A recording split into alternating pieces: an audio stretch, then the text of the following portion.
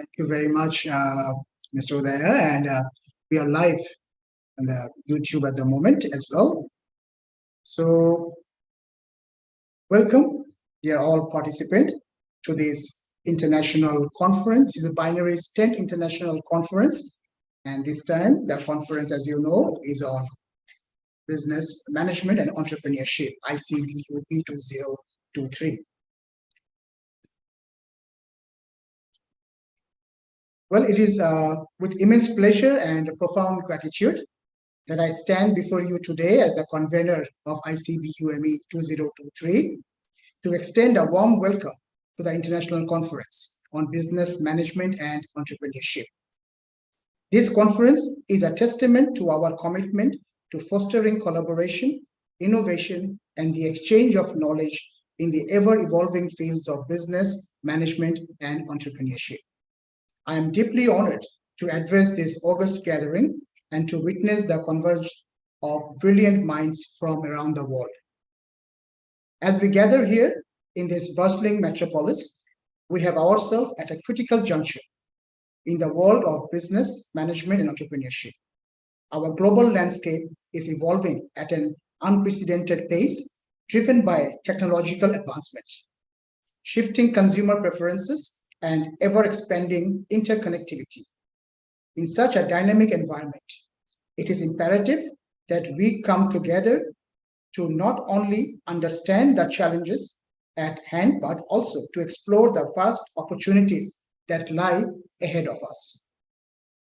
Global growth is slowing sharply in the face of elevated inflation, higher interest rate, reduced investment, and disruptions caused by Russia's invasion of Ukraine, according to the World Bank's latest Global Economic Prospect Report. The global economy is projected to grow by 1.7% in 2023 and 2.7% in 2024. The sharp downturn in growth is expected to be widespread, with forecasts in 2023 revised down for 95% of the advanced economies and nearly 70% of emerging markets and developing economies. Over the next 2 years, per capita income growth in emerging market and developing economies is projected to average 2.8%, a full percentage point lower than 2010-2019 average. Growth in advanced economies is projected to slow from 2.5% in 2022 to 0.5% only in 2023. In China, growth is projected at 4.3% in 2023, which is 0.9% below previous forecast. Excluding China, growth in emerging markets and developing economies is expected to decelerate from 3.8% in 2022 to 2.7% in 2023. By the end of 2024, GDP level in emerging and developing economies will be roughly 6% below the level expected before the pandemic.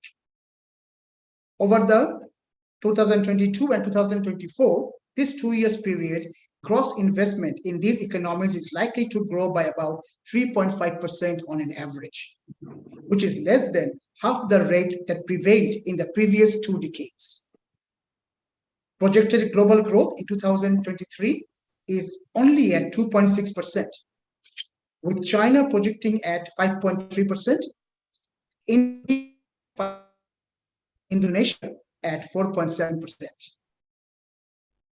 Also, it's also to be noted that the Brent oil price of the barrel per USD from June 2022 till March 2023 has fallen to from 130 USD to only 80 USD, and the projected inflation in 2023 stands at 5.9%. Let's have a look into the region, what's happening into the business. East Asia and Pacific is expected to increase to 4.3% in 2023 and 4.9% in 2024. In the Europe and Central Asia, growth is expected to slow down to 0.1% in 2023 before increasing to 2.8% in 2024. While Latin America and the Caribbean growth is projected to slow to 1.3% in 2023 before recovering to 2.4% in 2024. Middle East and North Africa growth is expected to slow to 3.5% in 2023 and then again further down 2.7% in 2024. South Asia growth is projected to slow to 5.5% in 2023 before picking up to 5.8% in 2024. And lastly, the Sub-Saharan Africa growth is expected to be at 3.6% in 2023 and rise to 3.9% in 2024. This international conference, ladies and gentlemen, researchers, serves as a beacon of knowledge, providing a platform for scholars, researchers, practitioners, and students to engage in dialogue, share insight, and collaborate on the solution that can shape up the future of business and entrepreneurship. As the theme of this conference, we say sustainable digital business management and entrepreneurship as an integrated dimension in the post-pandemic era. It is also to be noted that as we embark onto this intellectual journey for the next 2 days, today and tomorrow, let us not forget the importance of collaboration and inclusivity. The diversity of perspective, experiences, and background, which represents in this room, is our greatest asset. It is through open dialogue, respectful discourse, and the sharing of ideas that we can overcome challenges and seize opportunities. In closing, I would like to express my sincere hope that this conference inspires you, challenges you, and leaves you with a renewed sense of purpose. Together, we have a power to shape the future of business, management, and entrepreneurship in ways that are innovative, sustainable, and resilient. Thank you for your presence here today, and I wish you all a productive, enlightening, and memorable international conference at ICB UME 2023. Let us embark on this intellectual journey of discovery, growth, and transformation with enthusiasm and dedication. Let us start our international conference with a brief corporate video on Binary.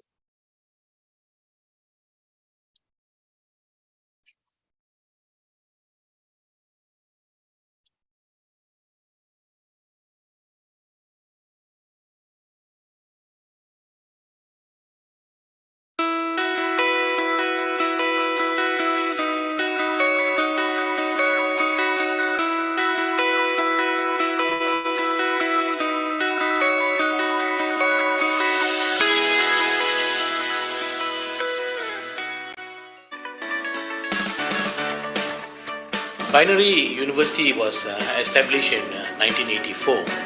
It's the oldest business school in Malaysia. The university actually is focused in management, IT, and entrepreneurship education.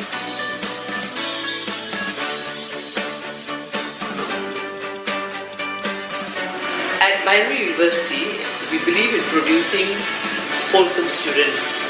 This means that we focus not only on the academic performance of students and academic activities, but also on non-academic activities.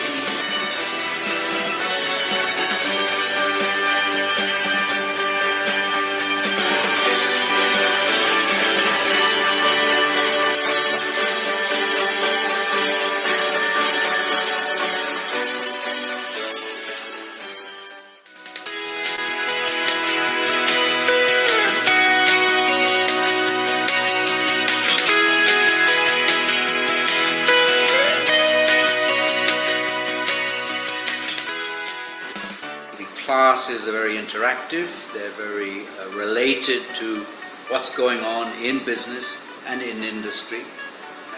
Students are able to interact with each other, get to know each other. Very often we put them into small groups, small clusters. Maybe if you've got a classroom of 20 students, you may have 4 groups of 5 students. So you may have 4 different case studies, all being analyzed and discussed.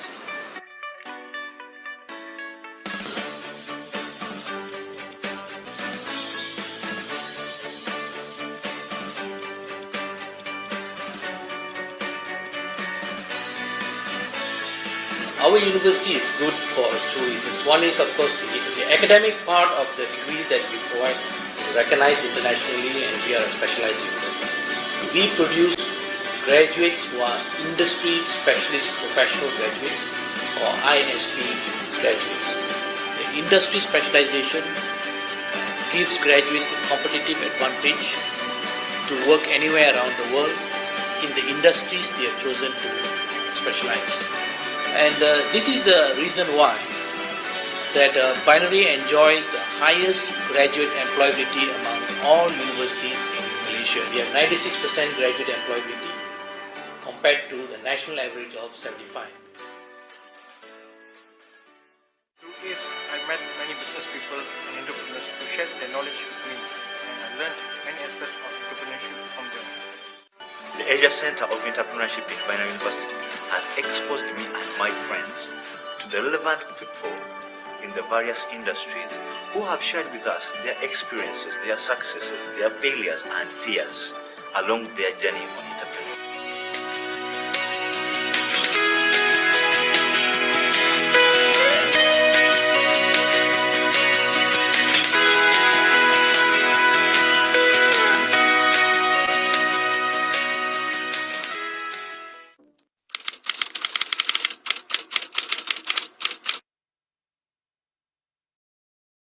Okay, thank you very much. That was our Binary University's corporate video for you all, ladies and gentlemen, dear researchers.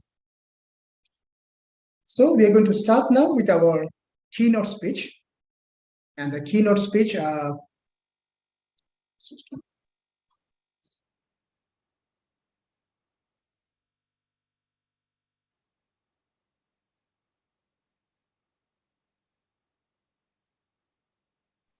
so our keynote speech today will be given by our Honorable Vice Chancellor, Professor Dr. Sulochana Nair. So before I welcome Prof. Sulu here, let me just read out a very brief bio of her. Although I may continue for a long time reading the bio, but still with the time constraint, and I'll just read out the brief on it. Professor Dr. Sulochana Nair, who has done her PhD from the Institute of Development Studies, University of Sussex. And of course, she has a master's in economics as well from University of Malaya. And as you know, our Honorable Vice Chancellor is also the CEO at Binary University of Management and Entrepreneurship from 2013. She was the Dean of the Binary Graduate School from 2012 and 2017. Then she's still the head of the Center of Social Entrepreneurship and Center for Women Leadership at Binary University. 2010 and 2011, Prof. Dr. Sulu was a consultant for Center of Poverty Development Studies, CPDS. Also in 2010-2011, she was the advisor of the Faculty of Economics and Administration of University of Malaya. 2007-2010, Prof. Sulu was the director of Center for Poverty and Development, CPDS, in the Faculty of Economics and Administration, University of Malaya. And from 2007 until 31st of August, she was also the director of Center for Poverty and Development Studies, CPDS. And of course, in 2002 to 2004, she was the head of the Department of Development Studies at the Faculty of Economics in the University of Malaya. Prof. Dr. Sulu has been awarded with numerous awards. Among them, to mention a few of them, in 2019, she was awarded with the Ministry of Higher and Secondary Specialized Education of the Republic of Uzbekistan and Tashkent Institute of Finance's title of Honorable Professor in recognition of outstanding contribution to international education. In 2021, Prof. Sulu was awarded with the title of Woman of Extraordinary Excellence of 2020 by the World Growth Forum in March 2021.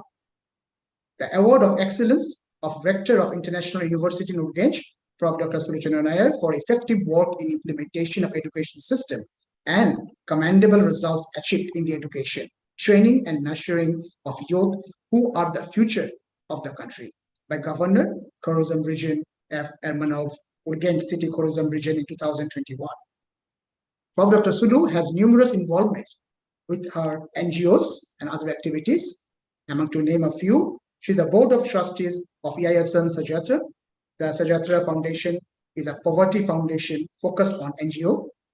And she's also the Board of Trustees of the Gandhi Memorial Trust.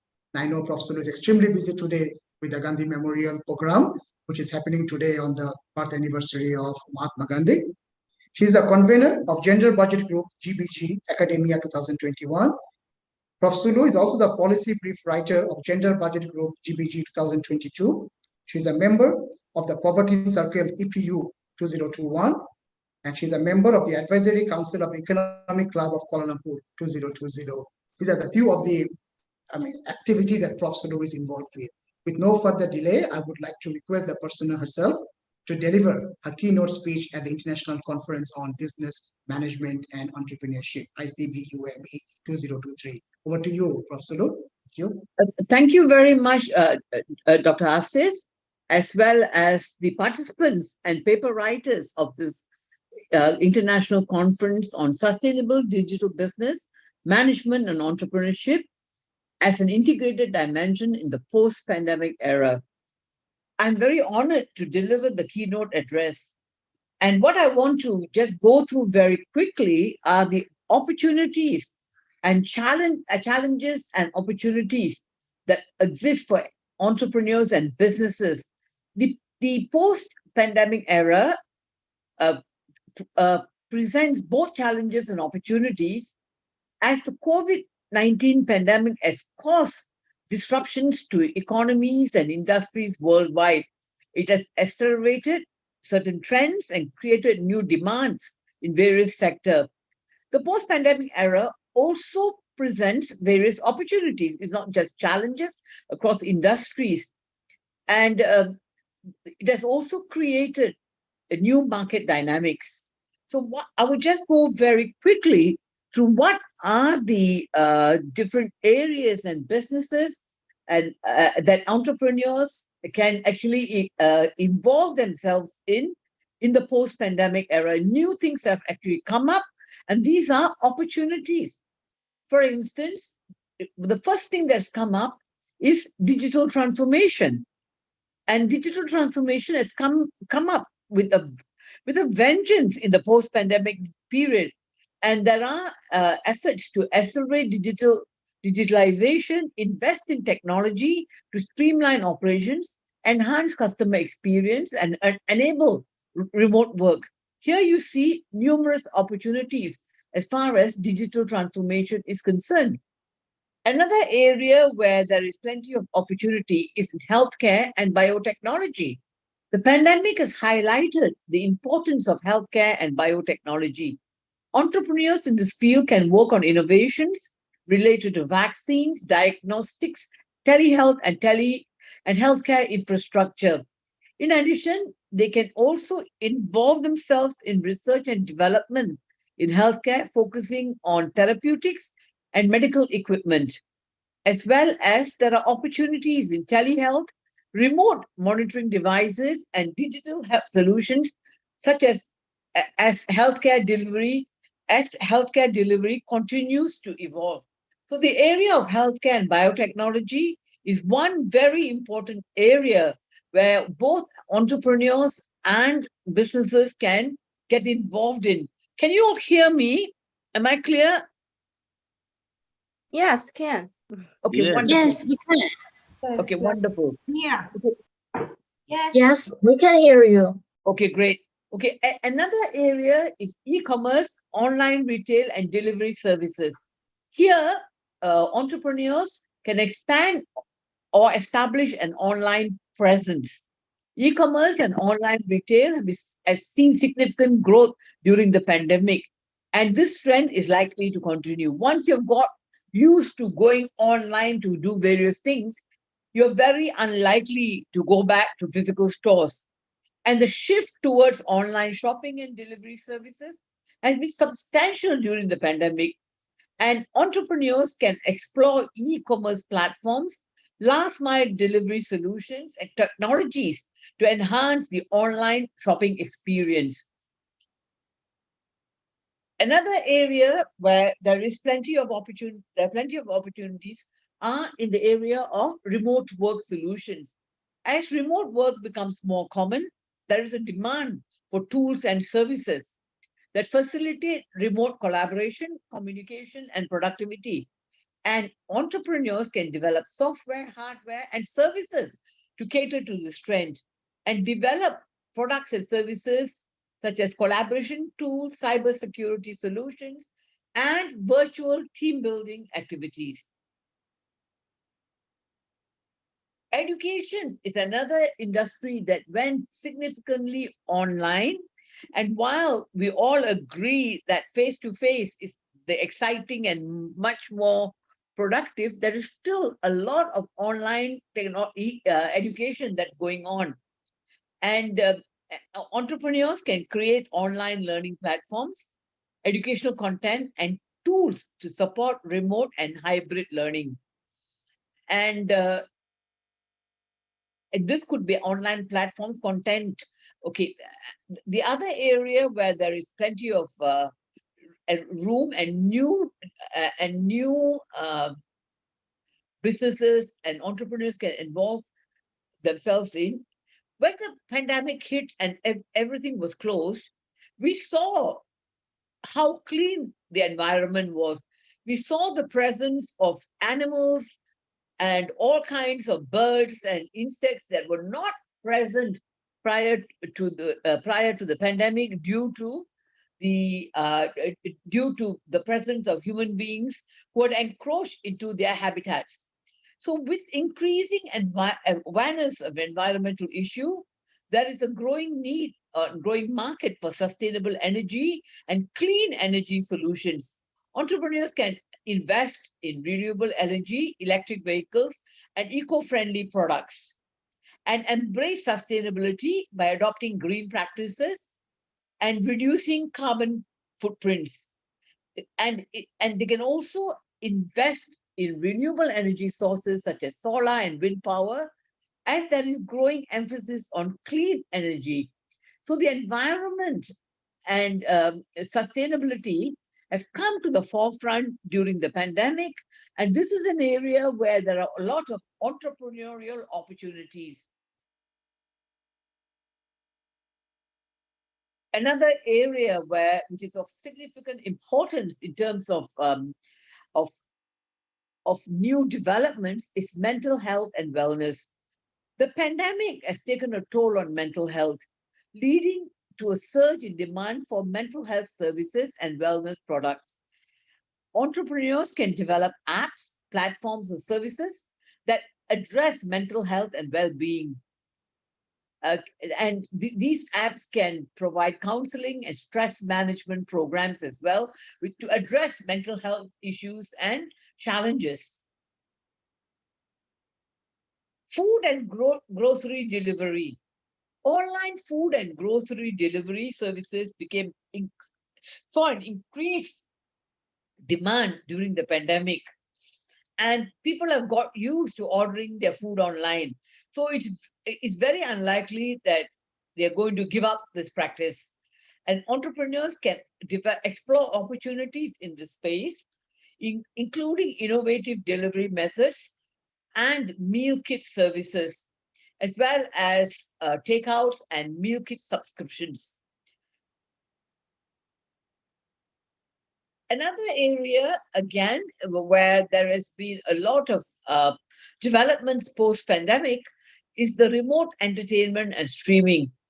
The entertainment industry has become more digital and remote friendly.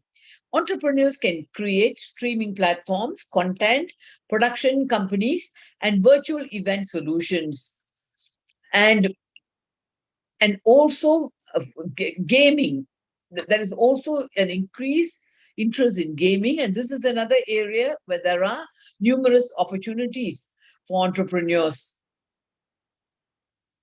The cybersecurity, just 1 second, please. Can you wait for me, please? I'm in the middle of a present. Wait for me. Okay, the cybersecurity, with the rise in remote work and online activities, cybersecurity threats have also increased. And therefore, entrepreneurs can focus on developing cybersecurity solutions, software and services to protect businesses and individuals.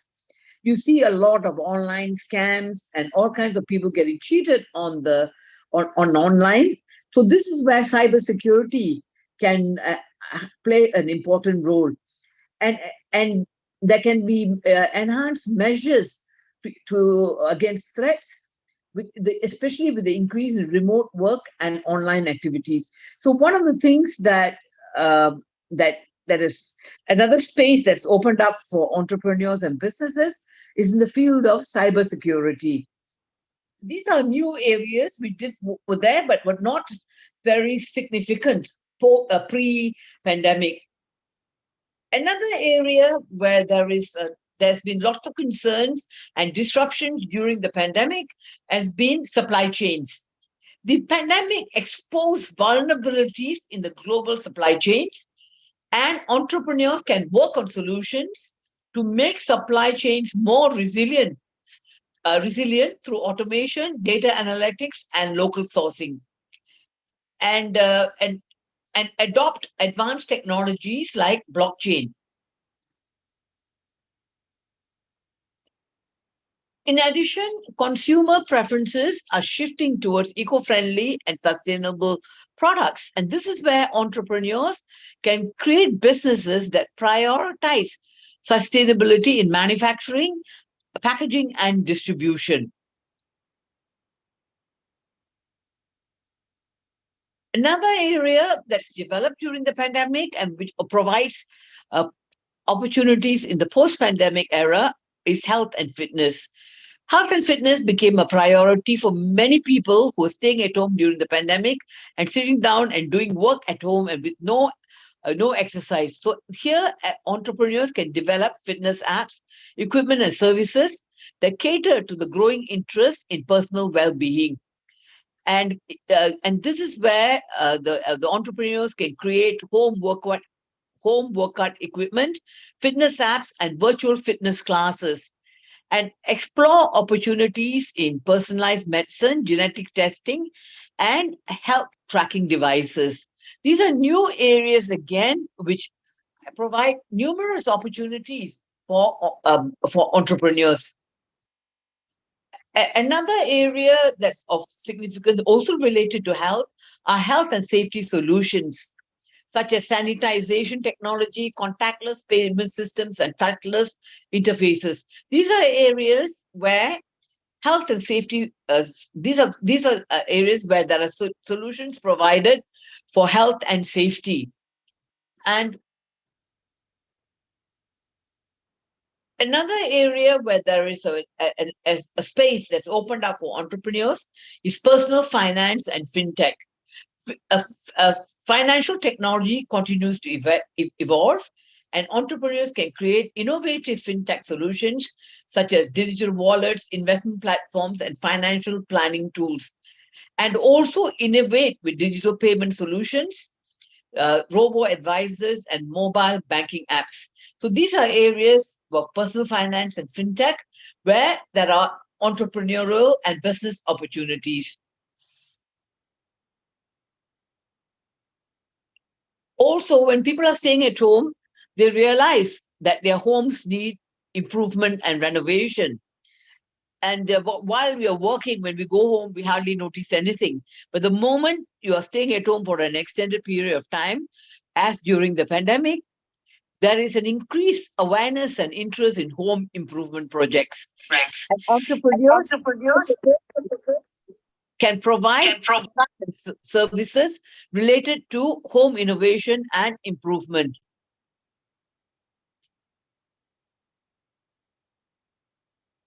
There is also related to this, there is green building and construction, where there are sustainable building practices and eco-friendly construction materials. And entrepreneurs can explore opportunities in green building and technology.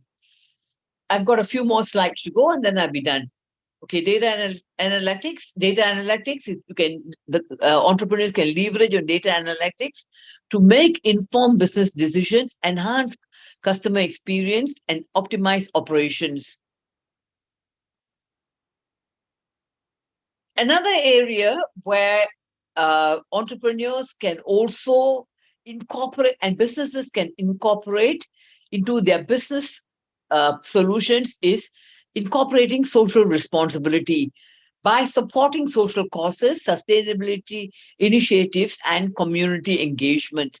This is very important because when businesses operate without taking into account any form of social responsibility, what happens is that the business is actually removed from the community and the society in which they operate. And this is not good for the business or for the community. So a sense of social responsibility must be incorporated and inculcated within businesses. There is also an opportunity for remote tourism and hospitality, and there are opportunities for virtual tourist travel experiences, contactless check-in, and innovative hospitality services. And in conclusion, it is essential for entrepreneurs to conduct thorough market research, adapt to changing consumer behaviors, and consider the long-term impact of the pandemic on their chosen industries. While there are opportunities, there are also uncertainties. So flexibility and adaptability are key attributes for success in the post-pandemic era. And businesses need to adapt and innovate to meet changing customer needs and market dynamics. They need to, again, just like entrepreneurs, businesses also need to conduct market research, stay agile, and be ready to pivot as necessary to seize opportunities that arise in the post-pandemic era. And businesses should prioritize health and safety measures for employees and customers and remain prepared for future disruptions. And with that concluding note, I just want to say all the best to all the paper writers and to wish you a very successful conference. I'm sorry I'm not able to join you for the rest of the conference. As mentioned by Dr. Asif, I've got another engagement from one of my NGO activities this afternoon. So thank you very much and enjoy the conference. Thank you. Thank you very much, Prof. Dr. Sulochana Nair, Honorable Vice Chancellor, for the insightful keynote. And of course, as Prof have touched all the areas of the digital business, starting from fintech till the food delivery that we receive in our home on a daily basis. So we can see the great impact of the digital business, entrepreneurship, and management that have a great impact on our day-to-day activities that we see all around us.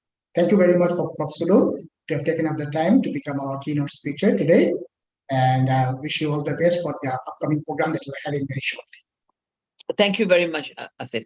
Thank you. So now we come on to the academic components of the paper presentation for today. Ladies and gentlemen, in this session, we are going to have 18 papers that is to be presented. As you know that this international conference have received 32 papers from 11 countries. So now we are having our paper presentation to be started. And this paper presentation, as we have already informed you, that each paper presenter will share the PowerPoint on the Zoom, and each of you will have a maximum of 10 minutes to make the presentation. And then followed by the question and answer session or clarification session from the panelists. To assist me today in this panel is Associate Professor Bipin Chandra Mavani, who is here. He's a very learned researcher and who will share with us also after you present your paper, the Q&A or any clarification therein. Thank you very much, Prof, to have joined us today. And thank you, Prof.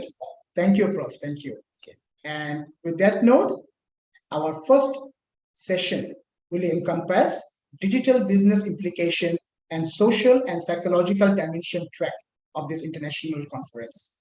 And to start with, the first paper presenter is titled Study on Factors Influencing ASEAN Undergraduate Students' Satisfaction in China by Li Feifi. Li Feifi, if you are here, kindly, please share your PowerPoint and please take a note. You will have 10 minutes to make the presentation. Over to you, Li Fifi. Thank you. Okay, thank you. Good afternoon, Professor Asif. Can you hear me? Yes, can hear you very clearly. You may just enlarge the screen and start the presentation. Over to you. Okay. First, I want to give some information about my paper. And my paper title is Study on Factors Influencing ASEAN Undergraduate Student Satisfaction with China's Universities. And first come with the introduction. First, the internationalization of higher education has become a development trend in the field of higher education in recent decades. And here gives two evidence about the surge in the number of international students and the number of branches of universities abroad has increased.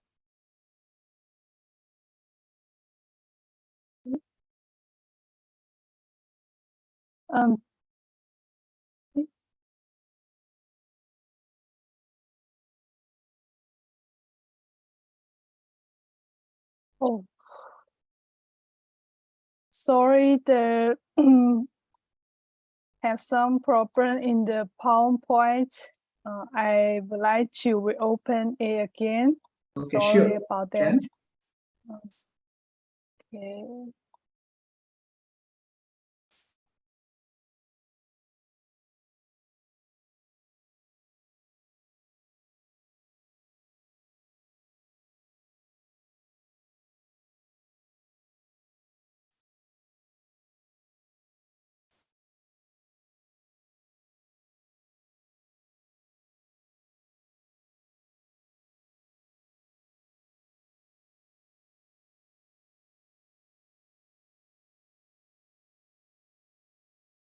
Okay, we can see your slide.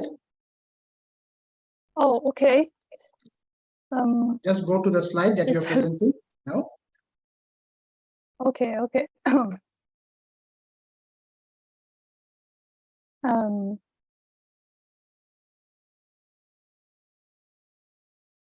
It's weird. I can't move to the page I want. Wait a minute. Sorry.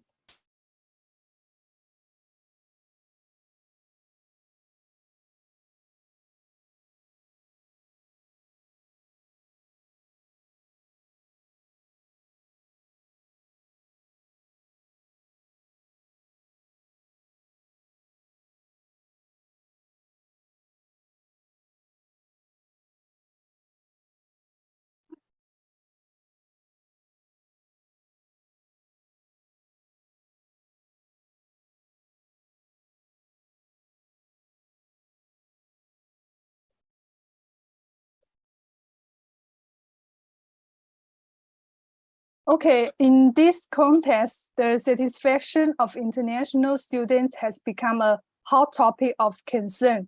And then we come to the China's higher education sector, and China is an important destination for international students. However, China has encountered significant challenges in the internationalization of higher education, such as the language barriers, cultural differences, a shortage of international faculty, etc. And then come to the objectives of the research. This study aims to investigate the satisfaction level of ASEAN students studying in China.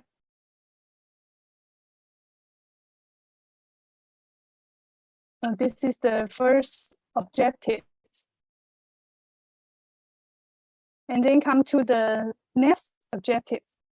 Analyze the influence of the key factors on ASEAN undergraduate student satisfaction. And the research questions are, what is the satisfaction level of ASEAN international students studying in China? What factors play an important role in predicting ASEAN student satisfaction. And then come to the literature review. Numerous studies have shown that stronger student engagement leads to higher student satisfaction levels.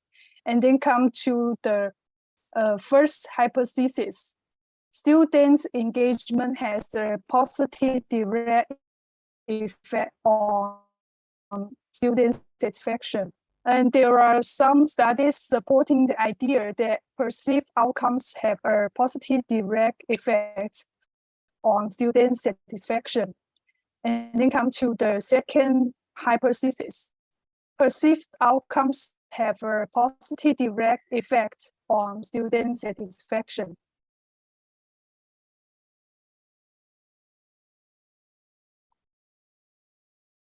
And the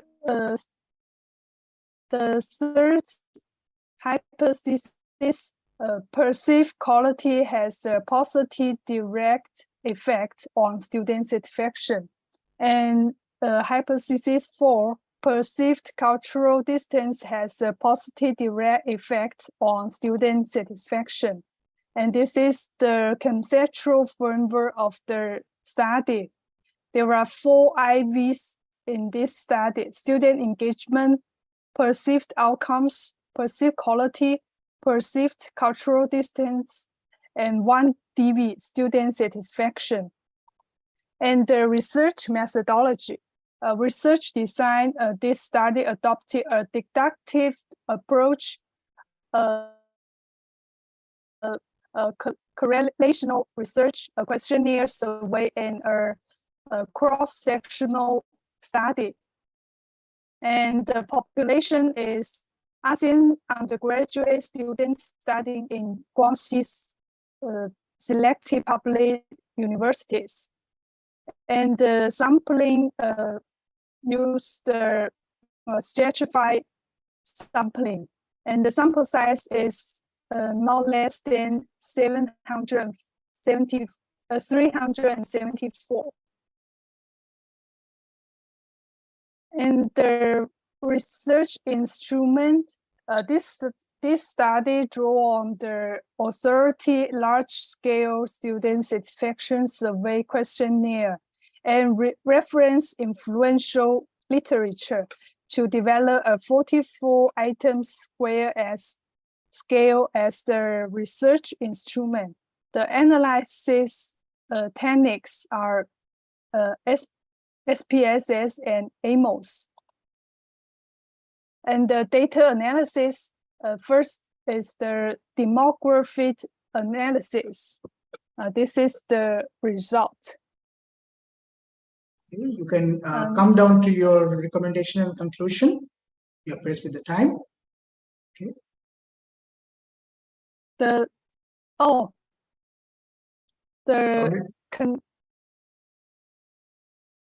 conclusion.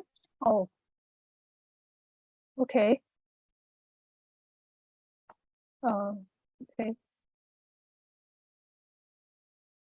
Wait a minute.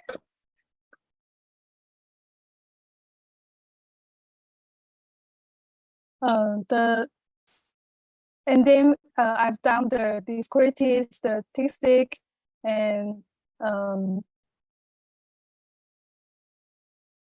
the reliability and validity measures and the structural equation modeling and the summary of the findings. The past coefficient results shows that H1 and H2 are rejected and H3 and H4 are supported. And the summary of findings, different from the previous studies, this study emphasizes that perceived cultural distance is also vital for student satisfaction in the higher education sector. And the contribution and recommendations of this study, and then the conclusion of this study. This study surveyed ASEAN students studying in public universities in Guangxi, China. The result shows that the overall level of student satisfaction among ASEAN international students is relatively high. And moreover, student engagement and perceived outcomes have no significant impact on student satisfaction, while perceived quality and perceived cultural distance have a significant positive impact on student satisfaction. Thank you so much. Thank you. Okay, thank you very much, Li Fifi. You may stop sharing the screen. I will request Professor Bipin. Prof, over to you for some clarifications and Q&A. Thank you, Prof. Li Fei. Congrats Thank for you. presenting the paper. Now, Thank you. my initial assumption was that you are very ambitious, because when you say study on the focus influencing ASEAN undergraduates, are you referring to all the 10 countries in ASEAN? Because I focus on the Guangxi province and No. Your students. Does Guangxi province have all the ASEAN students? And I assess 7 countries of ASEAN. You see, I think you did not get my question. Are all the students from ASEAN countries studying in Guangxi province? There are 8 countries study in Guangxi province. Okay. And my study focus on 7 countries of ASEAN. Because your title is very general. It says undergraduate student satisfaction in China. First, I thought China is such a huge country. How are you going to make your study throughout the country? Only later in your slides presentation, I came to know it is only confined to Guangxi province. So your title, can you, instead of writing in China, put there Guangxi province, comma, China? Okay. More focused. Number 2 is okay. Satisfaction. Are the 4 factors that you have mentioned exhaustive, or you have other factors as well? This study only examine the 4 factors. So only on 4 factors. So your title again, study on factors, it can, what do you call it? It covers so many factors, areas. So your title is a bit very general and very ambitious. And when you say satisfaction, how are you measuring your satisfaction, level of satisfaction? I use 5 Likert scale. Likert scale. Yeah. And you have divided the questionnaire based on the 4 factors. Yes. Okay.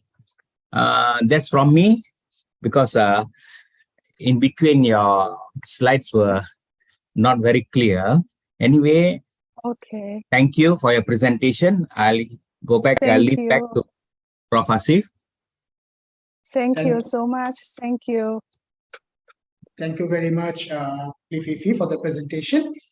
If you may kindly stop sharing the screen, so I can call up the next presenter. Okay. Okay, thank you.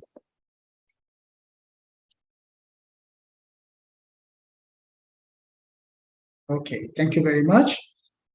So now we go on from China. Our next presenter is David Hewitt from USA. And David's topic is human interaction in an online course, a comparative analysis. Over to you, David. You may start sharing your screen. Thank you. Great, thank you.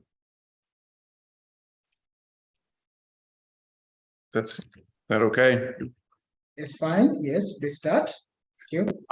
My name is David Hewitt. I'm a PhD student with Binary University. I'm from USA, but living in Penang, Malaysia. And my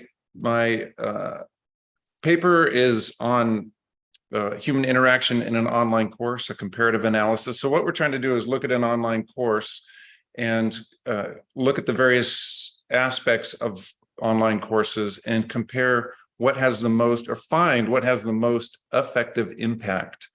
And so that's what I'm comparing, is to evaluate that. So Bloom has this famous taxonomy for educators that talks about impacting knowledge, giving skill or psychomotor, and also the affective realm, which is the values, emotions, and attitudes. And in university courses, it's pretty easy to communicate knowledge, especially in online courses. Skills, a bit of a challenge, but my field has been on the affective. My curiosity is how do we impact students' emotions or help them to really bond with the subject matter of what they're studying. So that's the focus of this study. For my own background, I've been an online student, and usually when I'm an online student, one of my desires is to have interaction with professors. I want to ask questions, get some clarity on assignments. I also would like dialogue with students to find out how they're processing some of the assignments and how they're moving forward.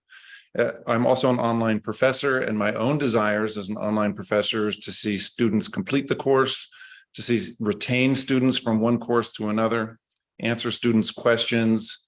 I want students engaged with the material and with the class and student satisfaction, and want to see them satisfied with the course. And what we studied and what I'm going to propose is what I see as something that helps fulfill these various desires. So the research we did, the course there was a 12-week course that we conducted, and had 23 students were surveyed. Of those students, of those 23 students, they are from 11 different nations. So we had a pretty broad gathering of students, at least broad as far as the nationalities that were represented. Again, part of the scope of the research, these are the 11, we evaluate 11 aspects of an online course. So what weekly cohort meetings, real-time lectures, assignments, staff interactions, book reading, assignment feedback or grading, and more. And actually what you'll see in this list is actually a ranking of what students gave us as their highest rated for effective impact. So at the top of it are these weekly cohort meetings, which include staff and students together discussing content from the online course, and which you'll also see by the end of the paper is my recommendation. All right, for the literature review, I already mentioned Bloom. He has these, gave these educational objectives of cognitive or knowledge, psychomotor, which is skill, and affective, which is the emotions and values. Also, Moore has done some, even though this has been republished in 2018, it's actually his theory of transactional distances from prior to the internet. And what he came up with is that the transactional distance should be as little as possible, as the distance should be as short as possible between the university and the student. And so the way he formulated this was saying that if you have a structure where there's very little interaction, then that's quite a bit of transactional distance and is not as good in online studies. Also, when you have a smaller transactional distance, when you have more dialogue between the faculty and the student, or the professor and student, as well as student autonomy. And in this study, I'm going to focus on some of the structure as well as the dialogue. So what we're proposing are these weekly cohort meetings for online schools. Reduces that transactional distance. Moore also later published something on student, what he concluded was a key for distance education is to have teacher-student interaction, student content interaction, and then student-to-student interaction, so where they're communicating with each other. And then Heather Leslie took these theory of education, distance education, and coined the phrase trifecta of student engagement, which I really like. And as for those of us that are involved in online education, this trifecta of student engagement means it's just putting together those three things you see at the top of the screen. For the final literature review is from Garrison. He comes up with this idea of a community of inquiry. And that community of inquiry consists of having a teaching presence. So that's the instructor, it's the assignments, cognitive presence. That means you're working with the content of the course, which changes, of course, from course to course. And the social presence is students interacting, students actually speaking their thoughts and communicating who they are in a course setting. And when you have those three things present, Garrison would say you have the community of inquiry, you have a community in an online course that is learning together. And so the research objectives were to investigate which methods of human interaction produce the most effective growth, and then to propose a model of online teaching that enhances that growth. The questions are just based on those objectives. What means of human interaction produce the most effective growth, and which online pedagogical model is proposed. And my proposal will be using once a week cohort meetings with students and faculty. So the research was mixed method. We did a quantitative using a 10-point scale that rated the 11 aspects of the course that you saw earlier in the presentation. And then after that, followed up with some open-ended questions that students could communicate why they chose the cohorts and different things that you saw. So this is the analysis of the 11 aspects of the course that came out the highest rated for effective growth were the cohort meetings, and quite a bit above the real-time lectures and the assignments and interactions. So that was kind of what we sensed prior to running this survey, and it was great to see the survey come out saying cohort meetings are actually a very influential part of online education. For the qualitative, we asked what aspects of the course brought the greatest sense of encouragement and why. And again, when you do an analysis of it, we did a word cloud analysis. The cohort came out as number one of what. So again, this is what they found most encouraging, what brought the greatest encouragement. When we asked them why that was, the analysis was connection, human connection. So students loved having human connection in the online course with other students, with the professors. So summary of the findings, the cohorts came out as the highest rated for effective impact. Qualitative was saying the cohorts were encouraging for students, which of course is what we want as professors and as students. We want to be encouraged to keep moving forward in our studies. And the reason why was the human connection and interaction. It's a great quote from an educator from actually 150 years ago, but it applies to us today in distance education. The older I grow, the more convinced I am there's no education which one can get from books and costly apparatus that is equal to which can be gotten from contact with great men and women.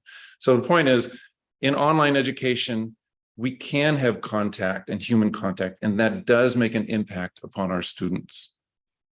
What contribution does this make? That cohorts are the best way to create effective impact for online students. And a description of the cohorts that we use, they're regular, that is, they're every week. Sometimes in some courses, I've used them twice a week. They're non-formal. So if you have formal education, which is lectures and assignments, this is non-formal, which means it's discussion-based. It's not a lecture. It's not an additional lecture. It's faculty-led. It's content-based, so they're discussing the content of the course. The static membership means the students remain the same throughout the course. And we, for the rubric, we weight it pretty heavily so that students are participating in those cohort meetings. So the recommendation, include cohort meetings in online courses, 60 to 90 minutes. I usually like to do a 60-minute cohort, not more than 60 minutes is my preference. 3 to 6 students is good, so you can get interaction from all the students and pull them all in. We can encourage the students, and the students actually encourage and challenge one another. And so that's my conclusion. Comparative analysis of the 11 aspects, used Likert scale and open-ended cohorts had the highest impact. And so the recommendation is to do weekly, non-formal, faculty-led, content-based cohorts in online education. Thank you. Thank you very much for the presentation, David, and keeping in time with the alignment that was required. Okay, I would kindly request Prof. Bipin. Prof.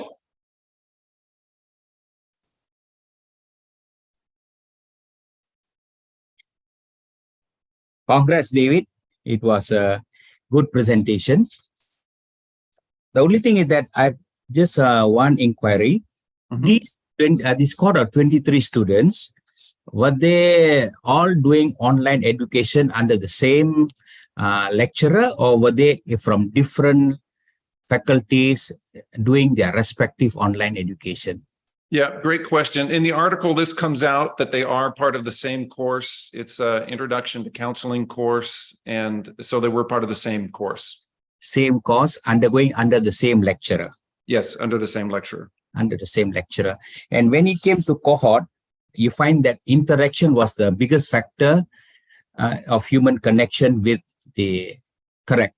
But you find that, did you get the same answer from all the different 11 countries, because they came with different background, different culture?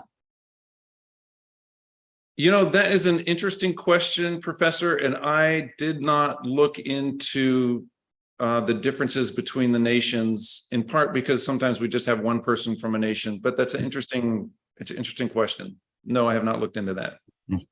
That can be used for further recommendation then for future studies. Thank you. Thank you. Back to you, Prof. Asif. Thank you, Prof. So, David, I have got one clarification to add on. So, just want to know, on your presentation, is this study, is your finding, can be applicable to almost all part of the globe, or is it specific to any specific country? Well, I think it's applicable to all parts of the globe, in part because we had so many students from so many different parts of the globe, and they come out with the same finding in general with these cohorts, and they long for human connection in their online studies. Is there any limitation that you can highlight from your study? Because I saw your recommendation was having 3 to 6 students in each cohort, right? Yes. So what about if a cohort is of, say, 15 students, 20 students? So is there any limitation on this study? Yes. So 15 students, I've done some that have large, I don't know if I've done 15, but I've done over 10 or around 10. And it makes for longer cohort meetings, or the need to do 2 meetings per week in order to get through students. And sometimes we have them give their assignments and communicate their assignments. It's just hard to get through so many students in such a short amount of time. Okay, fine. Thank you very much. And looking forward for your paper to be published soon. Thank you so much. All the best. Thank you. Okay, so now we are moving on from Penang, where David was actually his stays, Penang. So from Penang, now we move on to Zambia. Our next paper presenter is Emmanuel Lumbe, and it's talking about incorporating fraud risk management into the fabric of sustainable digital business operations post-pandemic era. What to you, Emmanuel? Though it's a very big time difference between here in Malaysia to Zambia, all the best to you in early morning there. Good morning, Professor. Good morning, everyone. It's good to be around to do my presentation this morning. And again, speaking after David, who had such a good presentation, you tend to wonder, say, am I going to do the best after a great speaker like David?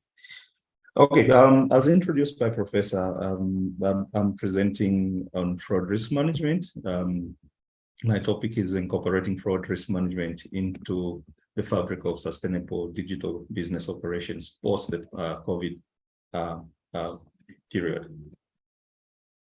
I don't know if you can see my presentation. Professor, can you see my presentation? Yes, we can see presentation, Emmanuel. Maybe you can enlarge it a bit. That will be fine enough. And please note, we have 10 minutes for the presentation. Thank you. Okay, so basically, post the pandemic, we encountered during and post the COVID pandemic, we experienced a lot of fraud, both in the medical world and in the financial world, and that gave rise to our research this time around. the research is to investigate the impact of COVID post-pandemic period in the digital business operations, and of course, to see the increased use of technology within the sphere of business. With that said, it encompasses our background in terms of what led to us investigating the impact of fraud on business post-pandemic period. The scope of our research is to provide guidance and recommendations for the digital business world, and of course, to see how effectively we're using it to manage fraud risk management, and of course, ensure sustainability post the pandemic era. In terms of literature, we reviewed quite a substantial amount of literature, and some of the findings we got is that fraud actually did not start yesterday. It started possibly 300 dates back 300 BC, with the first fraud that was recorded being with the two merchants who wanted to sink their ship so that they could pocket fraud.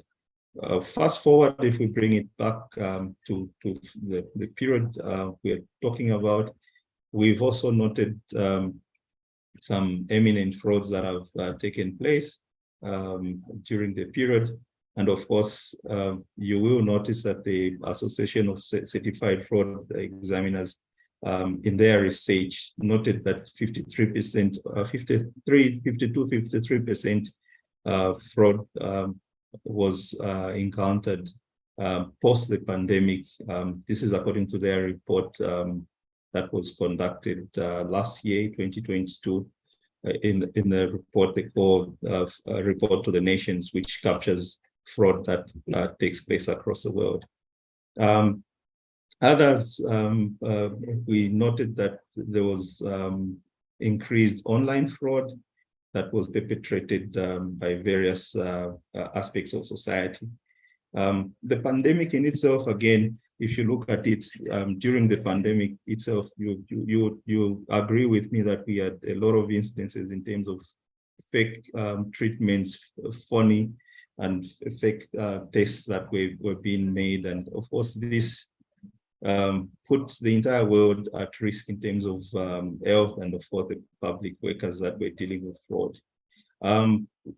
COVID brought in the work from home, remote, or should I say hybrid working. Again, in that area, we noted there's a lot of fraud that was perpetrated. We had ghost workers that were put on different payrolls. We had people claiming in more time than they had worked. Of course, there are advantages to doing an hybrid work that were noted also in the study analysis that we conducted in terms of work. Again, with regards to technology, you will see that a lot of technology was introduced in terms of usage post a pandemic. You will appreciate that even right now, the platforms that we're using to do this conference, in the pre-COVID era, yes, we had online meetings, but they were not at the scale we're doing them right now. So that has accelerated the usage of technology by various businesses. But again, it brings in a different aspect in terms of what are the risks that we encounter with the world being open to the use of technology and businesses being open to such. So fraud has become eminent, and businesses are being encouraged to pick up. Come again? Okay, so with that, we see a lot of innovation with people who are in the background trying to defraud people. I'm sure most of us that in the recent past, if you hear in the news, the MGM resorts in America was, of course, one of the most recent frauds that happened through social engineering. That has happened post-fraud. Hackers hacked the MGM, the Caesars Palace, and they've done the ransom aspects to a tune of requesting for between 15 and 30 million dollars for them to open up systems that were captured by the hackers. Others, you find that yes, it brought in technology has brought in a lot of advantages, but also being misused. If you look at the advantages, artificial intelligence actually has brought in a bit of advancement in terms of how diagnosis is done by using disease detection for things like chest x-rays, CT scans, and of course, robotics have come in terms of administering medications and the likes. Of course, there are other things that have come in, like biometrics has been enhanced, use of AI-powered identification. Of course, fraudsters are also working on that. They can replicate like the face of Professor Bipin. They replicate it in using the artificial intelligence, and it will seem like it's actually Professor Bipin who was actually on the other side. Basically, in terms of literature, we've covered quite a substantial literature, but you cannot put everything that concerns fraud in one paper. That's just a basic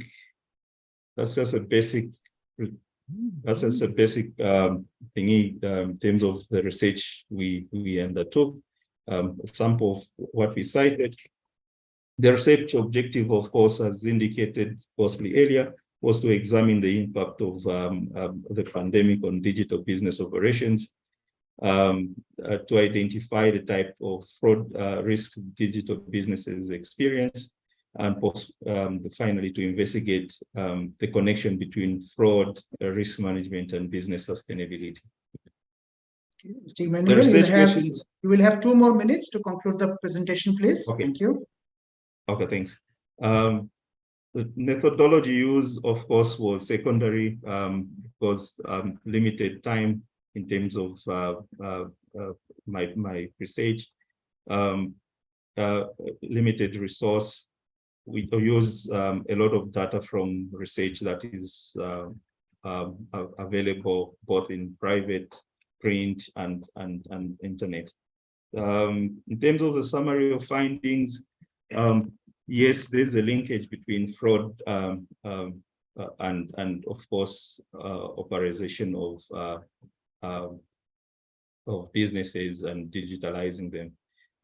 Going forward, we recommend that businesses should prioritize integration of fraud risk management in their digital operations, so that sustainability of their businesses post the pandemic era is ensured. Conclusion: fraud risk management is a vital component as we move forward with businesses for them to operate effectively and sustainable in the digital age. Thank you.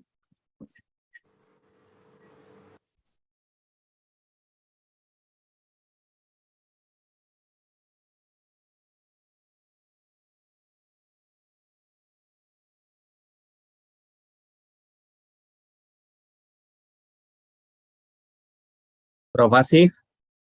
Yes. Thank you very much for the presentation. If you kindly stop slides, please close the slides.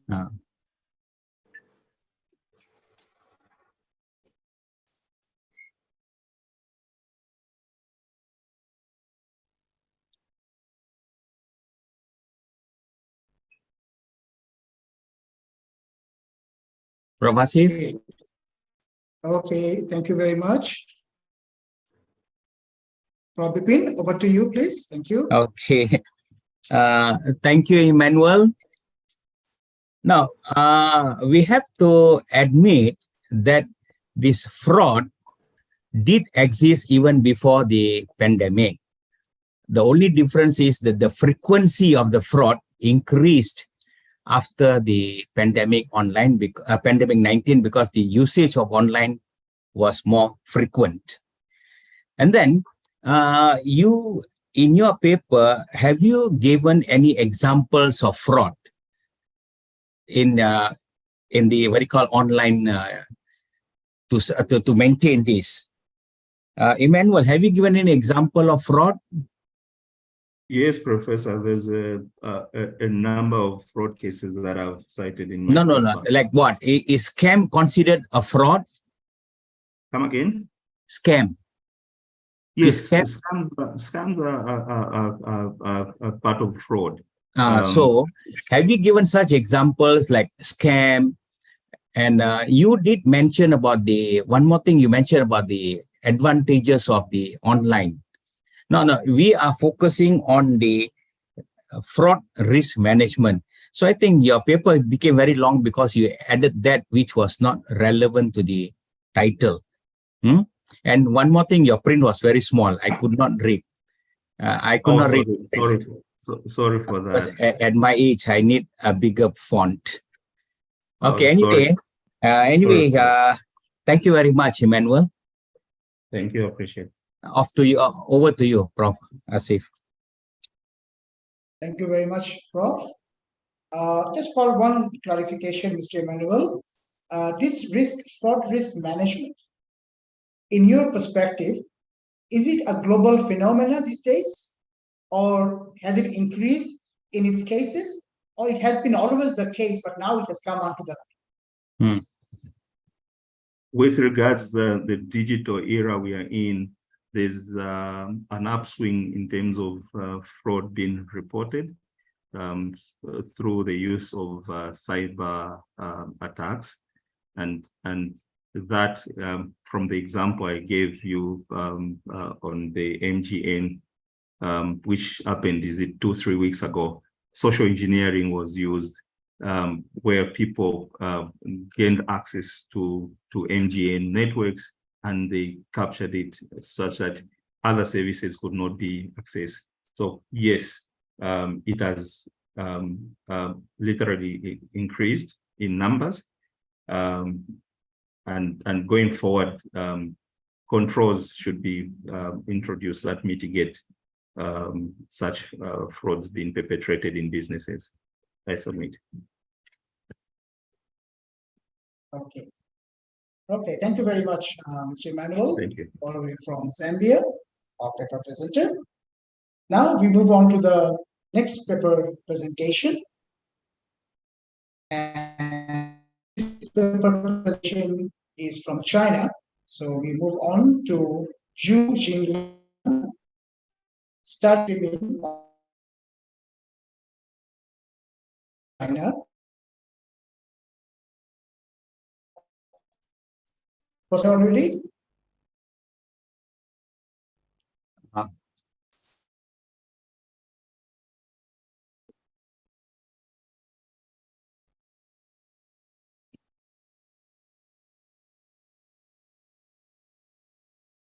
Hello. Okay. Good afternoon, everyone. My name is Zhu Jingliang. I'm grateful for the chance to talk about my research. And my research title is Study on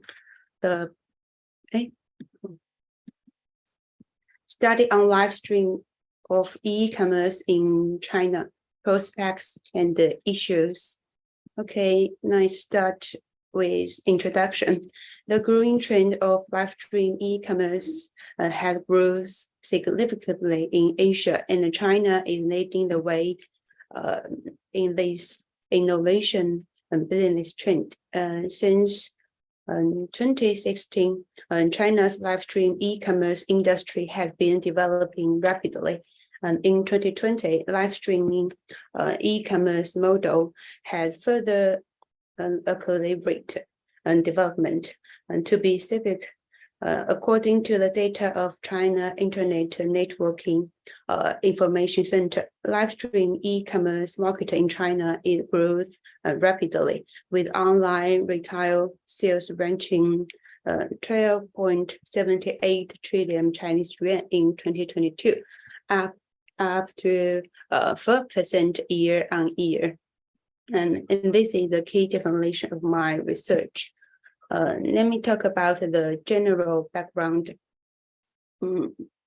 As of June 2022, the number of e-commerce live stream users is 469 million, an increase of 5.66 million compared to 2021, accounting for 44.6% of overall internet user, and only 27.3% of online shopping user and consumed on traditional e-commerce platforms, while the proportion of user who purchase on live stream e-commerce was 49.7%. However, many issues have been highlighted from anchors, platforms, and governments. For example, anchors sell fake products, and the platform lacks a standard management system, and government supervision is insufficient. Furthermore, is the scope of the research. This study attempted to summarize the latest problem existing in development of China's live stream e-commerce from 2022 to September 2023 from three aspects: the government, the live stream e-commerce platforms, and anchors, and explore solutions. In addition, the author will also look forward to the prospects of the China's live stream e-commerce. Okay, let's move on to literature review. In the world, many scholars have conducted relevant research and analyzed on the current situations, problems, and the perspectives of live stream in China. However, few scholars have used systematic literature review methods to analyze and summarize the current situation and problems and prospects of live stream e-commerce in China, from anchors, platforms, and government, and separately. And moreover, most researchers only through literature review for simple induction and organization. About the research objectives, which is to investigate the current development status of live stream e-commerce in China, and to summarize the issues in the development of live stream e-commerce in China from three aspects, including government, the live stream e-commerce platform, and the anchors, and to guide to solve the issues of the live stream e-commerce in China from three aspects, and to explore the developed prospects of live stream e-commerce in China. And the four research questions corresponded to the research objectives.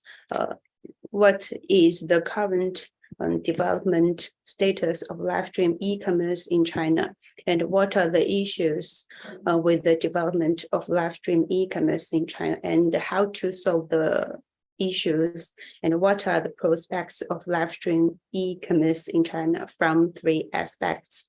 And furthermore, it's my research methodology. This study performs a systematic literature review through several stages using Prisma, which is performed reporting items for systematic review and meta-analyze protocol approach, including identification, screen, eligibility, and inclusion.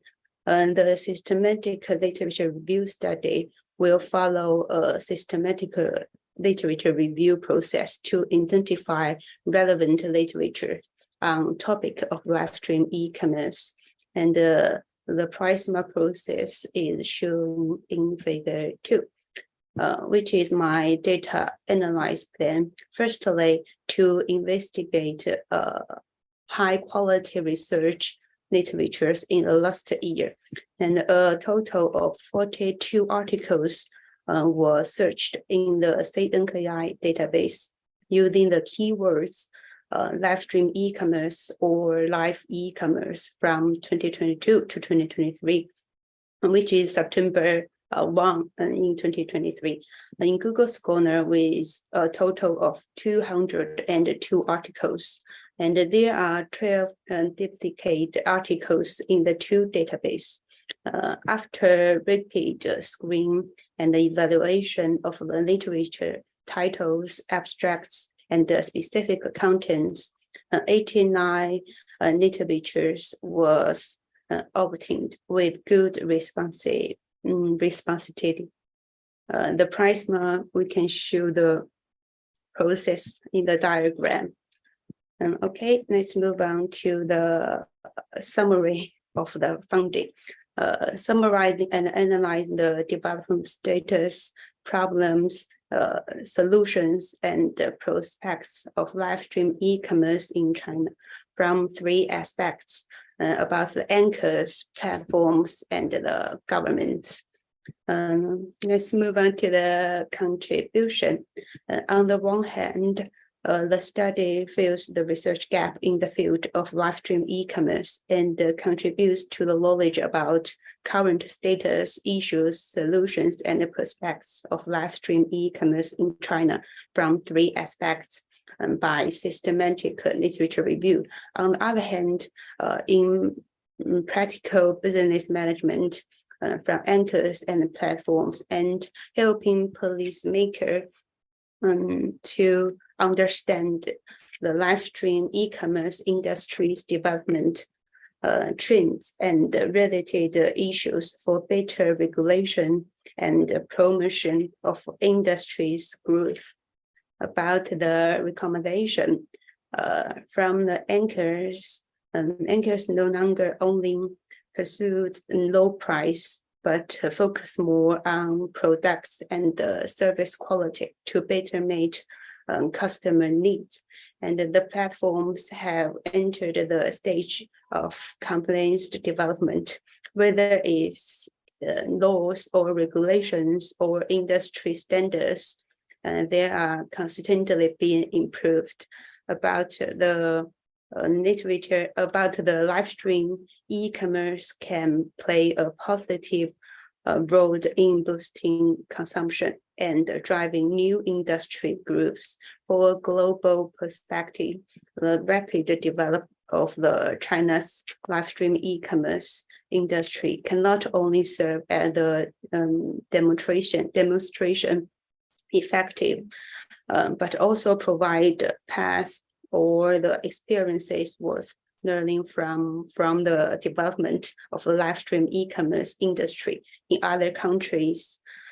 About the conclusion, from the perspectives of live stream e-commerce platforms, anchors, and governments, this paper used systematic literature review method to summarize the research result on the concept and types, platform and anchors characteristics, as well as consumer purchase intentions of live stream e-commerce. It is summarizing the current development status of live stream e-commerce in China and explore open issues and attempted to propose feasible solutions to provide support and assistance for in-depth research in this field from three aspects, including government, the live stream e-commerce platforms, and the anchors. And thank you for listening. I will be glad to answer questions you may have.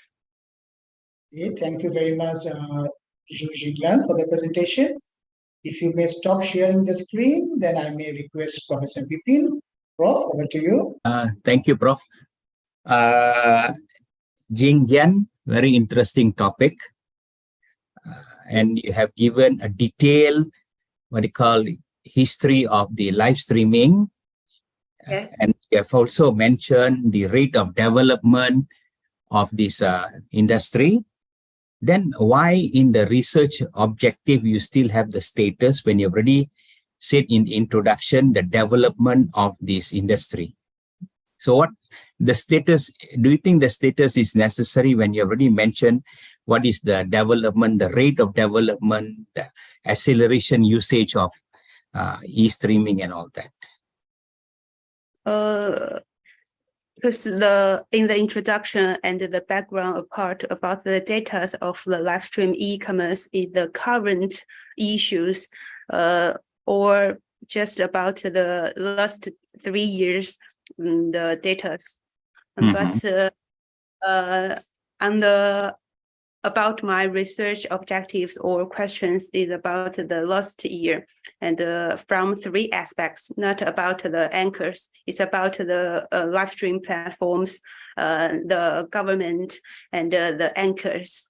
And we can, based on the data, provide some solutions and look forward the perspectives of the future development of live stream e-commerce in China. No, I was talking about the first objective of yours. Never mind. Okay, what do you call second thing is, you have what do you call the issues? Actually, the issues are from 3 perspectives. Am I right? Yes. From the government, the platform, and the anchors. Have you highlighted the issues? The issues are there. Okay, and I maybe I've missed that. And then one thing, your title is interesting, but to a layman who is reading your article, he may not understand what is live streaming. So is it okay if you just write very briefly the definition of live streaming? Yes. See, people in our, we may understand, but if another person, a layman, is reading, he may not know what is live streaming. Can you just define very briefly? Define so people who knows, then if your article become interesting, because when you know the meaning, you want to read further. If not, you will not read further. Am I right? Okay, that's all from me. Thank you. Thank you. Thank you so much, Prof. Yes, indeed, Zhu Jinglan, once you add on the operational definition of the word live streaming, it's much more clear actually what live streaming actually means. Then based on that, when people look for paper in the Google Scholar and other domain, then they would actually know that, yes, this is the paper they are searching for. So your paper readability increases, your citations also increases in that way. Okay? Okay. All right. All the best to you. Thank you very much, Zhu Jinglan, for the presentation. Now we are moving on to our next paper presenter. And next paper presenter is again from China. It is Lin Li, who is going to present the next paper. And the next paper presentation that is going to be done is the title of the topic we are talking is FinTech Integration in Online Tourism Development, Prospects and Challenges in Guangxi, China. Over to you, Lin Li. You may start sharing your screen. And please note, you will have 10 minutes to make the presentation. Okay, so can you see the screen? Good afternoon, everyone. Can? Yes, we can. Okay. Good afternoon, everyone. My name is Lin Li, and I'm a PhD researcher, okay, from Binary. And in my paper, I will present a comprehensive assessment of the impact of fintech on online tourism, particularly focusing on the applications and the impact and prospects and the challenges with these 2 combinations, and also in the context in Guangxi, China. And the essence of my study lies in the bridging the global-local gap by examining fintech integration in this specific context. Okay, the first part is my introduction. The introduction of fintech has been a catalyst for transformation in various sectors, including tourism. But it not only enhances the efficiency, but also it improves the overall tourists' experience. And in the introduction part of my paper, I also mentioned briefly the main aim and the research method, the possible prospects and the challenges and the recommendations. And in the first part of my background, that is the definition of fintech, I just took the references of the explanation from authoritative institutions. And for example, fintech is the technology-centric financial innovation from the PBOC in the year 2019. Okay, and the second part should be the development of fintech at home and abroad. In my paper, you can see the evolution of global fintech and China's fintech landscapes, and from which I could see the different development speed and a degree of difference.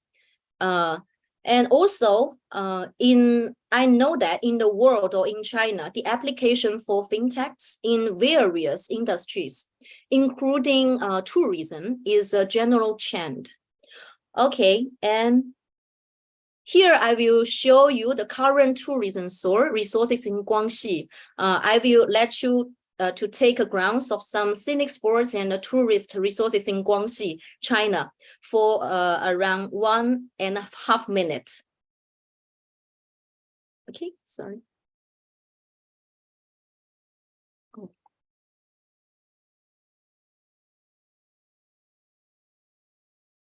The subtropical monsoon and the location on the Tropic of Cancer are what give Guangxi its unique scenery. The most beautiful karst landscape in China endows this land with the charm of the loveliest rivers and mountains. The terraces bend layer by layer. People have worked hard for thousands of years to cultivate the most beautiful curve on earth.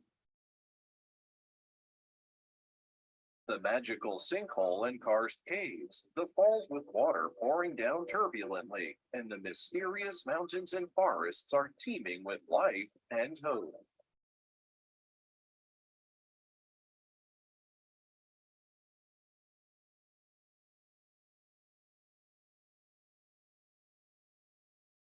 The winding coastline runs for 1,600 kilometers. On Wenzhou Island, there is 99% pure nature, and you are the only exception. The 5-colored dolphins in Qinzhou Sanyang Bay are so beautiful and so real.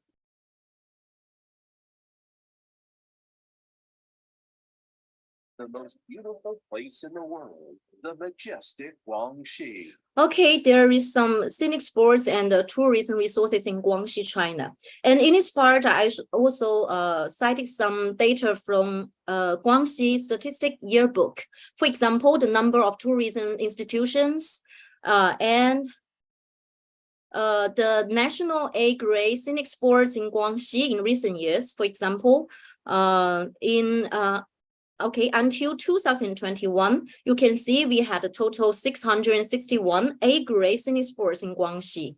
And also, I also showed the number of visitors and the tourism consumptions in recent years. Although affected by the epidemic, the number of tourists and the total consumption in 2020 and 2021 are not as brilliant as the year 2019, but you can still see it is currently a good trend for the development, or we can say the tourism recovery in Guangxi. Okay, and in the background part, the first part, the last is how the fintech integrate into Guangxi's online tourism development. For example, here I listed some integration examples. For example, mobile payments or contactless transactions, smart tourism platforms, blockchain transparency and security. and the data-driven personalization, and AR and VR technology applications. Okay, and next one. I will mention the scope of this research. As what my title is, in this paper, I will talk about the applications and also the impact, the operational efficiency and innovation, the challenges, and also the recommendations.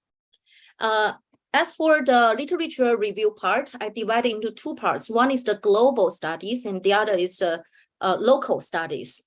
And I listed some literature to mention the paradigm shift in global tourism due to the fintech approach, and highlight the intense debates on fintech's conceptual foundations, characteristics, trends, and implications for online tourism.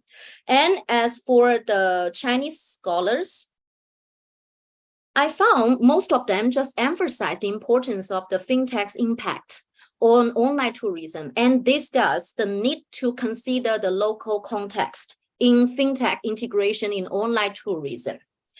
And as for the research objectives, I had three. One is to categorize all the potential advantages and prospects. The second is about the challenges, obstacles, and barriers. And the third is about exploring the solutions and approaches.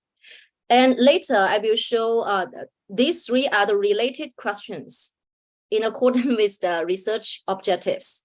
Okay, as for the research methodologies, I adopted pure qualitative methods, including literature analysis, case study, and KII. And as for the data analysis, I found some gaps between the global and local literatures. And as for the case studies, I only selected three typical cases in Guangxi about the fintech integration into online tourism. For example, one-click travel to Guangxi WeChat app, and Guilin Yangshuo Alipay Smart Tourism. And the third is the blockchain validation in Detian Waterfall ecotourism. And from these cases, you can see the fintech integration model. For example, the first one, you can see the integration of mobile payments, e-ticketing, and AI algorithms. And let's see. The third one, that is the KII. I had an interview with a key person in Guangxi Bureau of Culture and Tourism. And I designed around 10 questions for the interview, which is as the appendix after my paper. Okay, as for the findings and conclusions, I listed 5 points as the prospects and 5 points as the challenges here. And also the contributions.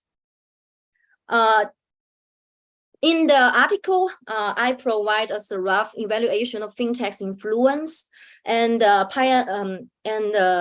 pinpointing its effective applications and acknowledging the associated challenges and advocating for the collaborative cooperation with the scholars, government, and some financial institutions and tourism corporations. And I also talk about the importance of sustainable growth and innovation. And the last part should be some recommendations, not only for the government or for the tourist sectors, and also some for the tourists. And I just give some recommendations here. And that's all for my presentation. And I'd like to extend my gratitude to my supervisor and the peers and the conference organizers here. And it's open for your questions and discussion on my paper. Thank you. Thank you very much, Lily, for the presentation. If you may kindly stop sharing the screen. So I would request Professor Bipin to have his clarifications. Thank you. Thank you, Lily. Clear presentation. One is that, have you shown that the increase in tourism was because of the better usage or wider usage of fintech? You mean how the tourists use Now, you the have shown that there is an increase of the tourist arrivals. Oh no, I didn't. Sorry for that because I Because just how are you good? Then you see the relation between fintech and tourism must be there. Okay. You see, you must show that the tourism has increased because of the fintech facilities. Financial, they can pay online and they don't have to come and pay physically and all that. Number one. Number two, when they arrive there, can they use the facilities to purchase, to get the services of the hotel and all that using fintech? Like yes, because in China, you but know, have you mentioned that? Yes, because I gave the typical 3 cases. One is WeChat app, and the other is Alipay. And in China, we have a lot of No, people. but you said Alipay, Alipay, WeChat. After that, your newer approaches. What are the newer approaches? You mean the new approaches? Just now I mentioned. If you would look in your slides, you have written Alipay, okay, I will show the slides. And then you have written down. Okay, the cases, right? Oh, here. Yeah, here I just use the fintech integration model here. For example, if because as for the fintech's applications into the online tourism, we includes the, for example, e-payment and the e-ticketing, also the Ali payment system, and also the location-based services. Just now, I also mentioned, even on the Alipay, we can also use the AR and VR to have the online tour. Yeah. So, and also the implementation of the blockchain for the ticket validation. Yeah. Okay. And then I feel that the tourism that you showed, the slides, the photos, all not necessary. Oh, okay. Yeah, not necessary. You could have saved 1.5 minutes there. Okay. Okay, and then yeah, that's all from me. Maybe Prof. Asif may want to ask some questions. Okay, thank you so much, Prof. Bipin. Thank you, Professor. Yes, Linley, a good presentation. And yeah, as Professor mentioned, that video part could have been skipped since it's an academic presentation. But nevertheless, we got a glimpse of seeing Guangxi. It's also a good thing. We got a glimpse to see how Guangxi looks like. Yeah. Yeah. Now, no need to go to China. Yeah. I just want you to take a glance of it. If you want to have definitely want to tour, you can look for me. Okay. I will be your tourist guide. Okay. All right. Thank you very much. Okay. Thank you so much. Presentation. Okay. Thank you. Okay. Our next presenter, I don't think he could join in yet, from Sultanate of Oman. Dr. Badr Al-Manai, are you here? Dr. Badr Al-Manai? Okay, I don't think he has joined in yet, but we'll go to the next presenter. Once Dr. Badr joins in, maybe we'll give him a scope to come and present. Next presenter will be from China, analysis on financing difficulties of technology-based small and medium-sized enterprises in Henan province. Guo Ming, are you here, please? Hello, Professor. Yes. Guo Ming? Fine. You may start sharing your screen, and please note you will have 10 minutes to make the presentation. Thank you.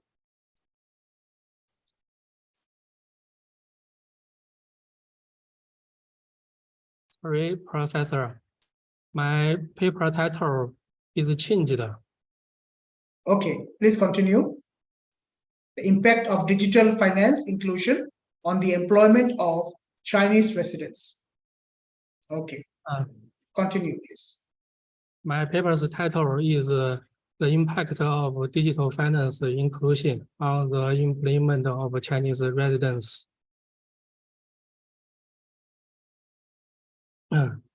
Introduction.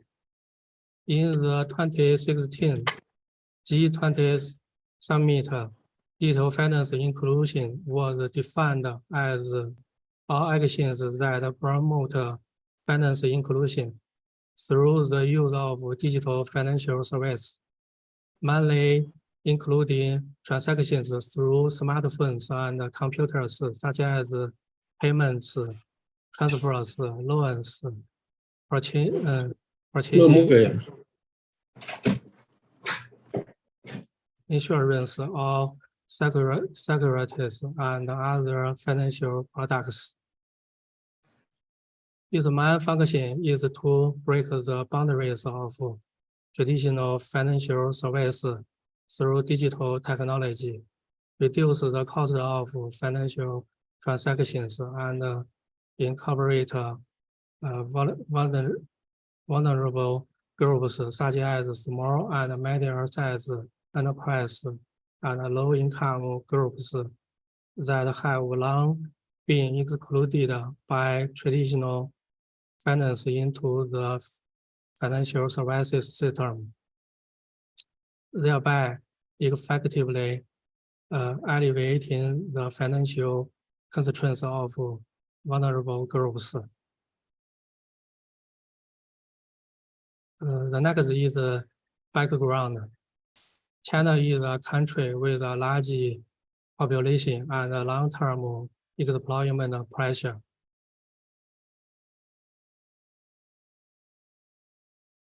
In June 2022, the World Bank released the 2021 Global Financial Inclusion Index report.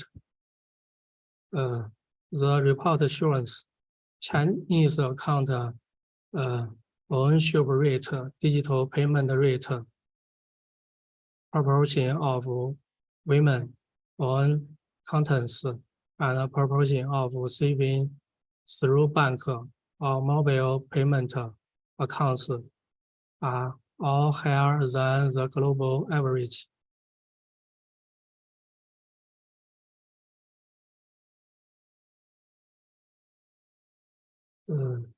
With the vigorous promotion of digital inclusion finance, the traditional employment forms in Chinese society are gradually evolving, and various flexible employment methods such as food delivery, personal, self-media, WeChat commerce, and online anchors have emerged, resulting in large number of emerging employment opportunities. In China, small and medium-sized enterprises are the largest source of employment, playing an important role in stabilizing employment and promoting economic development. Studying the relationship between the development of digital finance inclusion and the residents' employment has practical significance in alleviating the current employment pressure in China.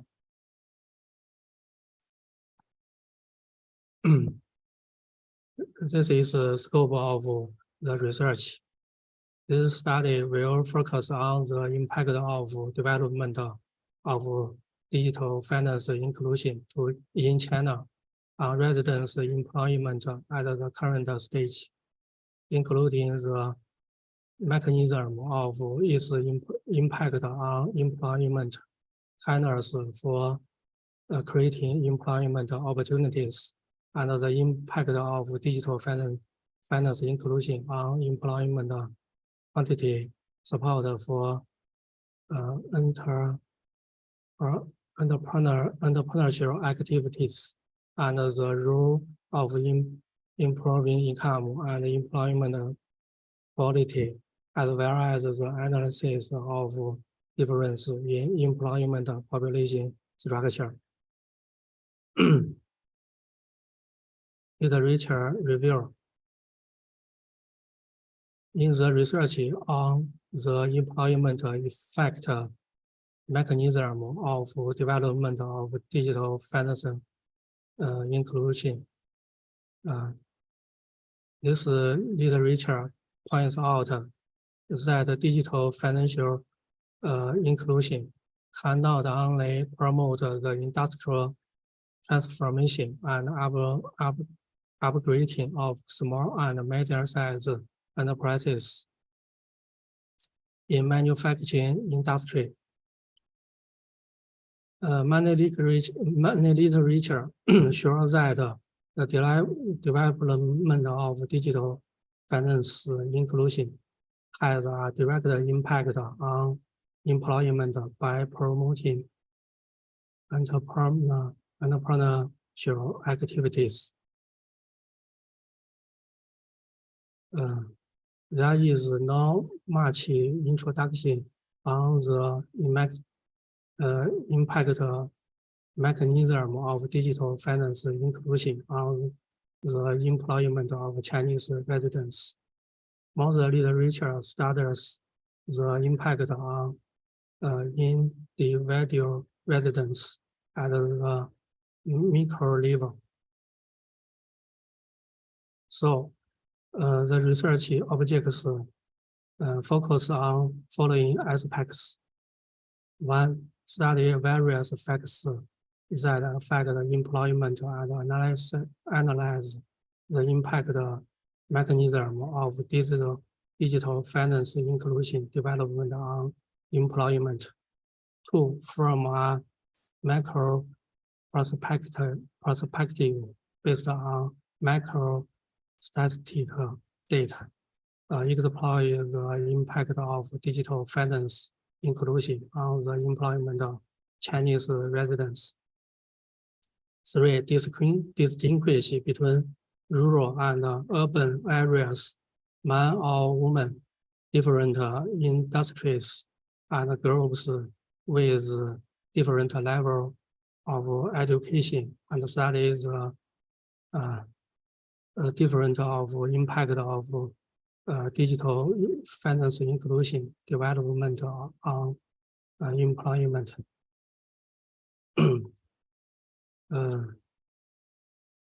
There are three questions. You have, Mr. Guming, you will have another 2 more minutes to complete the presentation. Thank you. Okay, there are three questions. 1, 2, 3. My research method, mixture method. Firstly, quantitatively literature research methods. In the research on the mechanism of promotion of employment effect of digital finance inclusion. This feature shows the mechanism of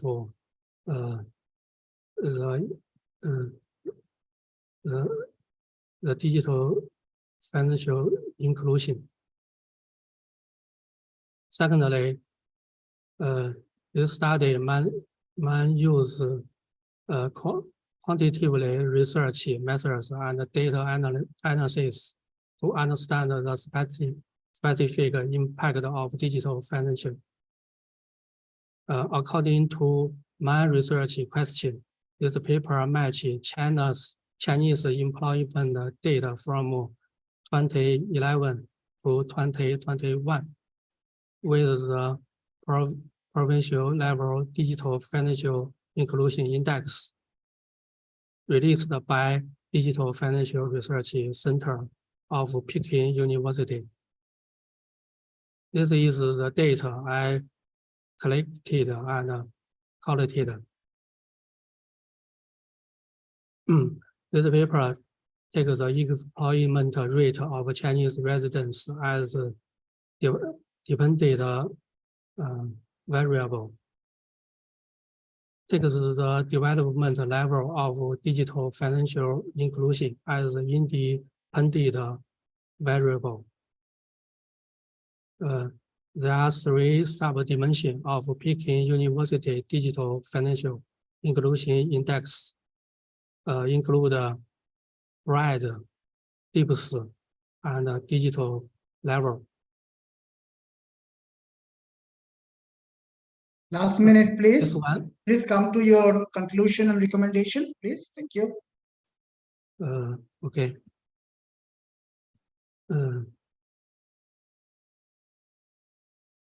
This is my data analysis results 1, 2, 3, 4, 5, 6. Summary. These results show that digital financial inclusion can significantly and actively stimulate employment in terrestrial industry. Digital financial inclusion has a more significant positive impact on employment of urban residents. Relatively speaking, digital financial inclusion is more conducive to the employment of higher education personnel, not conducive to the employment of low-level education personnel. Digital financial inclusion promotes economic growth and is more conducive to achieving common prosperity. That's my contribution. This is recommendations.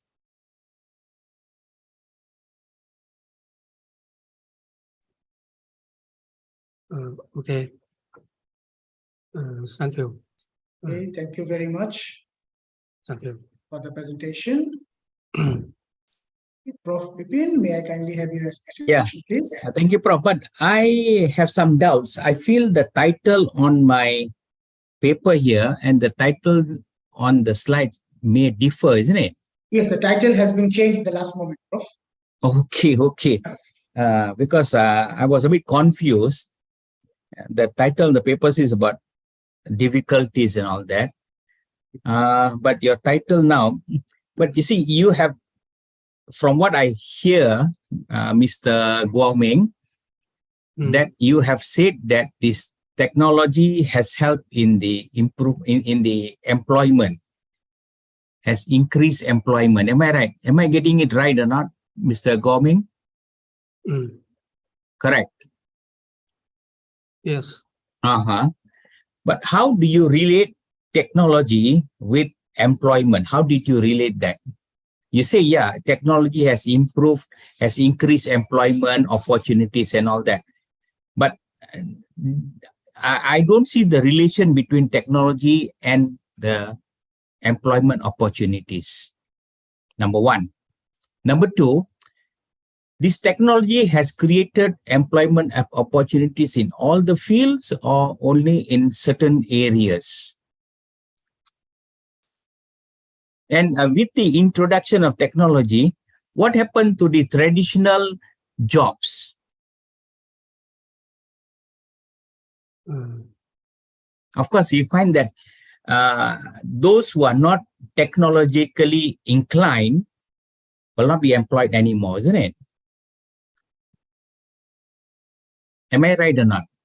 You see, with technology, some of the jobs are already swept away, are no more there, are irrelevant now. Have you mentioned anything about that or not? No, eh? So these are my questions. Please think about it because of time constraint. And so you have to look into it. Okay?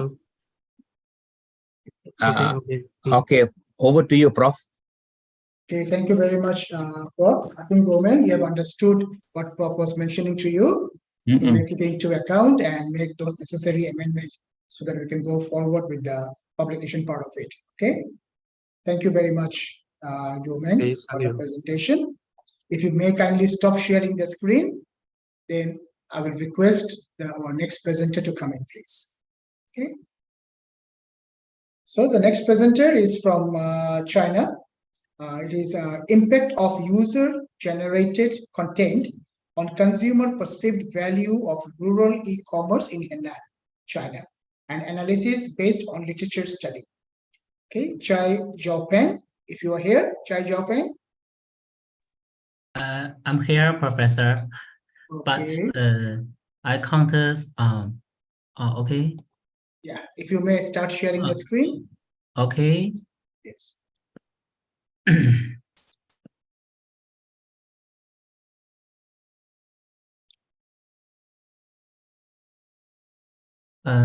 Please note, you will have 10 minutes to make the presentation.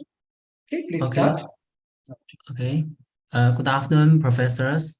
I'm very sorry. Topic is changed. Okay. Oh, okay. My topic is about literature study on IT characteristic of economics seller side.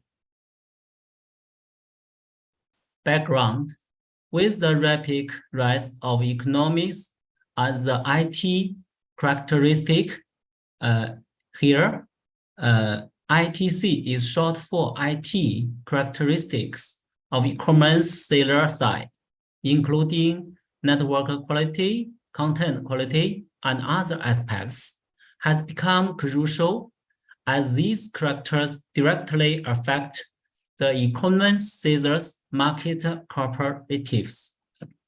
However, in reality, the development status of e-commerce seller in some regions of China is not satisfactory, so it is necessary to study the ITC of e-commerce seller side. More introduction: with the further utilization of IT and in the field of e-commerce, modern business has experienced rapid development. In this wave of digitization, the ITC of e-commerce seller side has increasingly becoming a focal point attention. This study, through a comprehensive analysis of ITC, the characteristics of e-commerce and the characteristic of e-commerce buyer side and the characteristic of e-commerce seller side, has constructed a systematic reasoning framework outlining the overall of ITC landscape and the e-commerce seller side and identifying the primary ITC visit. Problem statement: although the ITC of e-commerce seller side play a crucial role in the e-commerce domain, existing research often fails to provide a comprehensive, systematic, and in-depth analysis of the ITC of e-commerce seller side. This has resulted in lack of decision support for e-commerce seller in enhancing their operational performance. Therefore, this study conducts a comprehensive, systematic, and in-depth analysis of existing literature to analyze the primary ITC of e-commerce seller side, laying the foundation for further research on e-commerce seller side. Scope of the research: this study will focus on systematically sort out the primary ITC of e-commerce seller side through literature review methods without elaborating on other aspects. Limitation: first, this study is constrained by existing literature. Secondly, the e-commerce domain is continually evolving.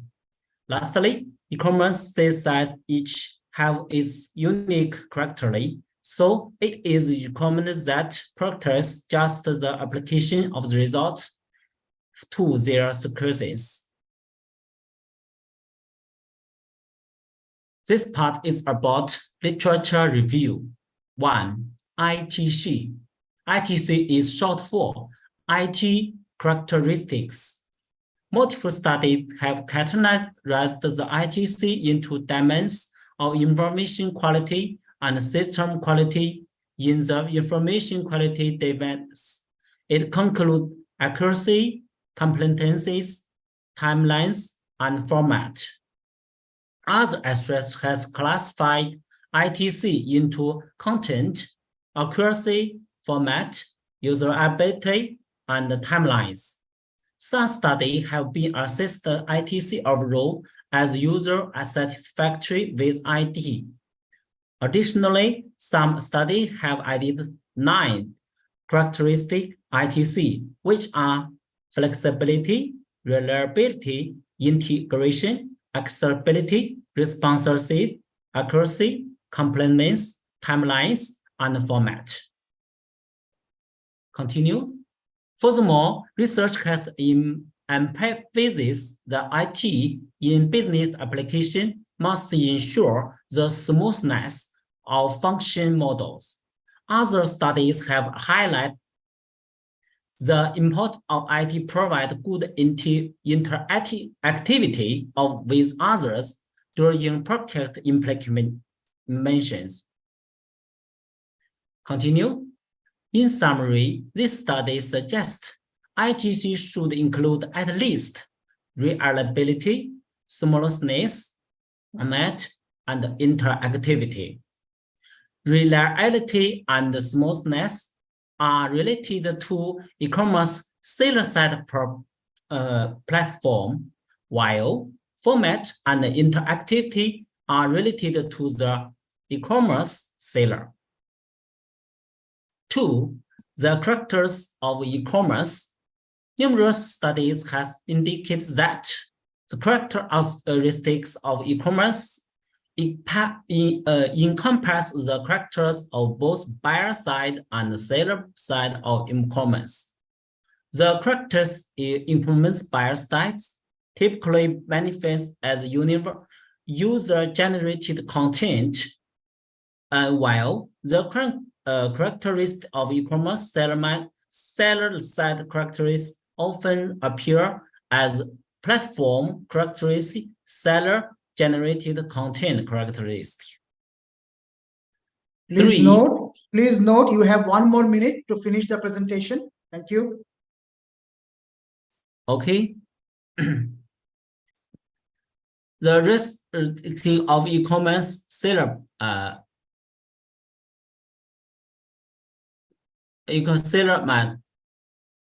the character of e-commerce seller side. Many studies have highlighted that the character of e-commerce can be developed yearly and so on.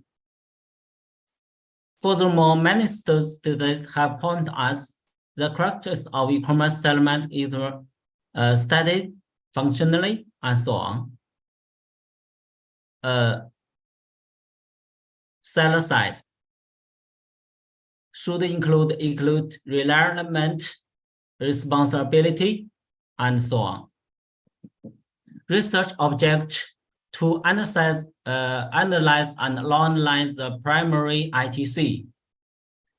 What research question is about what is the primary ITC of e-commerce seller site? Method is about literature. Literature analysis, not here is not a data analysis. Summary, the system reliable and smooth in the platform characters, and the format in the active is very important. Contribution.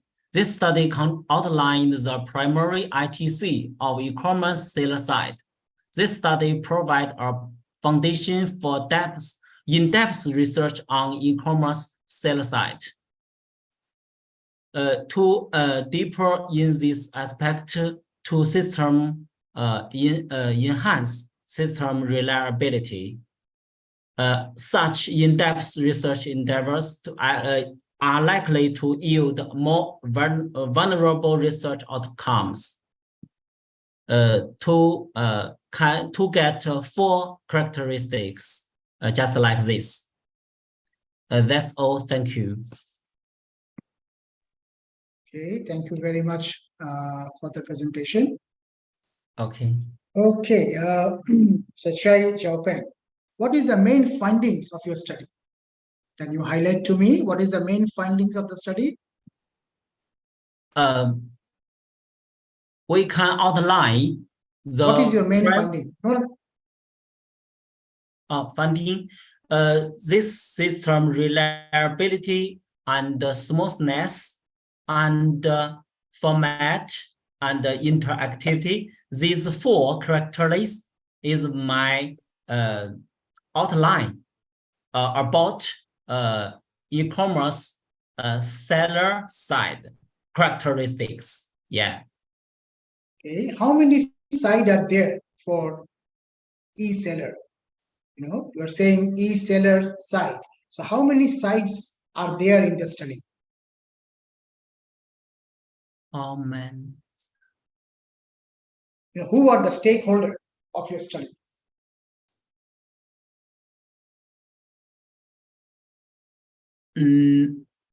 We can outline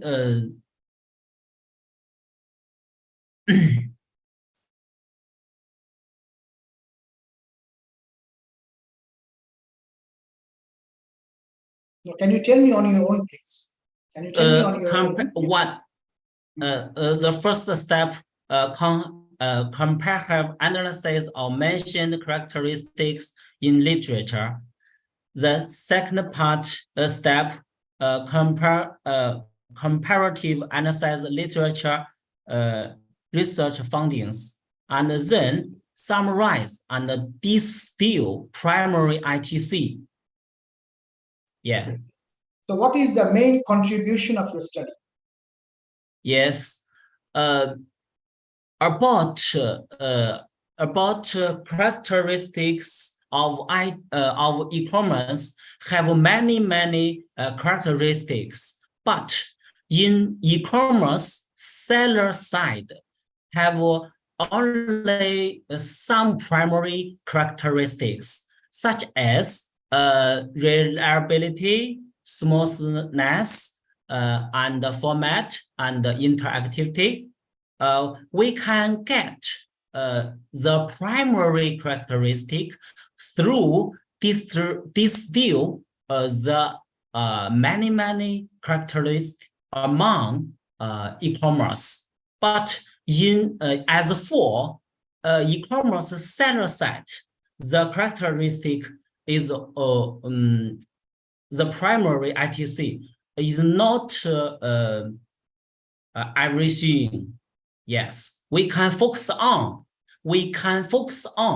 the primary ITC. Yeah. Fine. Thank you, Mr. Chai Xiaopeng, for the presentation and the clarification. Hope you all the best with your publication as well. Okay. All the best. Thank you so much. Thank you. Okay.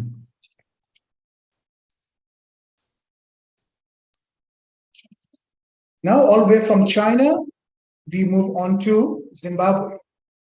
Our next paper presenter is going to present on management's perception on the ability of website marketing in enhancing and maintaining organizational reputation.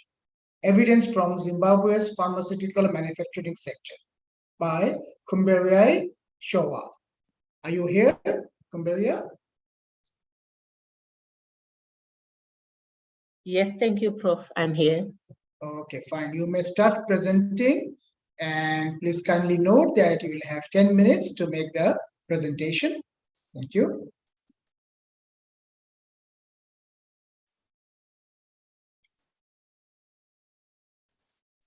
Thank you. The title of my research reads Management Perception on the Ability of Website Marketing in Enhancing and Maintaining Organizational Reputation, using the evidence from the Zimbabwean pharmaceutical manufacturing sector. By the way, I'm Kumberai Makuyana Choa from Zimbabwe. This study provides a qualitative exploration of the viability of website marketing in enhancing and maintaining organizations' reputation. The study is responding to the 21st century marketing technology, that is the 4.0, where technological advancement has changed the way businesses are being conducted. Nowadays, the customer is now the king, and in every business transaction, the organizations need to respect the customer and know what the customer needs. The pharmaceutical sector is experiencing a problem of reputational damage. That is the public's perception of the industry. In the past, this sector has been recognized as the most respected industry, but this has just vanished. The loss of reputation owes to much of its ignorance in engaging its customers, engaging its stakeholders, and addressing issues.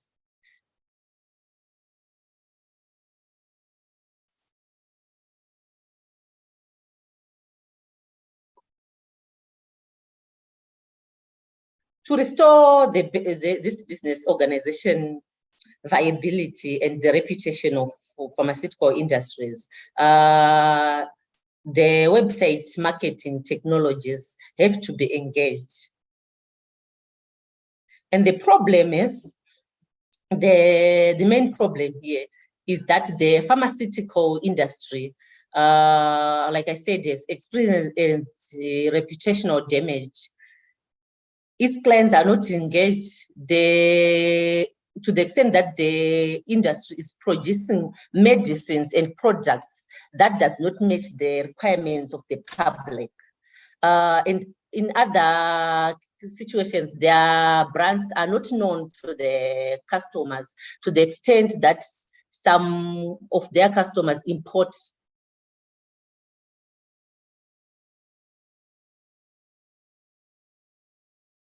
So quite a number of strategies have to be taken in addressing this problem in the pharmaceutical industry, not ignoring the website marketing, which is the case in this study. Again, the problem is the research gap. This study needs to fill in the research gap concerning marketing within the pharmaceutical industry. Though some studies have been taken, the pharmaceutical industry has not been explored.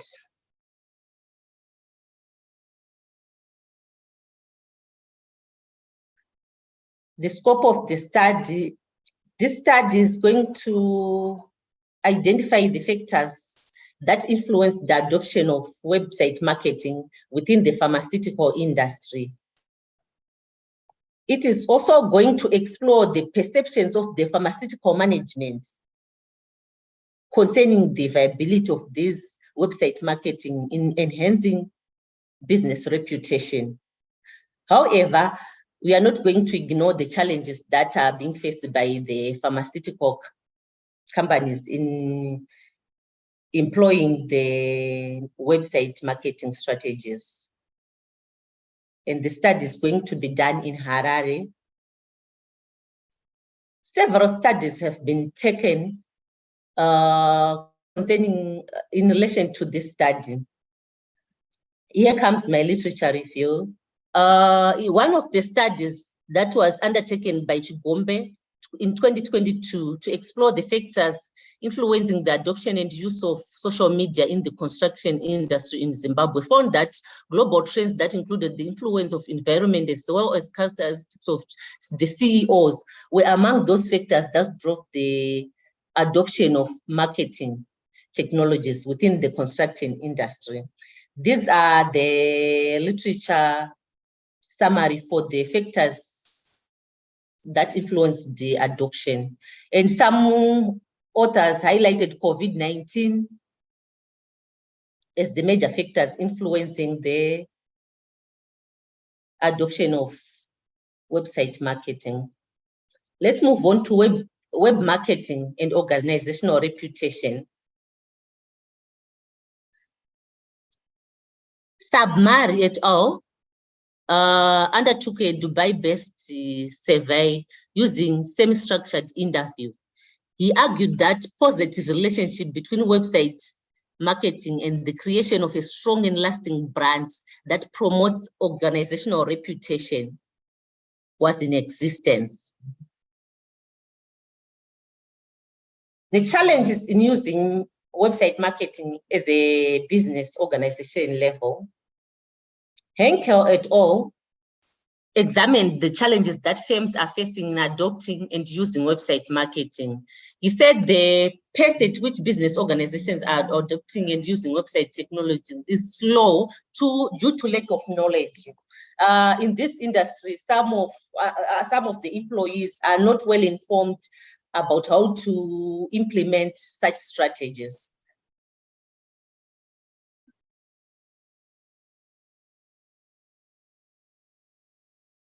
The major research objectives are: number one, to identify the factors influencing the adoption of website marketing within Zimbabwe's pharmaceutical industry.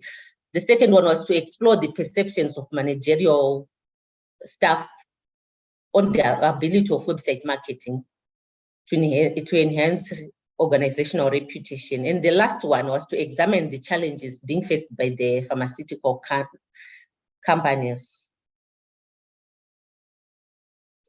The questions: what are the factors influencing the adoption of website marketing? To what extent has the adoption and use of website marketing enabled to enhance and maintain organizational reputation? What are the challenges that the Zimbabwean pharmaceutical manufacturing sector face in harnessing website marketing? Let's move on to methodology. This study is a case study based in Harare. Since Harare is the capital city of Zimbabwe and it is the hub for almost all the major economic activities, it is a qualitative research. Purposive sampling was used to select the sample 21 participants from 7 manufacturing companies, and they were interviewed using a key informant guide. This is the map for Harare. Research ethics were applied for, and permission to carry out the research was done and provided from the government.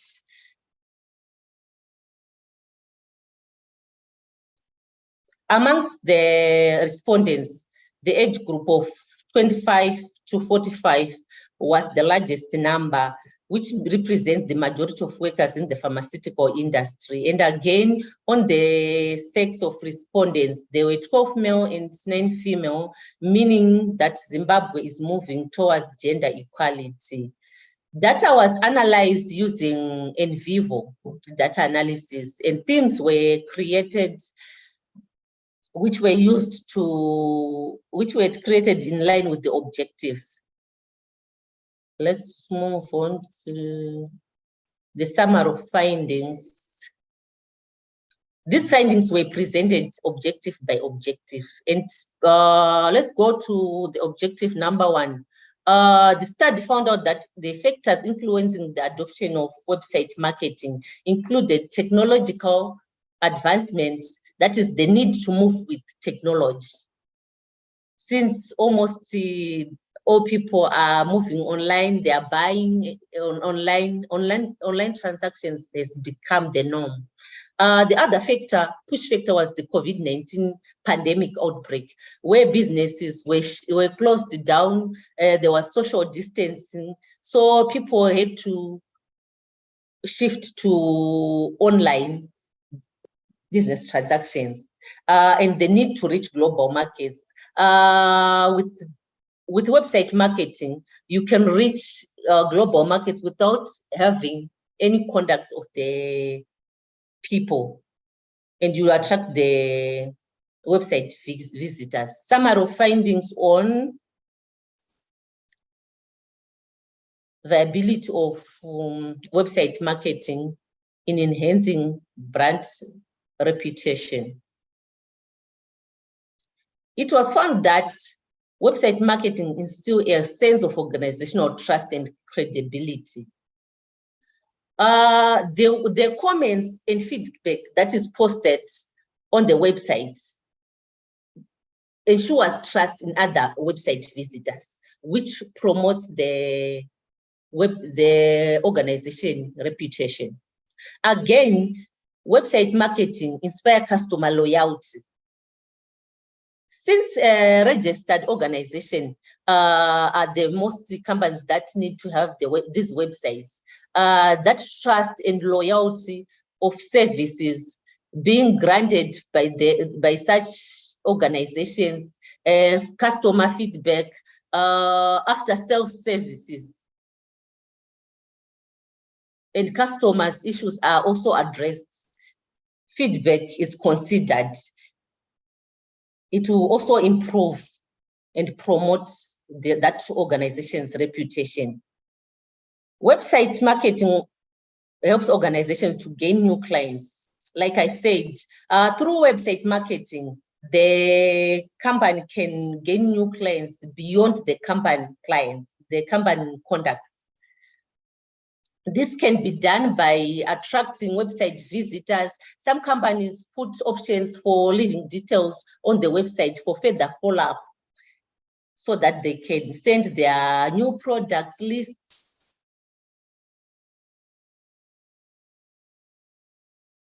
Last minute, kindly, for the conclusion. Thank you.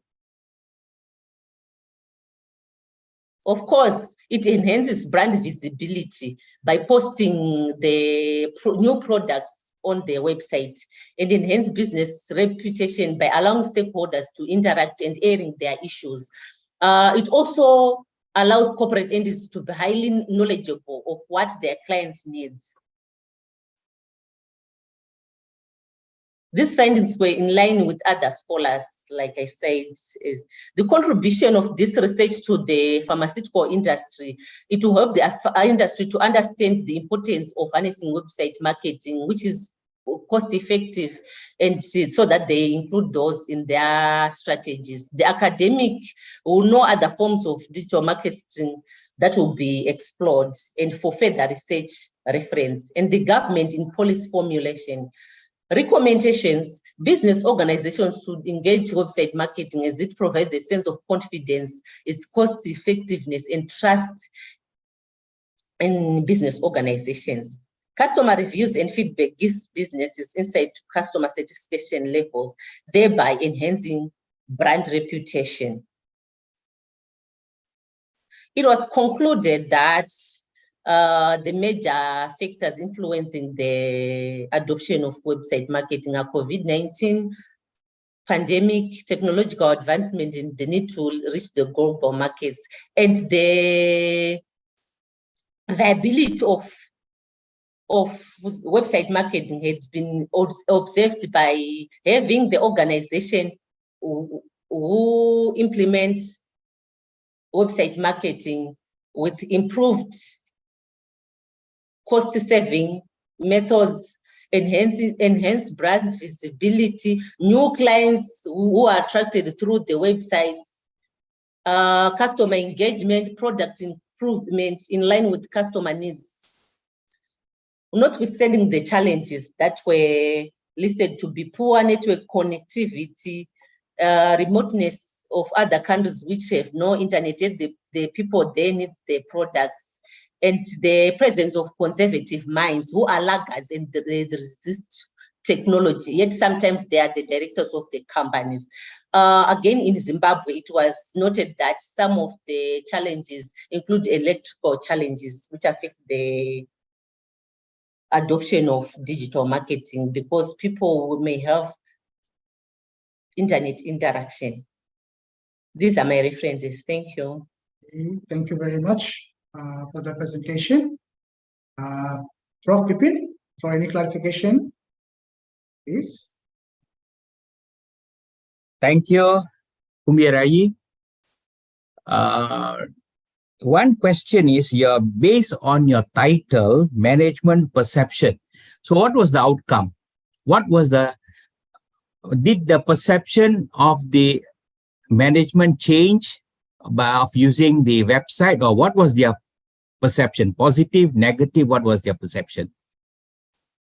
The perception was positive, since the managers had seen that by using website marketing, it will improve the company's reputation by engaging the company's clients so that they provide their products in line with what the market needs. In other words, the perception was positive because website managed to enhance the reputation of the pharmaceutical companies. Am I right? Yes. Okay. Then you find that you wrote there as qualitative research. Actually, yours is quantitative, isn't it? Because you had the respondents. Am I right? You had you surveyed the respondent. You had a questionnaire for the respondents. Am I right? I had an interview guide. That means it's not qualitative, but it's quantitative. Your research, your result is based on the survey done on the respondents. Correct? Noted. Thank you. And then who are the respondents? The respondents in this case are the management of the Managers. pharmaceutical. Okay. And if you look at the age of the managers, some of the ages of the managers are very young. So some of your pharmaceutical management is led by very young people. Am I right? Yeah. Yes, there's young blood between the age 25 to 45. Okay, that's good. That means the website has brought in positive results in enhancing the reputation. Thank you very much. Back to you, Prof. Thank you, Prof. I think just a small clarification, the presenter. You mentioned qualitative study, right? Yes. And the survey that you have done, was it with open-ended question or a closed-ended question? They were open-ended questions. Okay. Oh, in that case, it is fine. Your qualitative study is fine. Yeah, I think that's why Prof got a bit thing that Prof thought it is a closed-ended question, so it should be a quantitative. Correct. So it is absolutely fine that you have done an open-ended study. And if I just want to ask you one thing, the study was focused on the Zimbabwe's perspective. Can this study be made, and the finding of the study, I mean, can it be made and uniform into the sub-Saharan Africa context? Yes. Okay, so I think you do have a future study plan as well, where this study can be compared with the other sub-Saharan African nation, and where the findings and recommendation may also help the pharmaceutical sector into the sub-Saharan countries, right? Noted. Thank you. Okay, thank you very much, Akambari, for the presentation. All the best to you. Thank you, Prof. Thank you. Okay, again from Zimbabwe, we move on to China. Our next paper presenter will be presenting on intergenerational differences, beg your pardon, intergenerational differences in mobile phone addiction, a grounded theory study based on elderly migrants and adolescents by Huan Do. Are you here, Huan?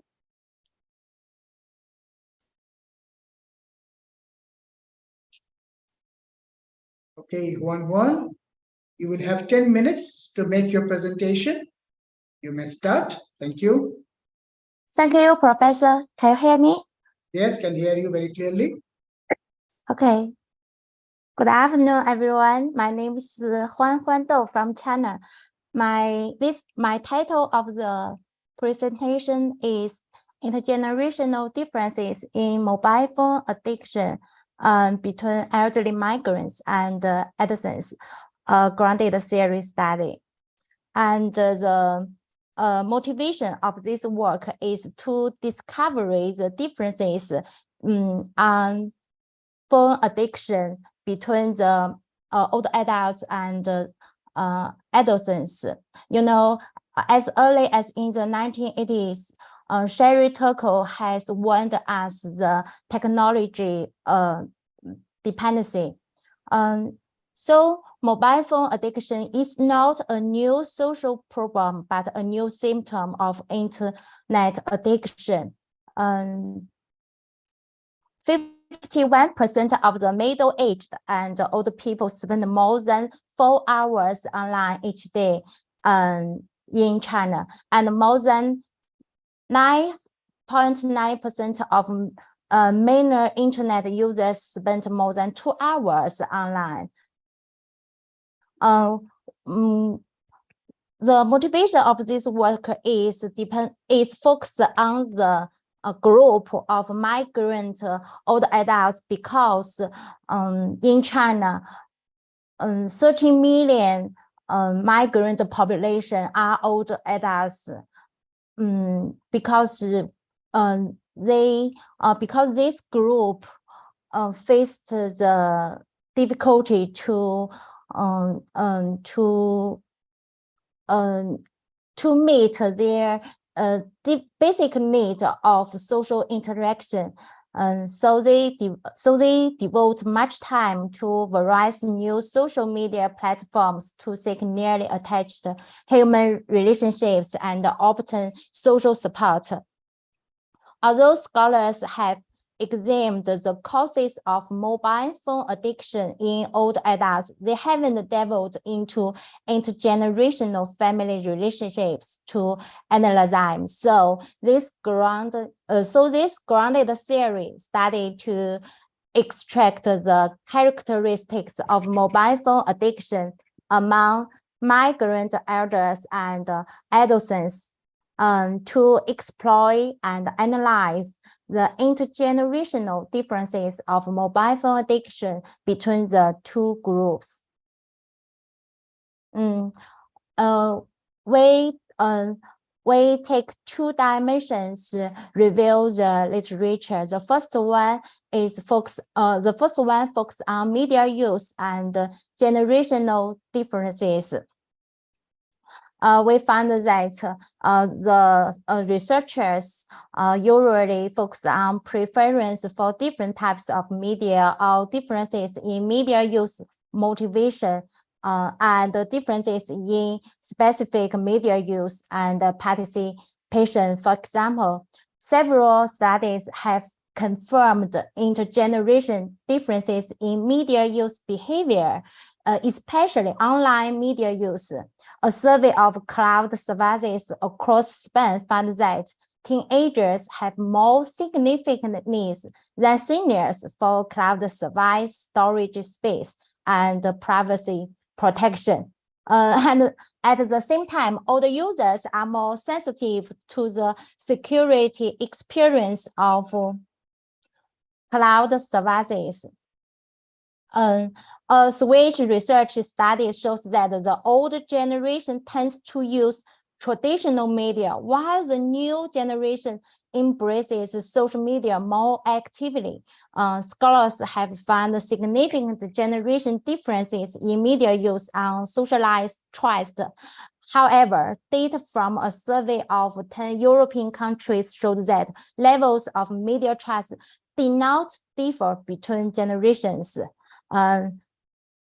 Other studies have found that the same medium does not bring about the same need satisfaction. For example, there are no generational differences in using Facebook and blogs to satisfy social and emotional needs. However, there are generational differences in selfish motivation. And the second dimension on literature review is about mobile phone addiction and generational differences. The problem of adolescent mobile phone addiction has attracted the attention of society. We can say there are plenty of the studies on mobile phone addiction about the adolescents' physical and mental health. some researchers found that mobile phone addiction even induced adolescents to form a criminal mentality and move towards crime. And several scholars have empirically demonstrated that gender, personality traits, anxiety, depression, self-efficacy, and the social support of adolescents can predict mobile phone addiction. Others have used the smartphone addiction as a predictive variable to exploit the relationship between smartphone addiction and sleep quality, academic achievement, and physical activity. But compared to mobile phone addiction research in adolescents, there is a lack of research on mobile phone addiction in older age groups. As we see, Vasily noted that it's crucial to differentiate the characteristics of addictive behaviors in different subjects due to different in age, culture, or experience. A study of mobile phone users aged 18 to 17 found that smartphone addiction had a more significant negative impact on younger people than old adults. In summary, along with the increasing popularity of mobile phone, researches on media use focusing on different generations are emerging in China, and many research results on young mobile phone addiction have been accumulated. However, few studies have explored the characteristics of mobile phone addiction from the perspective of intergenerational differences. Even studies on mobile phone addiction focusing on older groups are limited. So,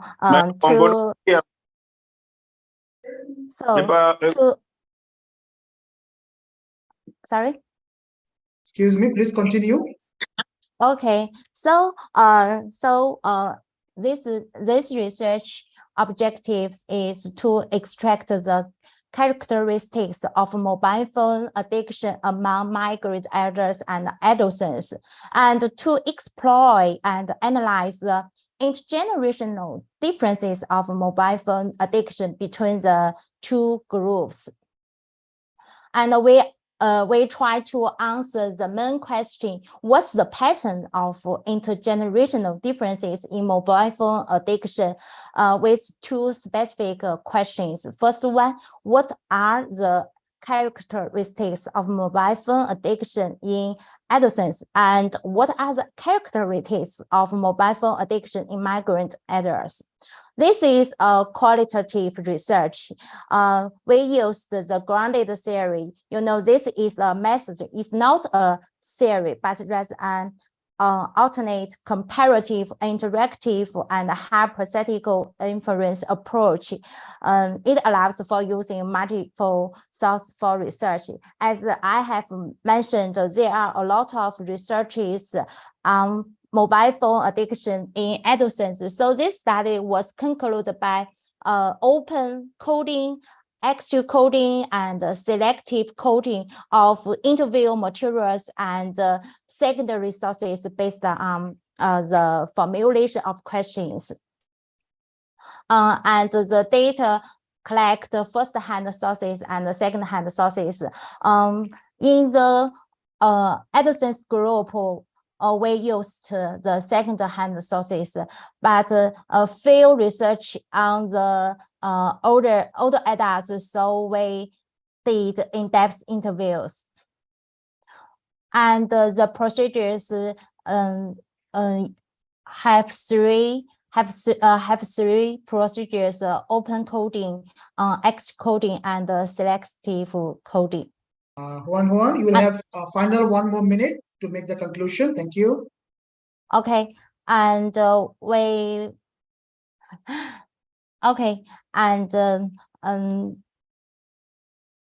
during the data analysis, we draw the model of mobile phone addiction characters of elderly migrants and adolescents. And comparison of intergenerational differences of mobile phone addiction. This table is intergenerational difference in mobile phone addiction about elderly migrants and adolescents. And this study constructs a theoretical framework of the characteristics of mobile phone addiction. It also reveals the differences of media literacy between the two groups.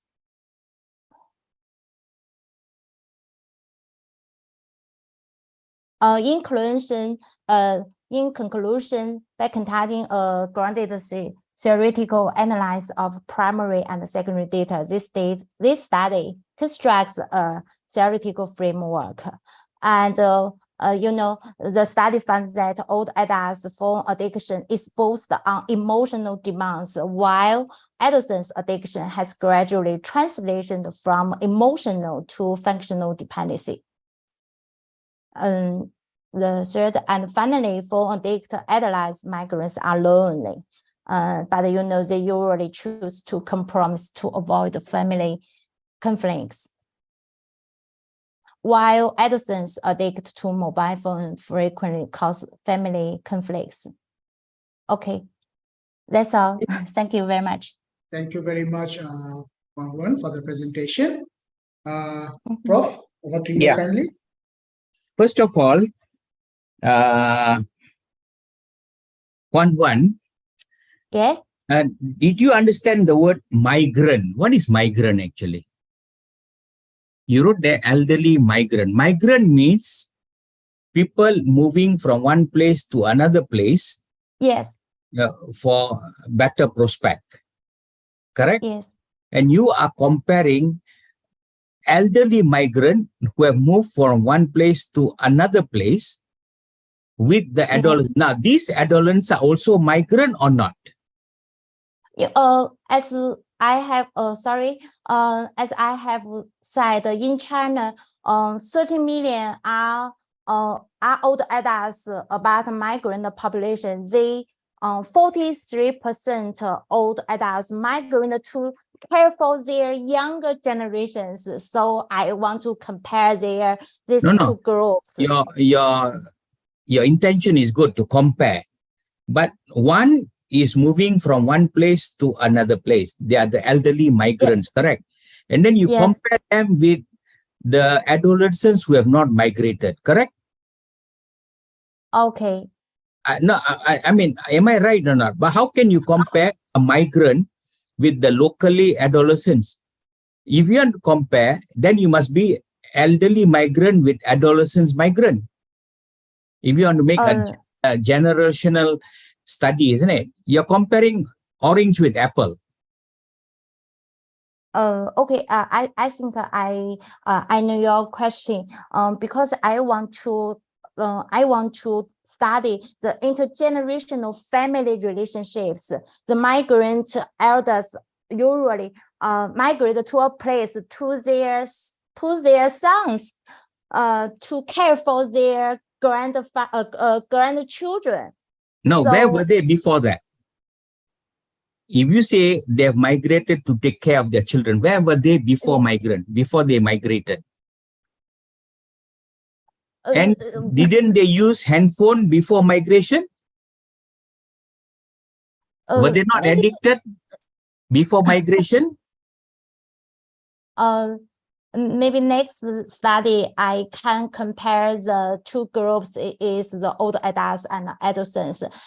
But I want to research this group, these migrant old adults, because they have some trouble to learn the new city culture. They need to meet their basic needs, such as this handphone is an escapism behavior.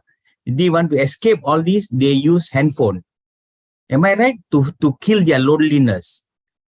Am I right? Okay. Okay, that is very fine. But what about adolescents? What about adolescents?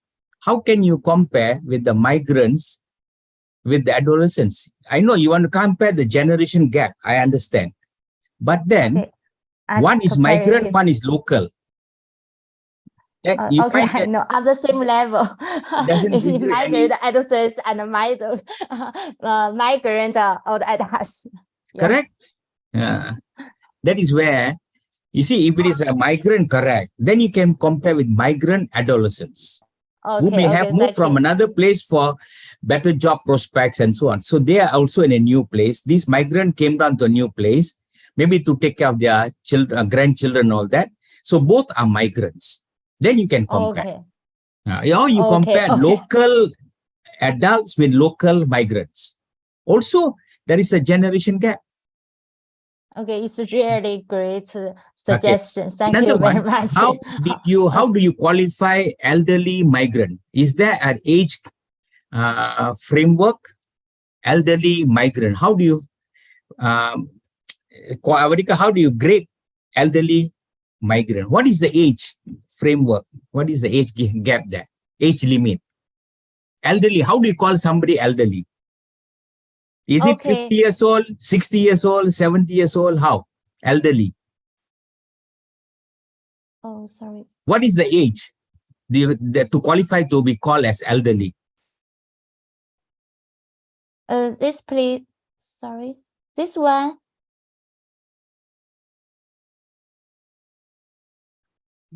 Well, what I can be Prof is 40. asking you.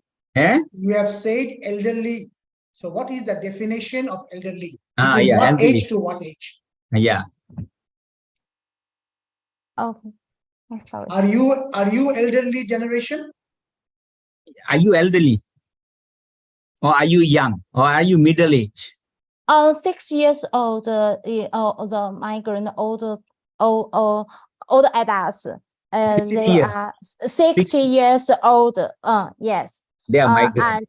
And yes, and they have to migrate the new city.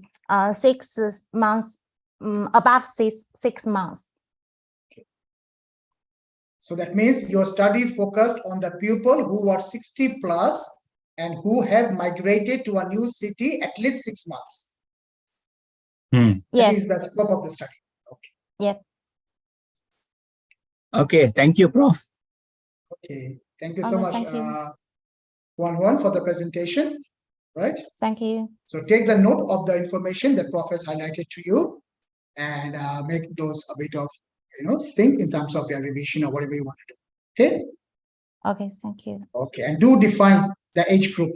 Yeah, that is important. Yeah, correct. And the criteria of selection: the 60 plus and must have migrated to a new city in last 6 months. So your study was on the same focused on level. this group. Exactly.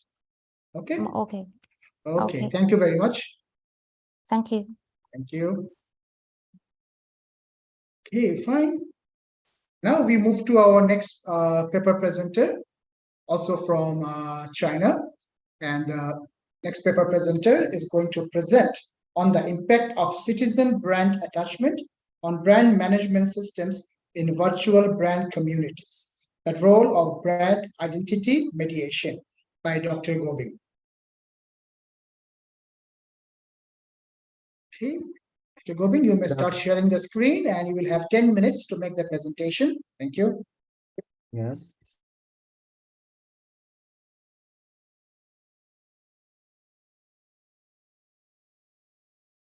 I cannot hear your voice.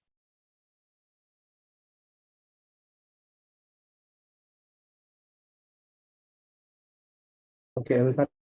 Okay, we can start. Yes, can hear you. Please start. Dear Professor, good afternoon. And this is my title.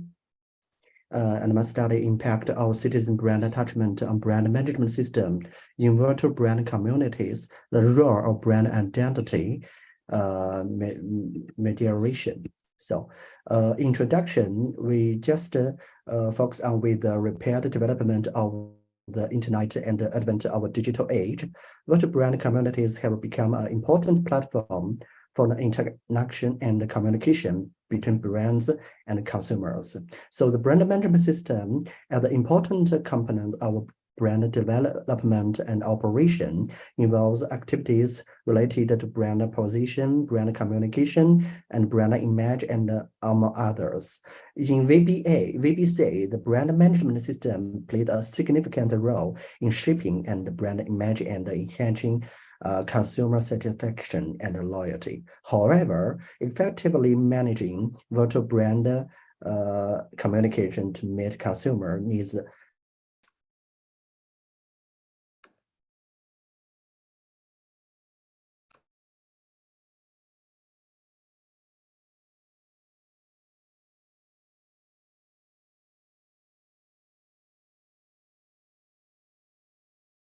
Dr. Gobind?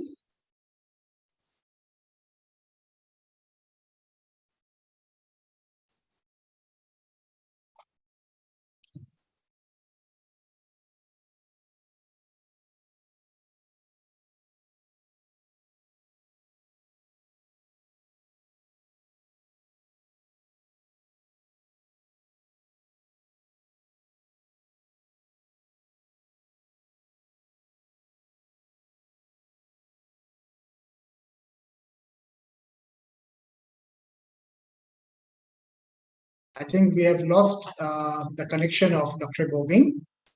Then I just give a few moments for him to join back. If not, then we'll go forward to the next candidate. I can see Dr. Badar have joined.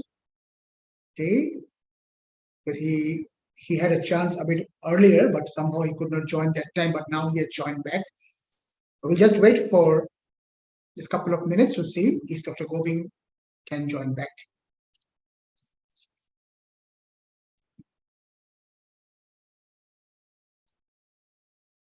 Are you all enjoying the presentations, the participants? Are you getting the insight of the purpose of this conference? Yes. Yes. Okay, wonderful to hear that. Right? And I'm sure with so many different ideas of digital business, entrepreneurship all around the globe, this is going to give a real insightful, not only to our own paper, but to add value also into new avenue of new researches as well. And I'm also very glad to see, I'm very interested to see tomorrow as well. We have got so many wonderful presentations, 14 of them tomorrow, but it's really very nice avenues and the way that the researchers have been looking towards this, new age of post-pandemic.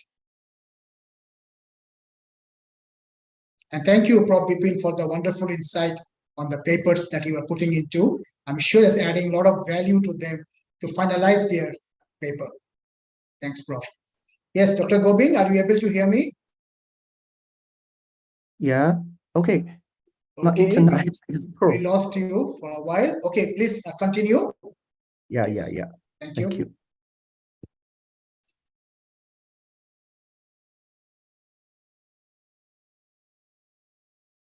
So we carry on. Yes, please. Yes, please. Carry on, please. Yeah.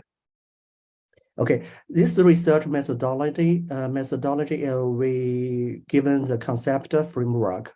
The hypothesis that we just look at this figure, and the BA brand attachment or the IV, and BI brand identification is the MV, and the BMS brand management system is the DV. So we given three hypotheses, visit our literature review and given the theoretical. So in this research, we use the systematic sampling, and a total of 600 samples were extracted. After screening for invalid responses, 522 valid sample data remained, result in effective response data rate of 87%.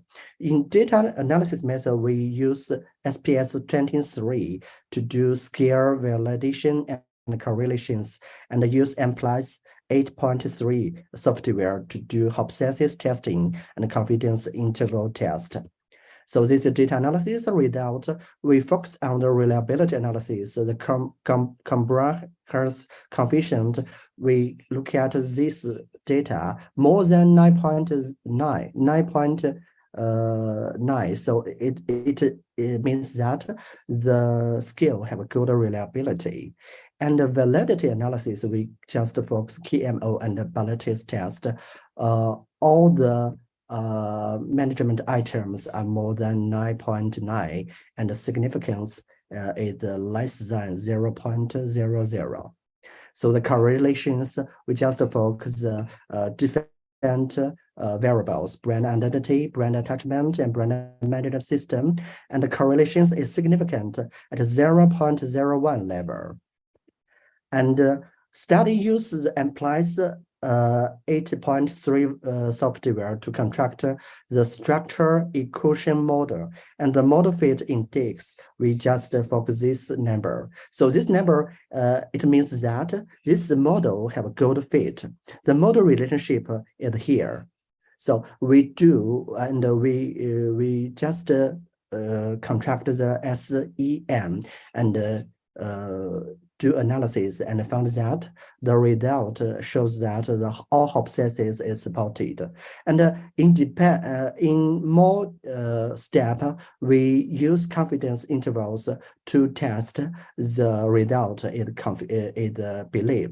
So the model was tested for confidence intervals using estimator ML method and use bootstrap 1,000 times, and the results are shown in table 4. We just focus this, and we put all the confidence intervals and all variables in space. We just focus this confidence in space map. In this figure, the blue ball, the blue color ball, it means BMs, it means BI on BA, and the yellow ball, it means BMS on BA, and the green ball, it means BMS on BI. And we just focus this zero line, and all balls is over on the zero line, and no balls follow the zero line. So it means that the confidence intervals not include zero. So it means that this result is can believe.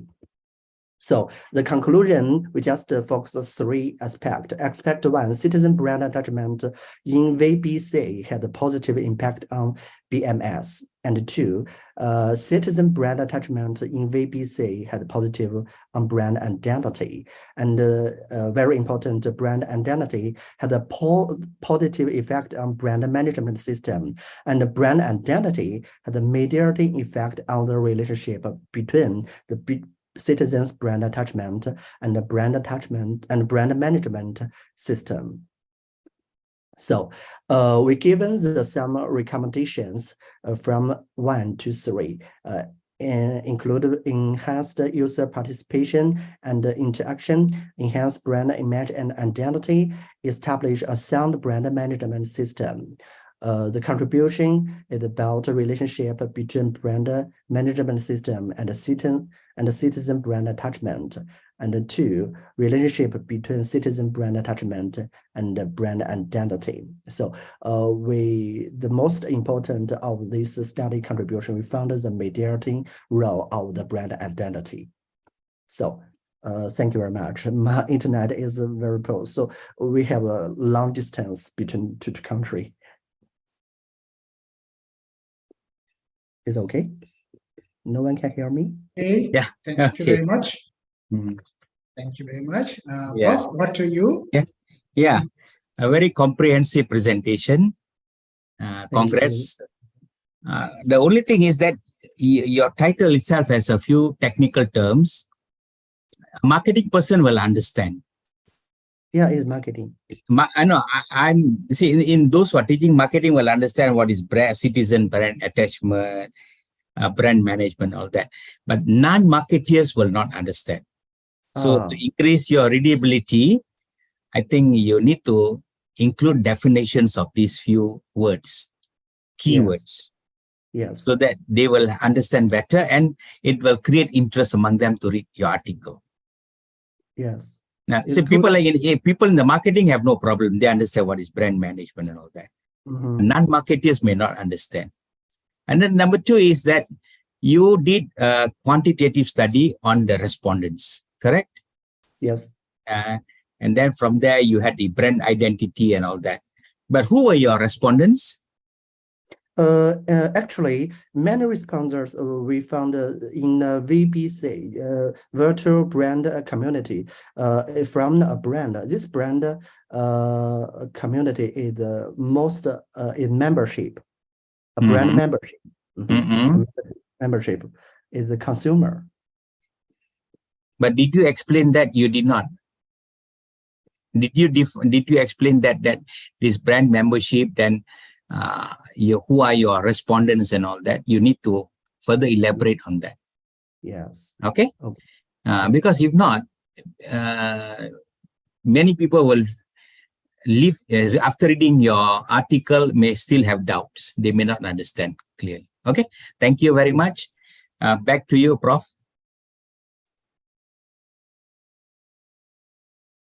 Thank you very much, Prof. Thank you, Dr. Gobind, for that presentation. And yes, when you want to make the paper more readable and understandable for the mass audience from different background and discipline, yeah, you may think of adding on a bit of some key definitions to make the people understand about the brand management, brand integration, all those sort of terms, which is very relevant to the marketing discipline. Yes. Right? Yes. Okay. All the best to you. Thank you very much. Thank you.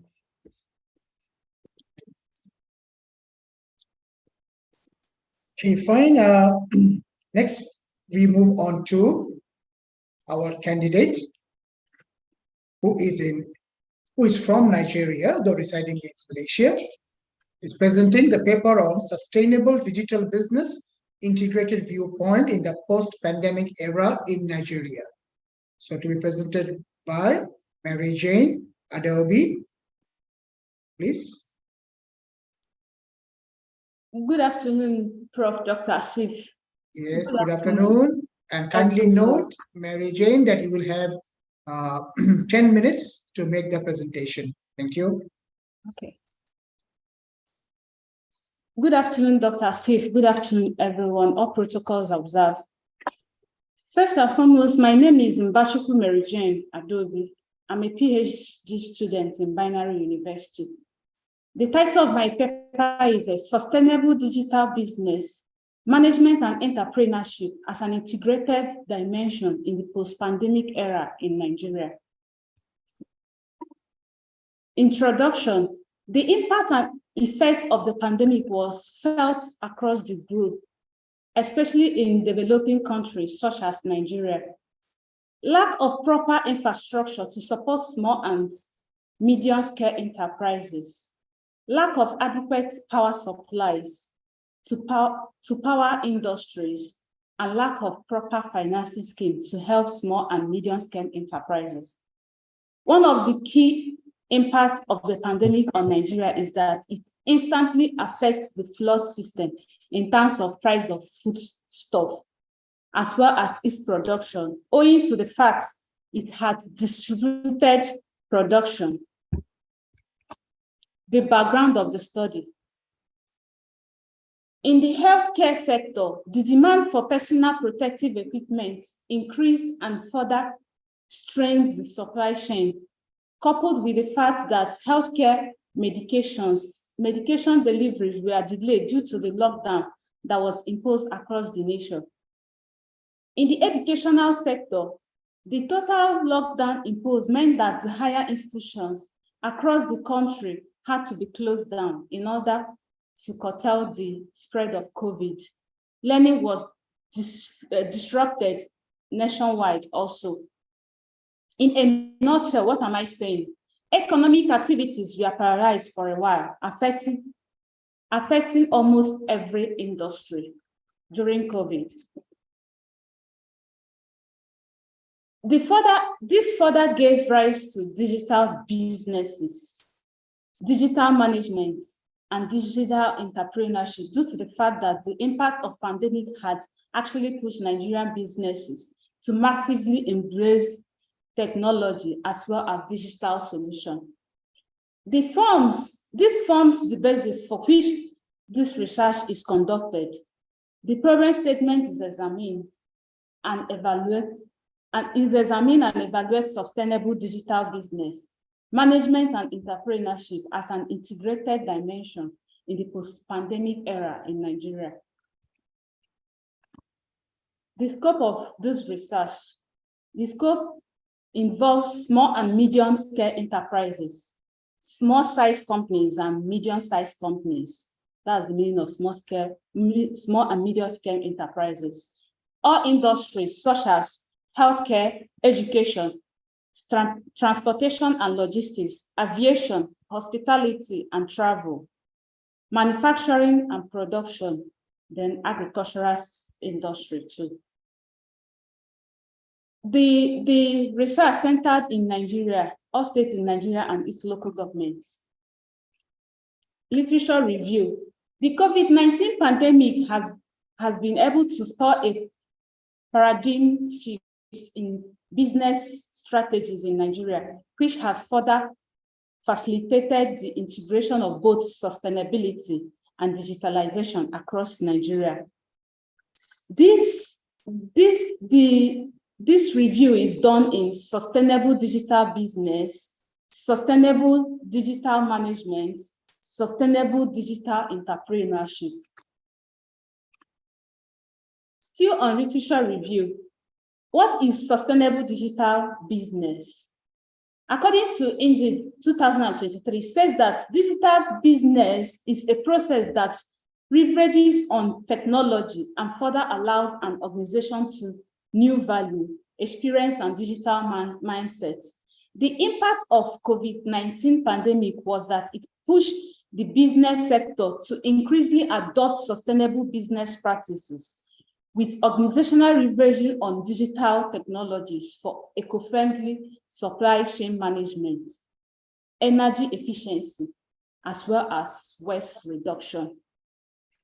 Sustainable digital management. According to Sidley 2023, digital management is the practice of managing digital resources, including technologies, data, and information systems to achieve an organizational goal. This has further made organizations in Nigeria recognize sustainable digital management practices on the enhancement of competitiveness and resilience, especially in the face of disruption, such as the one caused by the pandemic. Then finally, what is sustainable digital entrepreneurship? According to Indeed 2023, it says that digital entrepreneurship is used to describe online business that individuals create and run. The Nigerian entrepreneurs have increasingly focused on sustainable digital innovations with a lot of set of developing innovations that further address both social and environmental challenges. Then, research objective. Examination of sustainable digital business on post-pandemic recovery in Nigeria.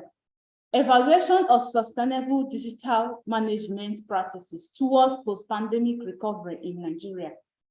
Evaluation of sustainable digital entrepreneurship and their innovation towards post-pandemic recovery in Nigeria. Research questions. What are sustainable digital business that can help Nigeria in the post-pandemic recovery? How does sustainable digital management impact digital business in post-pandemic recovery in Nigeria? And finally, what digital innovation are sustainable digital entrepreneurship developing towards post-pandemic recovery in Nigeria? Research methodology. The research methodology approach, qualitative approach. This research methodology use qualitative approach. The research instruments, systematic literature review, number of research papers, 5 to 10 papers, data analysis. The data was collected through content analysis and 10 research papers. And 10 research papers was reviewed. Summary of findings. In reality, the impact of the pandemic was diversifying. The impact of the pandemic was devastating, which cuts across almost every industry, including the healthcare, education, hotel and tourism, transportation and logistics, manufacturing, production, as well as supply chain. The negative impact was that it forced these industries to scale down level of economic activities, which meant such industry could not maintain their current level of engagement. On the positive side, the restrictions the pandemic brought along made people realize most businesses, management approach, and entrepreneurs were not sustainable. Eventually, sustainability became the center of the change. This further pushed people to adopt digitalization in different industries at different level and costs, different capacities. Contribution, it will add to academic body of knowledge, start a new movement towards digital business, create new business opportunities, management implications, as well as a new generation of digital entrepreneurs. Recommendation: more companies should consider digitalization or digital transformation. Emphasis should be based more on sustainability and profitability.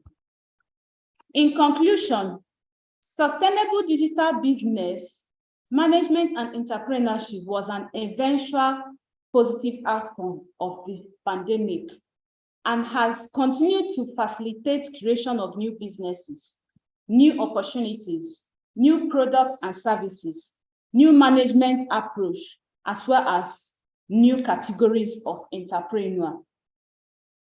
This has further helped Nigeria in its post-pandemic recovery as it gradually rebuilds its economic back with digital sustainable practice. Thanks. Thank you very much for the presentation, Mary Jane. Prof, over to you kindly. Yeah. Mary Jane, your title says sustainable digital business, but I see your study is on 3 aspects: digital business, digital management, and digital entrepreneurship. So how did you relate the title with your study? Your title only says business, but I find business is only 1/3 of your study. The other 2/3 are management and entrepreneurship. Yes, because according to the literature review, the COVID-19 pandemic has been able to spur a paradigm shift in business strategies in Nigeria, which has further facilitated the integration of both sustainability and digitalization across Nigeria. So in this regard, this sustainable digital business was reviewed: sustainable digital management and sustainable digital entrepreneurship. Do you mean to say all these 3 are as one? Yes. They are one. Yes, they are one. Now, because of the topic and the theme of the conference, they are actually one, but because of the topic and the theme of the conference, you have to, how will I put it? You have to state it in the sense that how will I put it? The people that are around will understand what you are saying. so what is your finding? What did you conclude from the paper that you did this research? Okay, my findings is that in the impact of pandemic was devastating, which cut across every industries.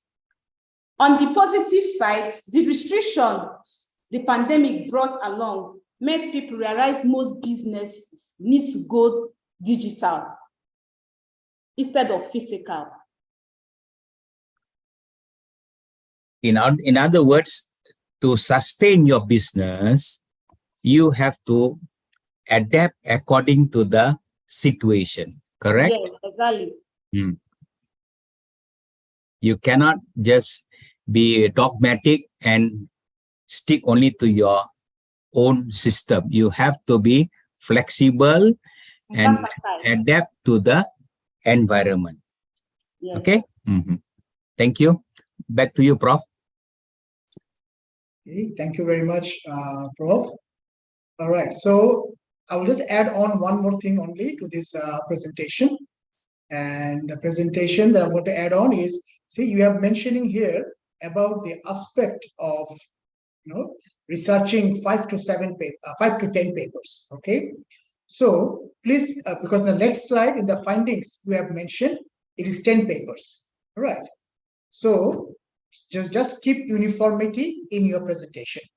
Okay, just keep an uniformity in the presentation that these 10 papers were selected for the literature review, and this is the criteria which are common to all this literature review. Right? So that particular, because that is only your unit of analysis when you are doing a structured literature review. Yes. That you have gone through 20 papers, then you have filtered them to 15, then further filtered them to 10, because as per your objective, this 10 papers is actually serving the purpose of your as a unit of analysis, because there is no survey. It is only based on structured literature review. All right. So just add on that part in the component and check back your full paper. If that is not added in the methodology, please add that component. Okay. Okay, Prof. Thanks. Okay. Thank you very much. So that is from Mary Jane. Okay. So now we will move on to our next paper presenter in Sultanate of Oman, and the paper presentation will be done by Dr. Badr, and the topic of Dr. Badr's presentation is actually, one moment please, yeah, influencing of digital business on performance of power distribution and supply companies, a case of Oman electricity distribution and supply companies, discourse by Dr. Badr Al-Manai from Sultanate of Oman. Dr. Badr, you will have 10 minutes to make the presentation, as you could not present in at your due time. So I'm sorry, Zhenglu, you'll be the next presenter after this presentation. Over to you, Dr. Badr. You may start sharing your screen. Thank you. Okay. Thank you, Mr. Dr. Professors Asif and all the doctor there. Here is my presentation regarding my articles.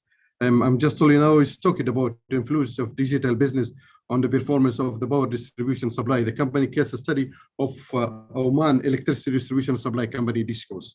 So if you will go into introductions, today,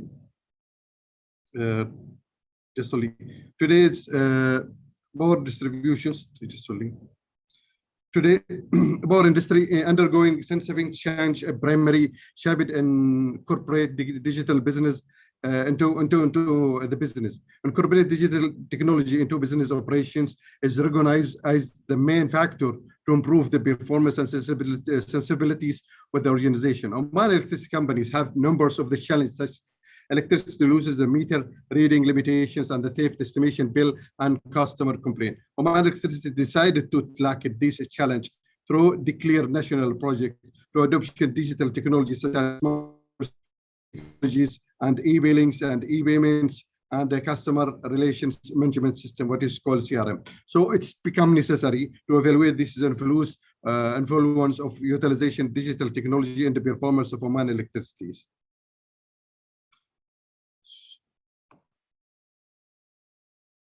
So in background, Oman Electricity Distribution and Supply, DISCO, have decreased the overall losses in previous years but it still registered some losses as the peer annual report for 2020, which led to impact the revenue of Oman Electricity Disco. For that, Oman Electricity Disco developed a new strategy to improve efficiency and effectiveness of the meter reading through adopted smart meter technologies to reduce the remaining loss. Also, Oman Electricity Disco enhanced the e-channel for the billing delivery and the payment method, but still that utilization of that e-channel remain low of the customers. As the results of efficiency gains in the bill processing and the payment method have not fully realized. Customer certification also level have only experienced or increased it till 5% only, which is reached 74, which is considered the low improvement in the customer certification. Digital technologies have identified as the potential solutions for the challenge related to meter readings, billing revenue, collections, and the customer certification. Therefore, it's necessary to investigate the influence of the digital technology on protected revenue, reduce the theft, enhance the billings and collection and process, and increase the employees' productivity and deliver the quality of the services for the customers. So this is the scope of the research. We will talk about only 4 technologies, what is already implemented as the national project for Oman Electricity Disco: smart meter technologies, electronic billing technology, electronic payment technology, what is called customer relationship management, and we will study the impact on the performance of Oman Electricity Disco. This is what is to coming our scope of the work. Lecture of the review. There is multiple lecture. Review what is talking about the benefits of the smart meters and the e-billings, electronic payment technologies, and also the CRM. This all is talking about the some part, like example, CRM, it can reduce it, reduce the error and the conceptions for the billing, leading for accurate spelling. That reduces the customer complaint. Also the e-billing, the save the cost for operation, bill generation and delivery. We will talk about also the electronic payment technologies.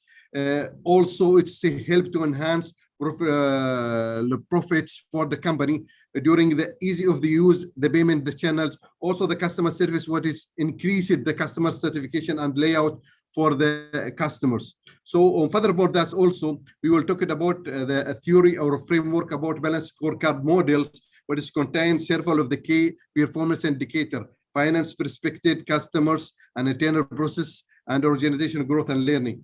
During this frameworks or the lecture review, that it's helped me to how to evaluate the performance of the organizations. If you're coming to research objective, you will find we have it only 3 to discover the performance of digital technology, smart meter, e-payment, e-billings, customer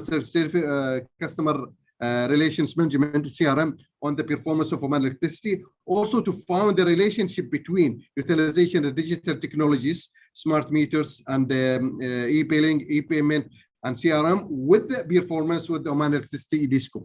And also to provide the recommendation aimed to enhance the performance of Oman Electricity Disco through the effective utilization of the digital technologies. If you're coming to research questions, it will be the similar of that our objective. What is the influence of the digital technology, smart meters, e-billing, e-payment, and customer service on the performance? And also what the relationship between the digital technology and the performance of the Oman Electricity Disco? Also, what the recommendation for enhancement the performance of Oman Electricity Disco? So it's very clear, Yani. This is now the research methodology here. We will use it the TAM and successful models, information successful model, to evaluate it the first useful or the benefits for each of those technologies. And then it will coming to balancing scorecards, frameworks, which it will be the primary for evaluation tools to tracking the performance indicator like revenue, operation efficiency, employee productivity, and customer certifications. The study will use it descriptive analysis, research to examinations, and influence of digital technology on the performance of Oman Electricity Disco. The methodology will use the structure questionnaires.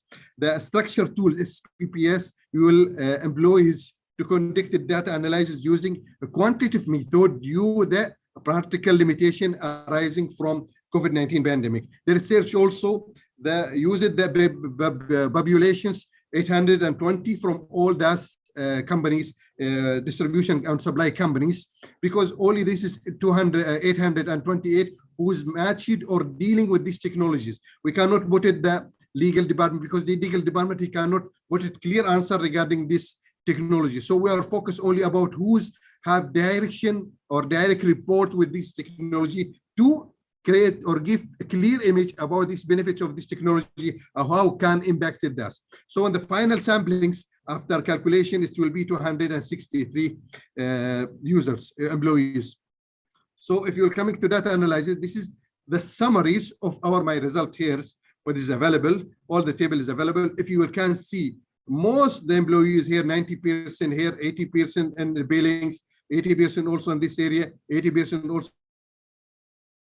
and here. You agree that all those technologies have clear impacted and positive impacted on the performance. If you are coming to next slide, here it will come three clear what's called descriptions about this point. If you will talking about example smart meter technologies, he will show you how the smart meter improve the revenue through reduced theft and estimation reading of the meter reading. So all that's the point is coming from the questions. We are taking clear value data from each from all those questionnaires. And if you're coming also to electronic as the example billing of that, you will see how that's e-payment improved the revenue through reduced the operation cost of the bill generation and delivery. So this is the point. This is clear. We can find this is after data analysis. We're coming with all that point. Mostly the point is coming as the positive.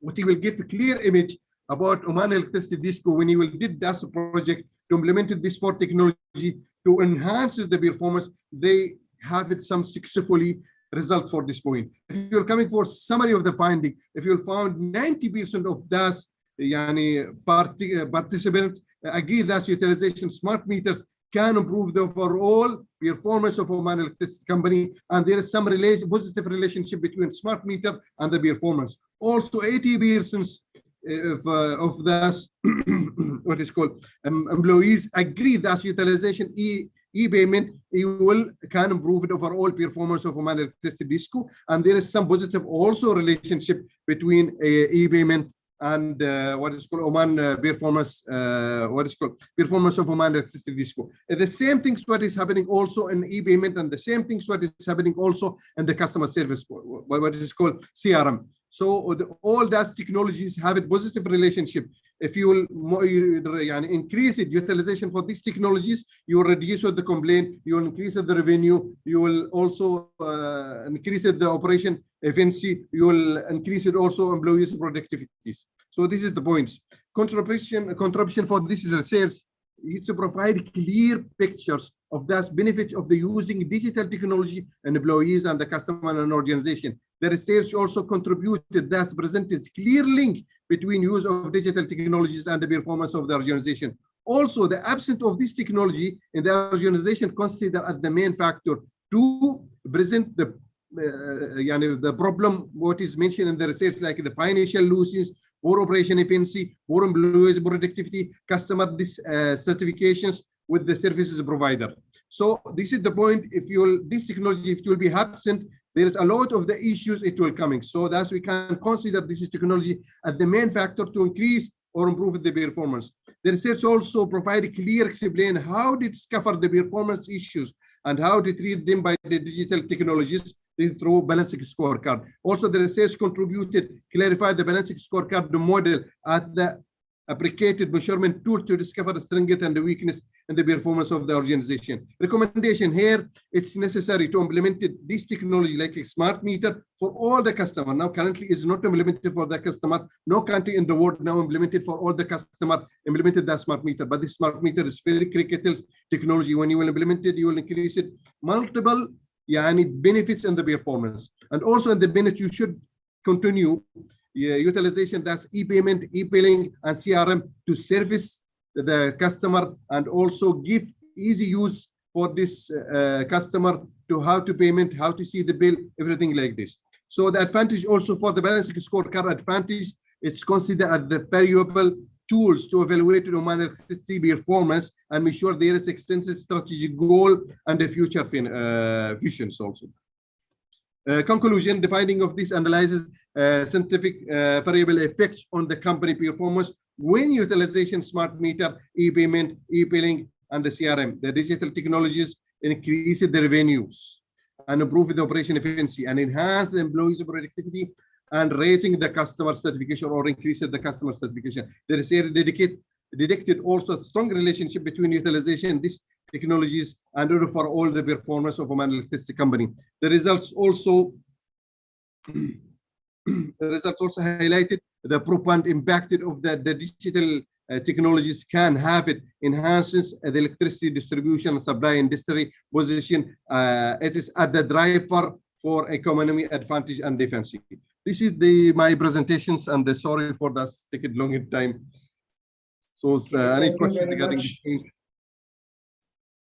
Thank you very much, Dr. Badr, for the presentation, and also for the presentation in a lightning speed. I hope the Sultanate of Oman electricity runs on that speed as well. Over to you, bro. Okay. Thank you, Dr. Badr.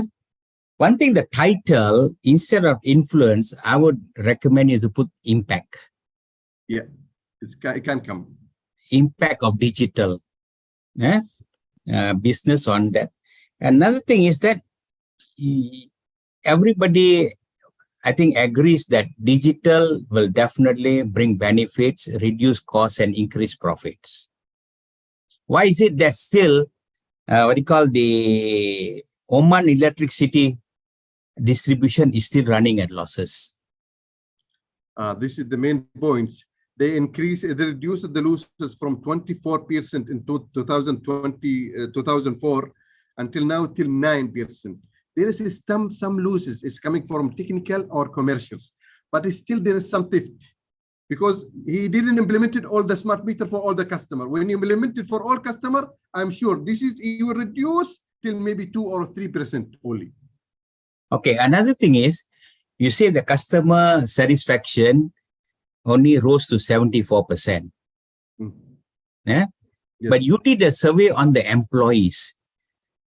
But don't you think that the survey should be done on the customers, the users of the electricity instead of the employees? Because employees, do you think they will be able to give you the correct answers?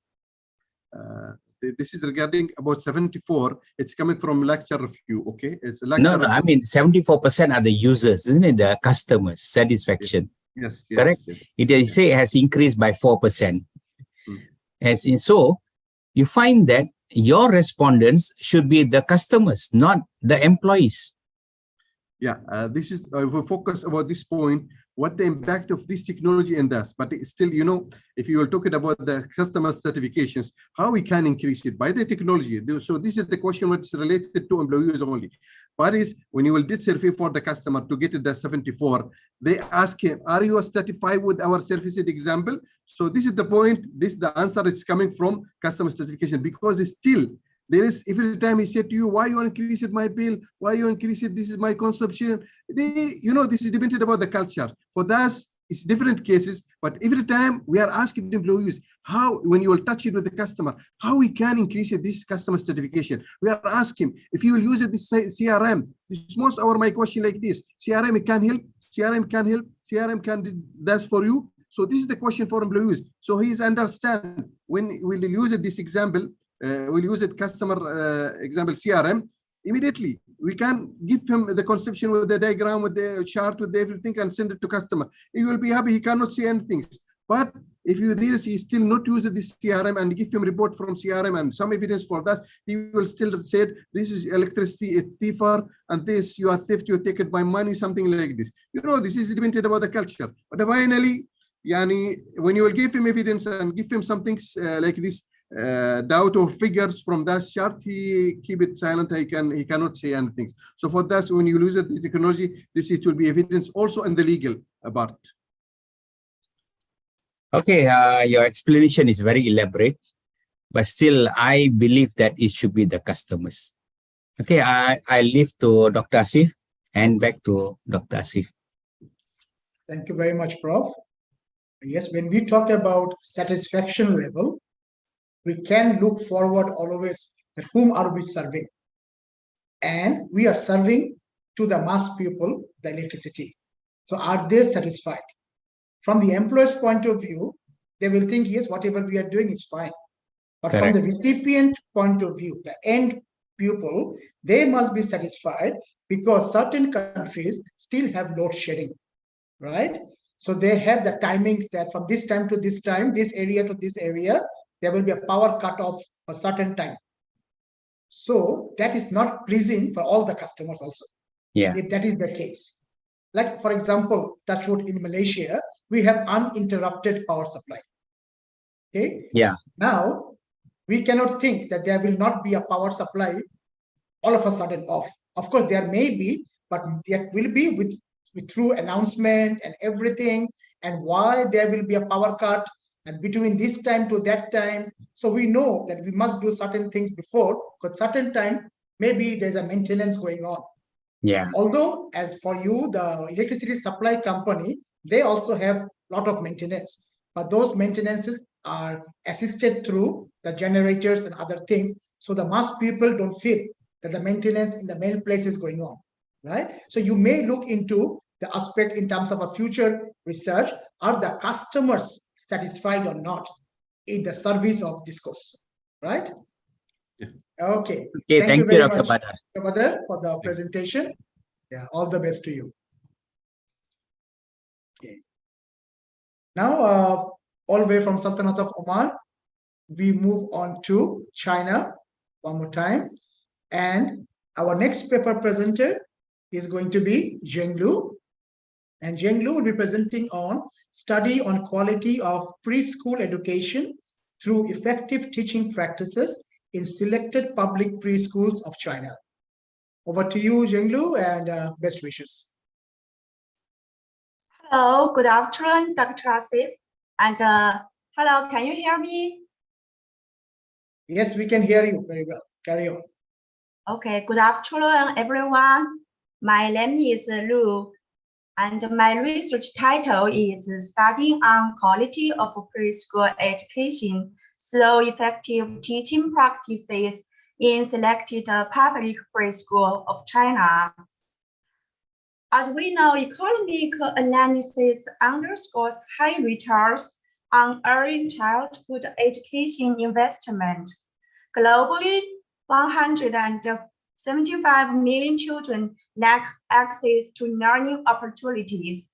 Low-income countries house 17% of preschool children, but only 4% of teachers. So this study evaluates teaching practices' impact on Chinese preschool education quality, focusing on learning environment, teacher competency, interactive teaching, and school inspection. Research conducted in a specific urban public preschools. As we know, children who attend preschool education are more likely to enter school on time, have lower dropout and greater repetition rate, and successfully complete primary and secondary education. Quality preschool education helps make education systems more effective and efficient. The best investment is in quality early childhood development from birth to 5 for disadvantaged children and their family. In China, the gross enrollment rate for preschool education institutions more than 85%. However, domestic and international funding for preschool education is extremely limited. Less than 1% of international education aid was in support of pre-primary education. So my research scope is this study evaluates teaching practices' impact on preschool education quality in China, focused on the learning environment, teacher competency, interactive teaching, and school inspection. Research conducted in specific urban public preschool. From the iterative review, I found the research gap that researchers have paid little attention to the quality of process, especially teaching practices in preschool education. 2. The identification and the standard of preschool education quality have cultural differences. Therefore, research on quality needs to take those unique dynamic into account. 3. Previous studies have mainly used observations methods and often lack quantitative data. So my research question is, what are the effects of learning environment, teacher competency, interactive teaching, and the school inspection on the quality of preschool education in public preschool, and how to improve it? The research objective is to evaluate the impact of learning environment, teacher competency, interactive teaching, and the school inspection on the quality of preschool education in public preschool, and provide suggestions. The quantitative, and this is a mixed research method. From the results, we found it's a good internal consistent between those variables and its suitability for exploratory factor analysis.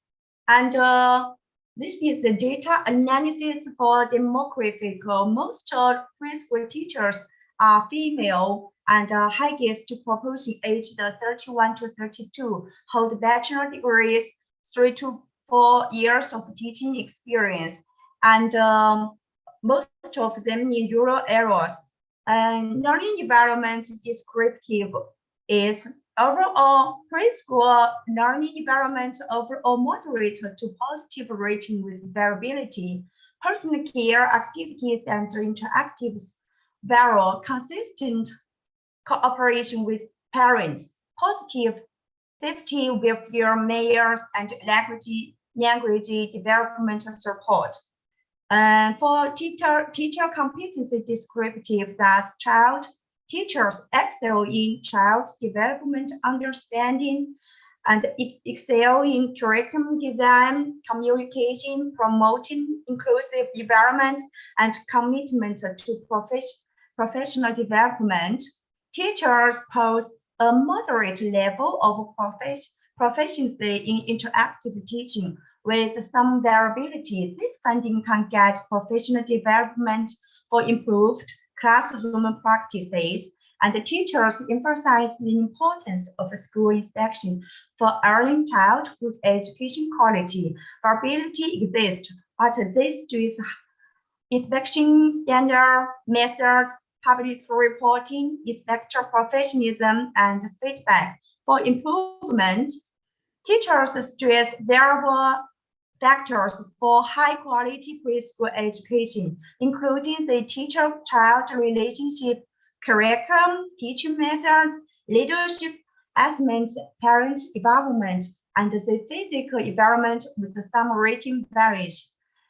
Teachers' perception of learning environment, teacher competency, interactive teaching, school inspection, and the quality of preschool education are influenced by age, education background, and teaching experience. Regional factors affected learning environment perceptions, but teacher competency and interactive teaching perceptions show no significant region differences.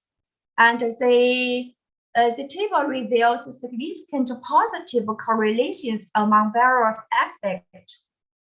And the results indicating a significant nearly relationship between the independent variables and the dependent variables. Quality data analysis, 83 reference points were created by coding 9 interview tags. This process yielded 9 initial categories, which were further refined into 15 categories. The research conclusion is the preschool learning environment moderately positive with variability, personal care activities, and interactive vary. Parent involvement consistently positive, and the safety language support related positively. Teachers excellent in child development, curriculum, and communication with variability. moderate to high achievements in interaction teaching leads first analysis, emphasize on the importance of school inspection with vary in judgment, standard frequency reporting, and feedback. Quality factors in early child and preschool education, that's teacher-child relationship, curriculum, leadership, assessment, parent involvement, and the physical environment. My recommendation is enhancing teacher competencies, focus on teaching skills and subject knowledge, offer consistent coaching and constructive feedback, foster a culture of peer learning with observation and feedback. Continuous improvement requires structured training, ongoing support, and lifelong learning. Commitment benefits children with higher quality education. That's all. Thank you. Hello. Thank you very much, Yanglu, for the presentation. Okay, Prof, over to you Yeah, kindly. yeah. Your title says, okay, Hello, good afternoon, Didi. can you hear me? Can you Yeah, I hear can. It's very clear. Yeah. Okay. Your title says about effective teaching practices in selected public preschool. Public means not publicly, that means not privately owned, but government owned, isn't it? This public preschool is a full foundation for the government. By the government, correct? By the government. Yes. Now, your study was done in urban areas or rural areas? Both of them, urban areas and rural areas, both have. You had both urban and rural. Yeah, you could have done a comparative study then. Oh, pardon? You could have done a comparative study. Okay. They're both urban and rural. You could have done a comparative study. Okay, you say about teaching practices. Have you highlighted what are the teaching practices that are good for the preschool? Interactive, personal care. Now, what I see is that you have highlighted the traits of the teacher. The teacher should be excellent in communication, should be this, should be that, should have a bachelor. But that is not the practices. These are the traits that a teacher must have, an excellent teacher must have. But what are the methods that you think is good for the preschool students? Have you highlighted that? Have you written that? The practices, one-to-one coaching, class activities, personal care. Have you written that? Yeah, from the outdoor research activities, sometimes bring them out of the class, outdoor activities, all that. These are the practices that are needed so that it then answers your question, your title. And then your recommendation. What I see, your recommendation is already implemented. They are not new recommendation. Oh. Correct. All these, whatever you recommended is already being practiced. So, but in my the research, you can recommend like use of internet, use of their computer, use of online, something like that. Yeah. The recommendation that you're given is all already being used. It's already been practiced. So it's nothing new. Okay. Okay. Okay. I understand. You mean I need to give more something that is not done yet. Combine the online, such as computer or other teaching practices. Radio, computer, TV, go on. All these are something new. But if you say bus trip, going, all that is already being practiced. Something new, something. Okay? Okay, then. Okay, I understand. Okay, thank you. Back to you, Prof. Okay, thank you so much, Prof. Thank you, Zhenglu, for the presentation. I hope you take into note what Prof has highlighted with Prof's high expertise onto this area as well, being not only a practitioner, but being more knowledgeable on this area as well. So please take into note of this information and all the best wishes. Thank you. Thank you. Okay. Now we move on to our next presenter, again from China, Zhang Shuyang. The topic is the relationship between family adaptability, cohesion, and interpersonal trust among high school students. The mediating roles of sense of coherence. Zhang Shuyang.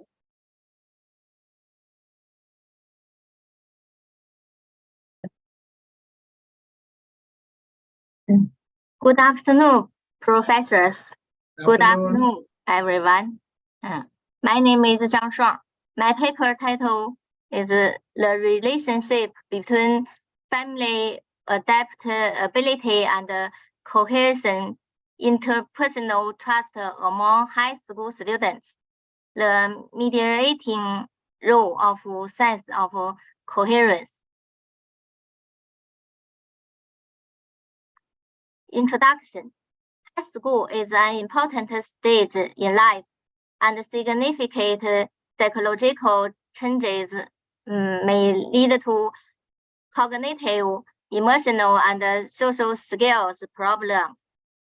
Interpersonal trust among high school students, derived from their own psychological factors or from their families, is worth exploring. Background. After the epidemic, there may be a crisis in interpersonal trust. According to a survey conducted by the China Youth Research Center on Chinese high school students, out of the 8 things that high school students generally experience distress, 5 involve interpersonal trust. 54% feel that they are not understood. 28% suffer from unfair treatment. 24% have family discord.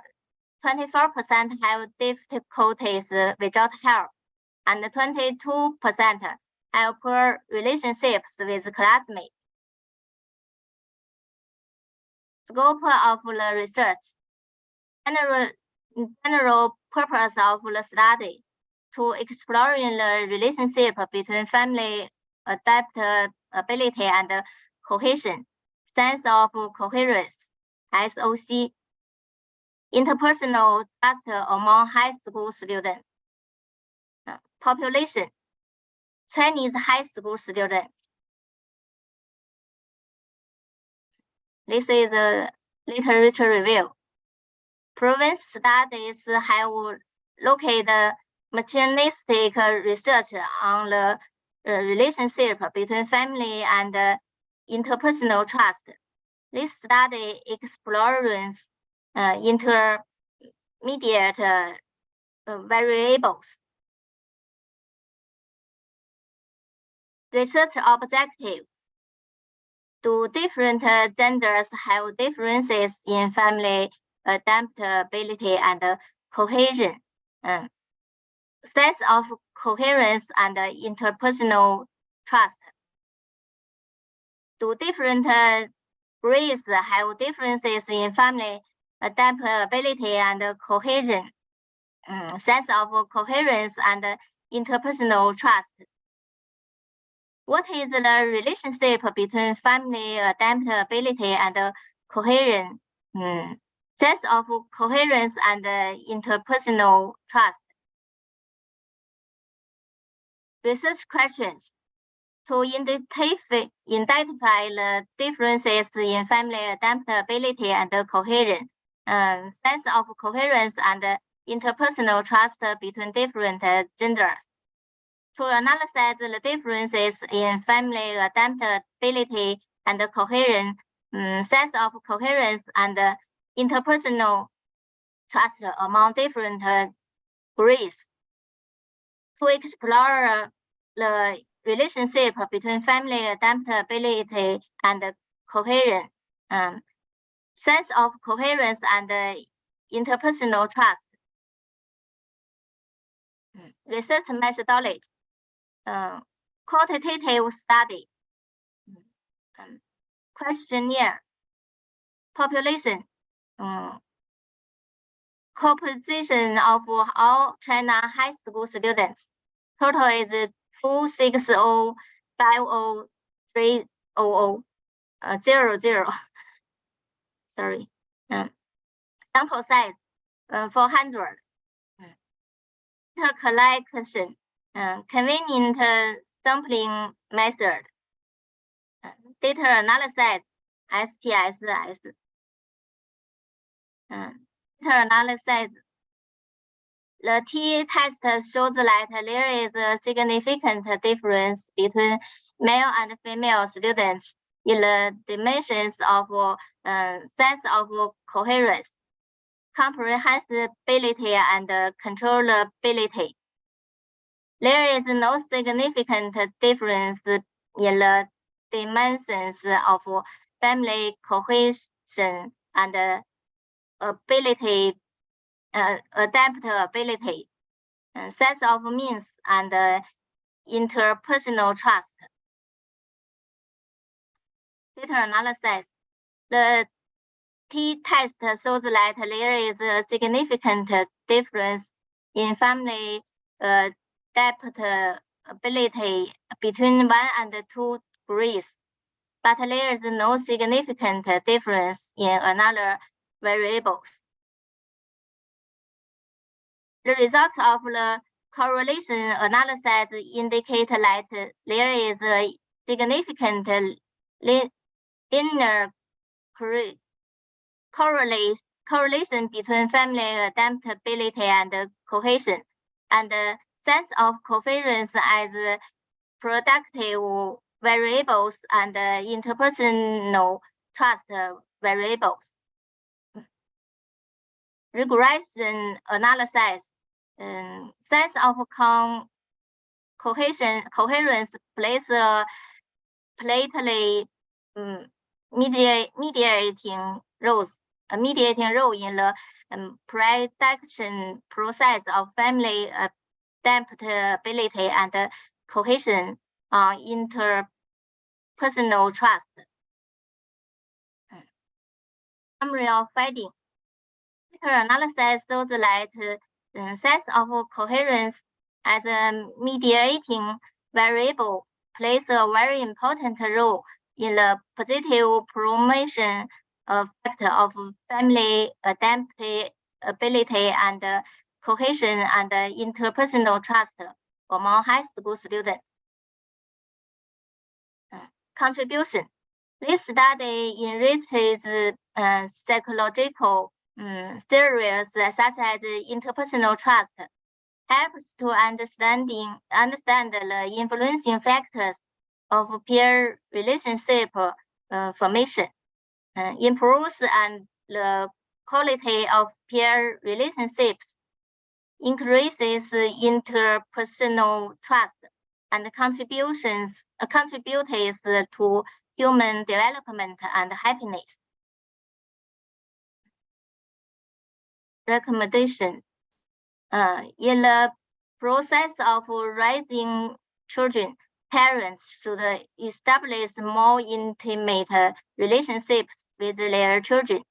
When children encounter difficulties, parents should make every effort to support them. That's all. Thank you. Thank you very much, Zhang Xuan, for the presentation. Okay, Zhang Xuan, if I may want to ask you, what is the main finding of your study? My main finding is sense of coherence as mediating variables between family adaptability and cohesion and interpersonal trust. Okay, but you should have focused the study into one province or selected province, because at the moment you are just saying, I mean, they're talking about the top title. It is about the high school student. But these high school students from where? Of course, from China, we can understand. But from which province in China? Okay. So the study becomes more specific and more aligned to your topic. Is that okay? Yeah. So you see, at the moment, you are saying the study on quality, you are saying now the relationship between family adaptability, cohesion, and interpersonal trust among high school students. From where? So that from where is missing. So if you have from where, then you can have specific information on your these three variables. Because students' cohesion relationship in Shanghai may not be same as in Guangxi, right? Because it depends on the size of the city. Is it more cosmopolitan? Is it more urban? What type of city schools you are talking about? Okay. Yeah. So this will be from my side. Anything Prof wants to add? Please, Prof. Thank you. Yeah, Prof, I totally agree. When you say the China, different culture, different climate, different setting, rural, urban will be different. Okay, so I totally agree. We must have a specific province, then your study will be more focused. And then you have said what you call adaptability, cohesion, interpersonal trust. These are three different variables you cannot combine. And then interpersonal trust, is it among the family members, or because of the cohesion, they have interpersonal trust among the students? Because your study, in one of the slides, you said 24% the students have more interpersonal trust among the students because of family cohesion and all that. So your interpersonal trust is among the family members or among their friends in high school? Number one. Number two is, you find that you said the studies had a very stark difference between high school student grade 1 and grade 2. Actually, grade 1 and grade 2, the age gap is very close. How come there is a very big difference? You mentioned that. Please check into that. If it is grade 1 and grade 5 or grade 1 and grade 4, it is acceptable. But grade 1 and grade 2, and then you find that the interpersonal trust and all that varies greatly, I think you have to check on that. Okay. That's from me, Prof. Back to you, Doctor. Thank you. Thank you. Thank you, Zhang Xuan, for the presentation. I hope you have taken note of those information and accordingly just make the final amendment to your final paper, and we move forward from that. Thank you very much.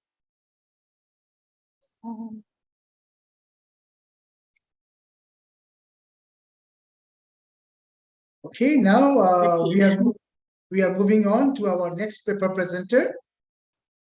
And next paper presenter will be actually residing in Malaysia, but from Nigeria.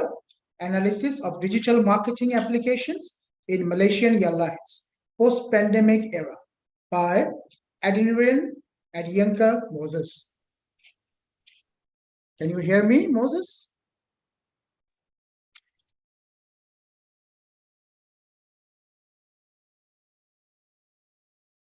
Yes, Moses, you will have 10 minutes to make the presentation and then followed up by Q&A.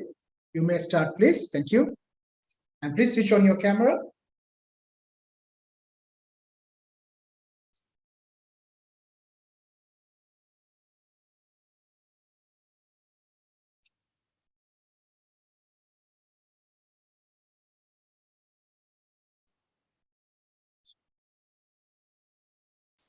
Are you able to hear me, Moses?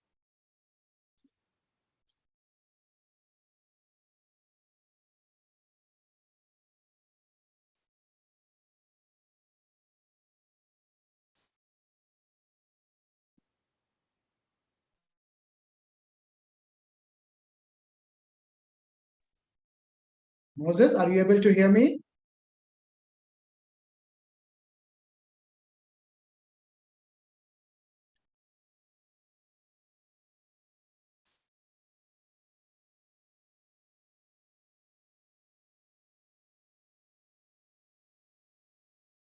Moses? Can you hear me? Yes, can hear you. Please kindly start. Kindly make a note. You have got 10 minutes to make the presentation. Thank you. All right, sir. I think pardon me for my screen. I think it's blur. It's dark, but I don't know why it's like that. But I will join also with my mobile phone there with then I can open the screen camera. Okay, fine. Please start. Thank you. Okay. So good afternoon, almost evening, everyone. Good evening, Prof. Asif and also Prof. Bipin.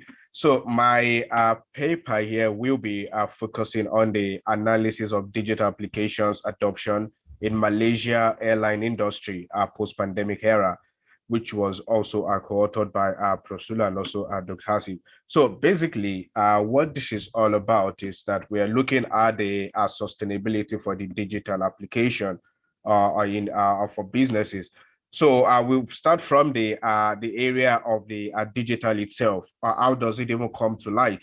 So here we have it here, like the rapid information and communication and technology advancement. It has over time revolutionized all facets of life, according to the likes of Faturazi. So obviously, global firms will continue to develop and use digital technology as a medium for marketing activities. That's part of it. Apart from that, also, we have different business functions from supply chain and procurement, from finance department, and also to customer centricity.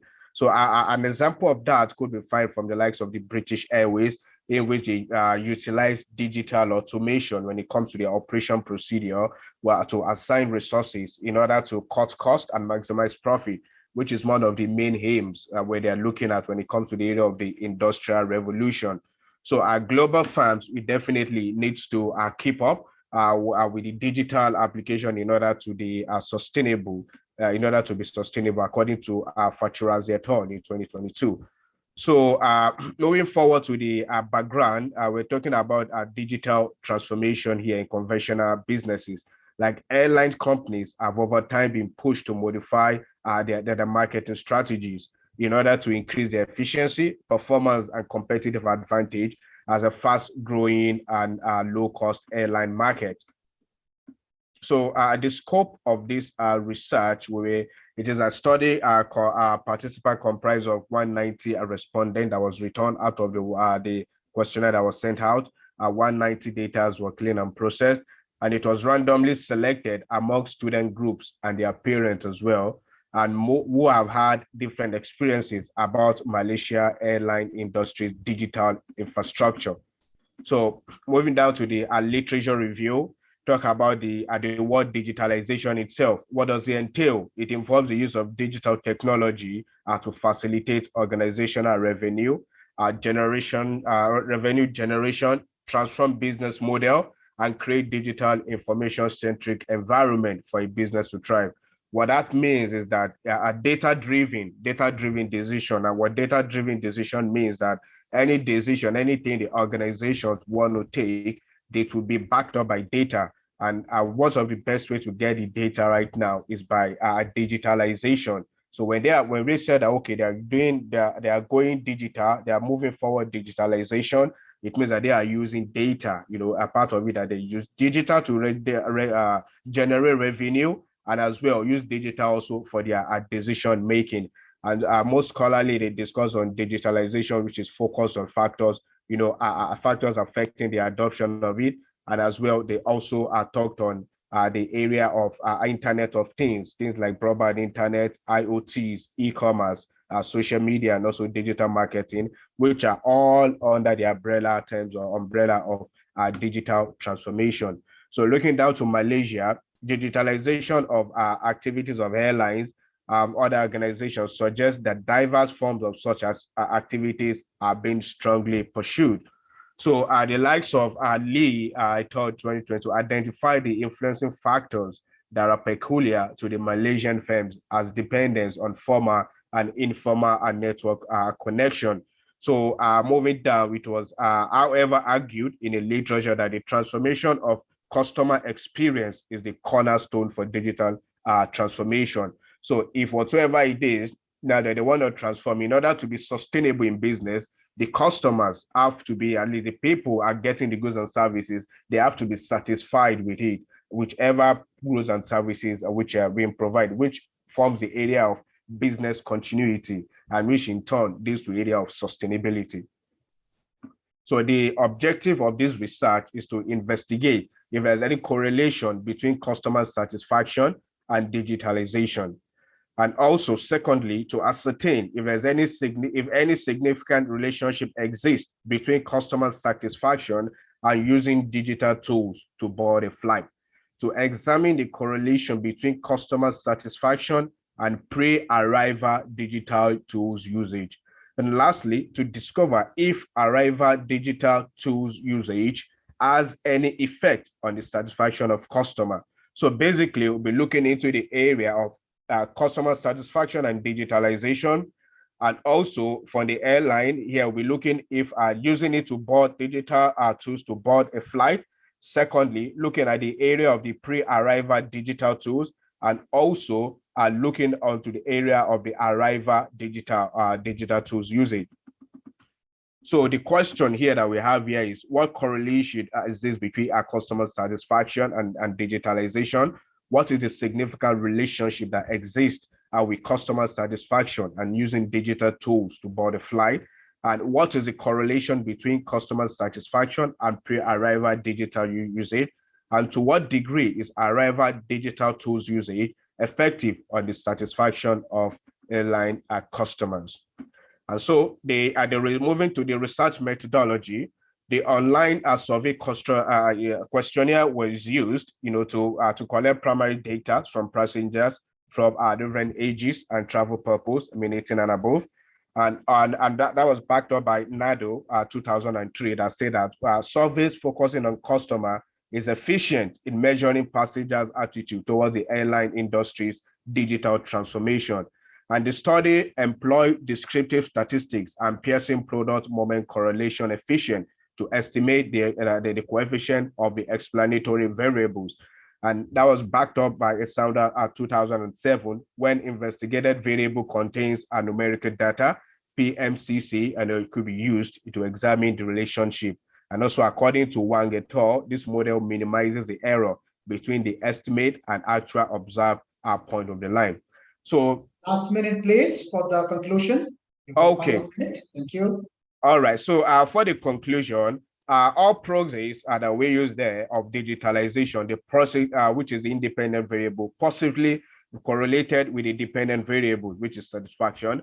And the dependent variable satisfaction has a moderately strong significant relationship with pre-arrival digital usage at a coefficient value of 0.451 and a significant p-value of 0.000. So also the dependent variable has a fairly strong significant relationship with boarding tools usage, and also the dependent variable has a poor association, which is satisfaction with arrival digital usage variable, which is arrival at a coefficient of 0.041 and significant p-value of 0.575. So the summary of the finding. The findings from the questionnaire data indicated that pre-arrival digital usage, boarding digital usage, and arrival digital tools usage have positive association with the satisfaction. And also to sum it up,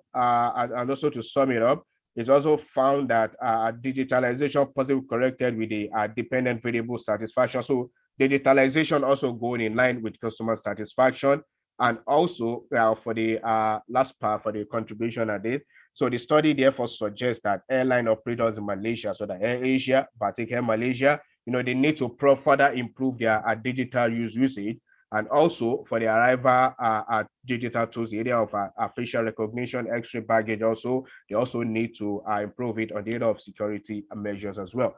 So recommendation, sustainability from this study. Sustainability also depends on customer experience, customer centric, and due to numerous difficult truths from workflow process and transformation from basic to technical operation. It is essential to to optimize also the finance department, as it also includes the customer payment habit. And also when it comes to the ticketing also, so passengers could plan digitally time of the year, could help them cut costs.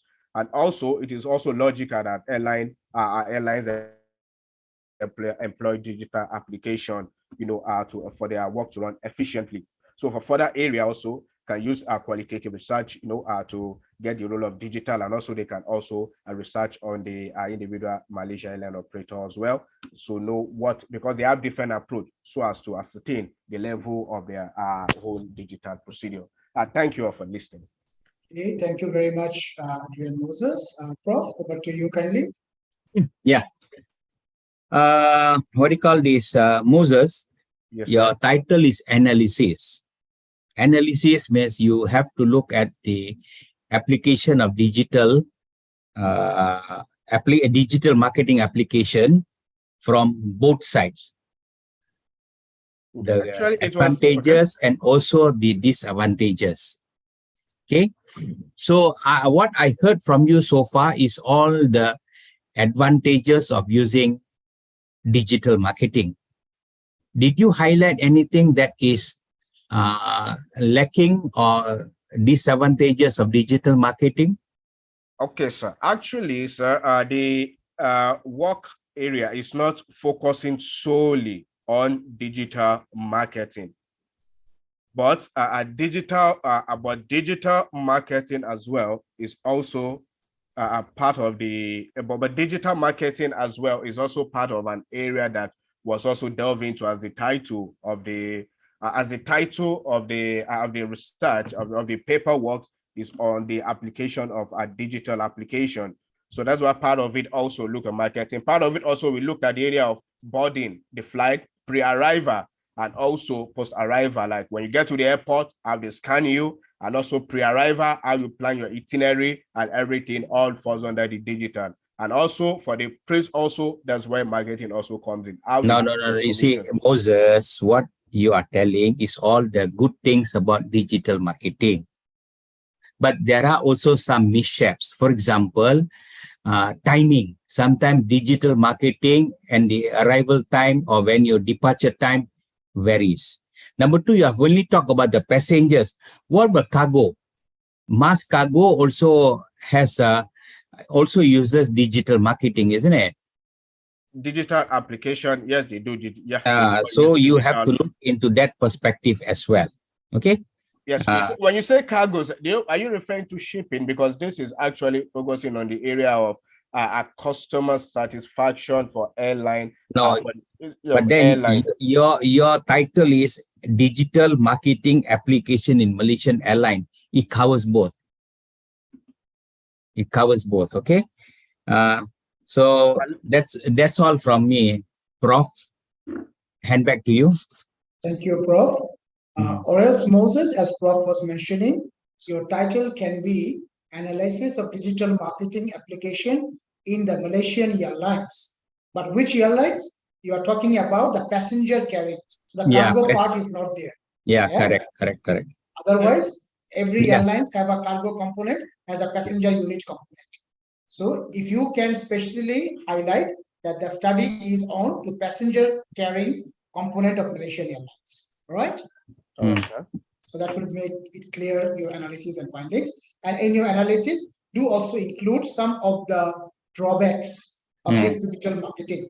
As you were saying, analysis, as Prof was mentioning, it must be both the good and bad sides, right? And then you draw up a conclusion, summarizing. So what is your main finding out of that? Okay. Yes, sir. All those, yes, sir, I understood that. And most of all these things, they are made mention in the main body of the work, on the main body of the work. But however, as you said, because the paper title in which I said it was Analysis of Digital Application Adoption in Malaysian Airline Industry. So with that, I will, like you said, I will rearrange the title in which you have here, because that's what I have here is Malaysia Airline Industry, focusing on passengers, airline passengers carrier. Okay, thank you very much. Thank you, sir. Thank you. Okay, we have come down to our final 3 papers for the day. Now from Malaysia, we move on to Zimbabwe one more time. Assessing Fourth Industrial Revolution, 4IR, skills necessary in sustaining education 5.0 in Zimbabwe's higher education sector. A case of Chinoy University of Technology to be presented by Chinofunga Shekmo. Over to you, Chinofunga. You may start presenting and start the video, please. Thank you. Thank you, Prof. Confirm that I'm audible. Yes, you are audible, but not visible. Yes. You may switch on your camera. Let me. So I can put you in the spotlight. Right. Confirm that my screen is now visible. Yes, but you are not visible.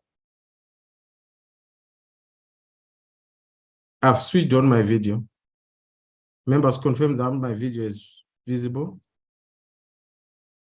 Okay, it is visible, Chinofunga. Yeah. Please, you can start. It's okay. Thank you so much, Prof. My paper title is Assessing the Fourth Industrial Revolution, 4IR skills necessary in sustaining education 5.0 in Zimbabwe higher education. Right. You know very well that the Fourth Industrial Revolution is an era that has brought new approaches to education, and there is a total shift to scientific and technical growth, which has always been the engine for economic progress, influencing the possibilities of social and communicative connections in a society. So this revolution is coming at a time when Zimbabwe has just launched a new government that has come up with a new doctrine, which is called the Heritage-Based Education 5.0. And with this, we are looking to modernize Zimbabwe to be a middle-income economy. And this Education 5.0 is a doctrine that has got innovation and industrialization as new clusters. Previously, it was Education 3.0, which was centered on teaching, learning, and research community service. So they've since added through other dimensions, the innovation and the industrialization dimension. So in light of this, we discover that worldwide, the global education technology market is expected to grow at a compound annual growth of 17%. And between 2021 and 2025. And this demand is demonstrative of more of digital content that has been unveiled to the teaching community. I'll go straight to the scope of this research. This research focuses on the intersection of the Fourth Industrial Revolution and heritage-based education 5.0 in Zimbabwe, specifically within the higher education sector at Chinhoyi University of Technology. On the literature review, we dissected sustainable development goals, 17 of them, and these are well known. We looked at the African Union Agenda and Zimbabwe's NDS1, which is the National Development Strategy 1, but in light of education, where if you look at the global sustainable development goals, they are just meant to make the world a better place. The same happens with African perspective. It's about the Africa we want. And then if you look at Zimbabwe, it's drawing its mandate from these SDGs. So for this to be realized, the SDGs, the African Union Agenda, and the Zimbabwean NDS1, education has to drive everything. And what is happening is they've just introduced this Education 5.0 with these 3 clusters. So we have had to review literature on the nature of 4IR itself. What is 4IR all about? 4IR and what skills are necessary for us to drive this fourth industrial revolution in light of Education 5.0. This is the literature that we reviewed, and the literature now is informed by 2 theories, the technological determinism and human capital theory. All these, if you look at these theories, you discover that these theories are all about technological advancements and innovations that shape society. Technological advancements, you look at the technological determinism, you look at the fourth industrial revolution, if you look at the human capital theory by Beckers, it's all about how individuals and societies can be made to adapt to fourth industrial revolution technologies. So the research objectives of this research were to establish the nature of the 4IR, and then to determine the skills that are important in lecturing staff to utilize 4IR technologies, then to establish the extent to which the 4IR technologies are being used by lecturers, and then to recommend strategies for lecturers to diffuse 4IR in light of Education 5.0.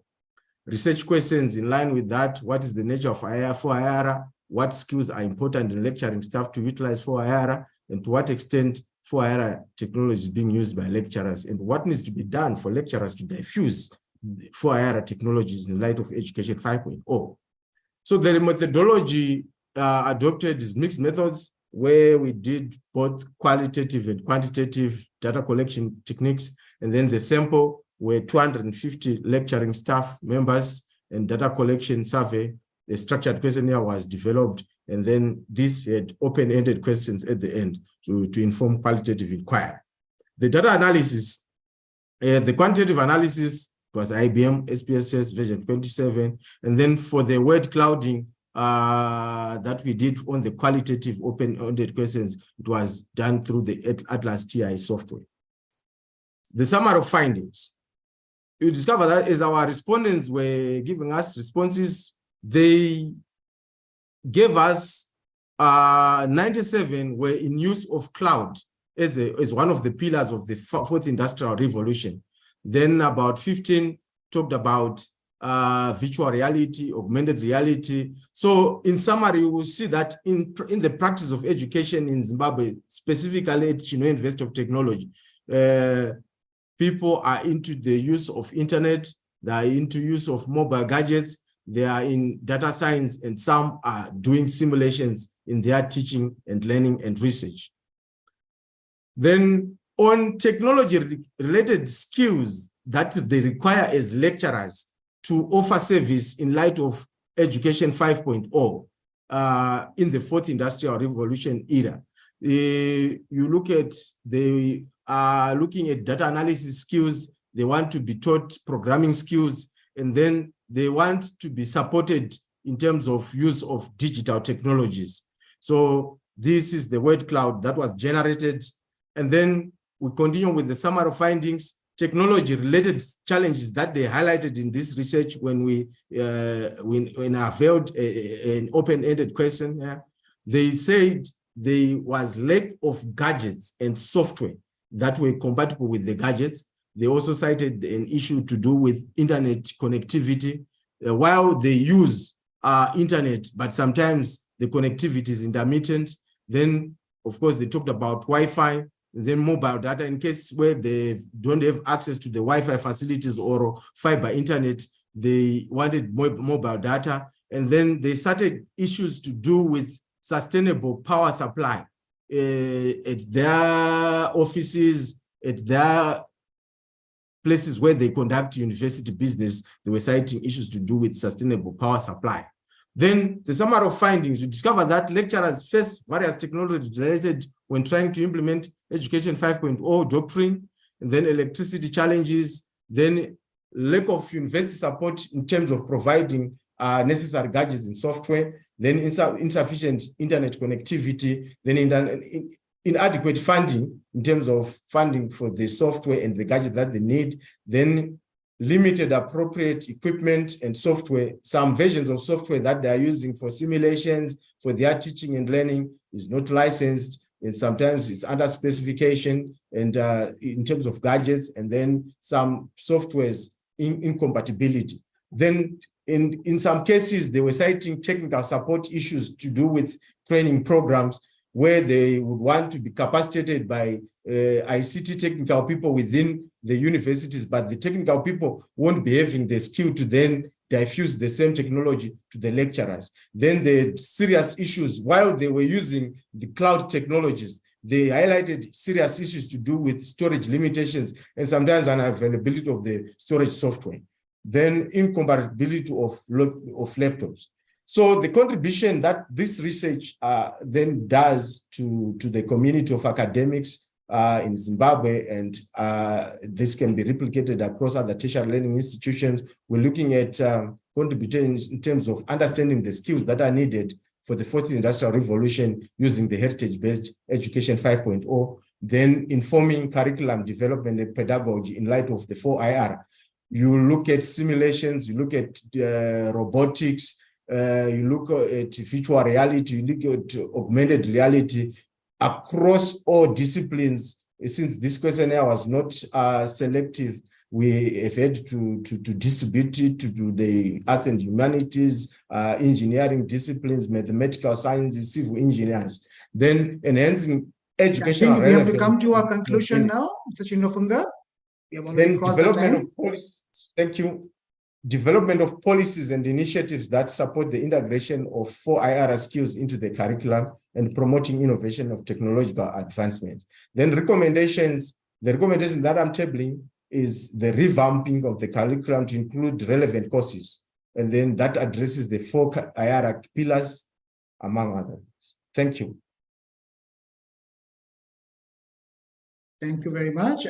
What do you, Prof? Yeah. Thank you. It was technical, and I'm not a master of IT, but whatever I know and attended, do you think it is necessary for lecturers to have IR 5.0 when 4.0 is already good enough for them to be efficient and effective in their teaching and research?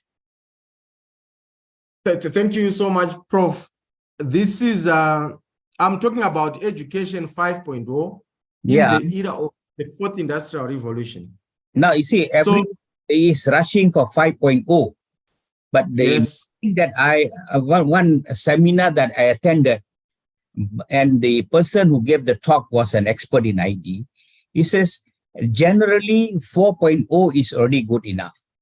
5.0, he says, he was telling, this is not my view, he said the platform is not as wide as 4.0. And he says, it is not necessary that everyone must adopt 5.0. He said 4.0 is also good enough. So what is your opinion? Thank you. The fourth industrial revolution is about robotics, is about simulations, about cybersecurity, is about data science.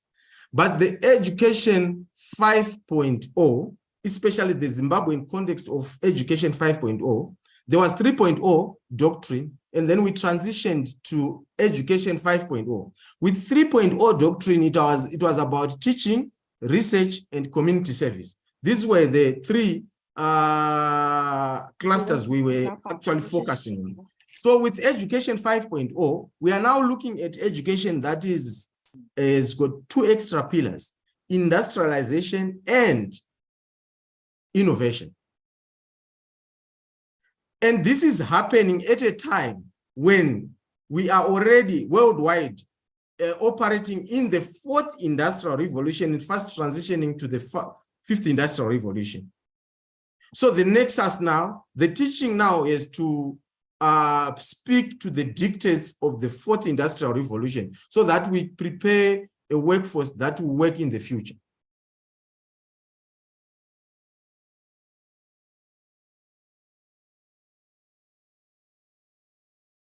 Prof, you are not audible.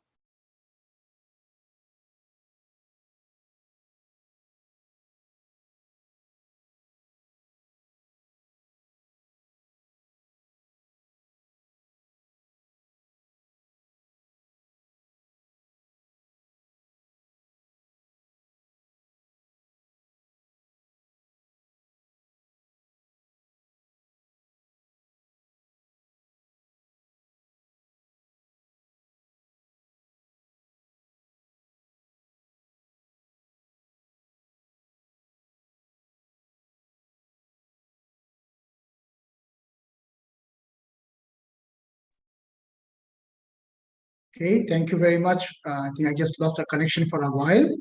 Thank you, Shinofunga, for the presentation, and I hope to see you very soon in Malaysia. Okay, and Yes, Prof. yes, I look forward to seeing you.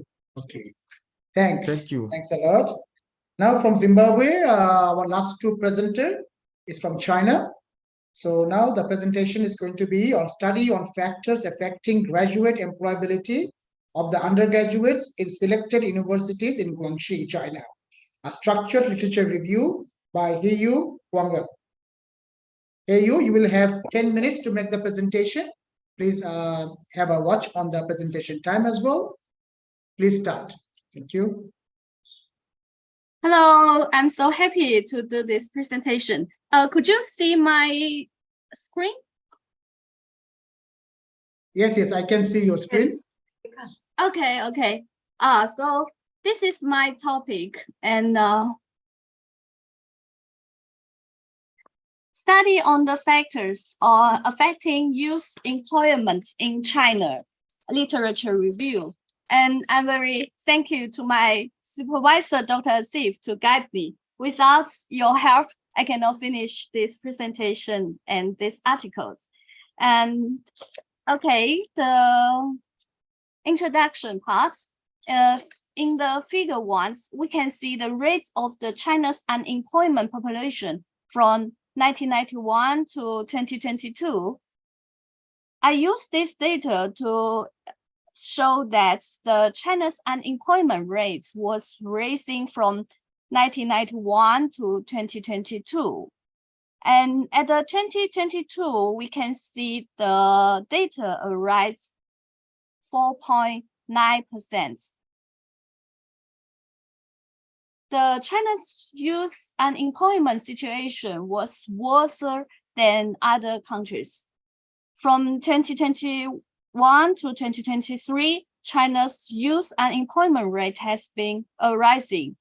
For example, in 2021, the number is 15.4%. In 2022, the number arrives at 19.9%.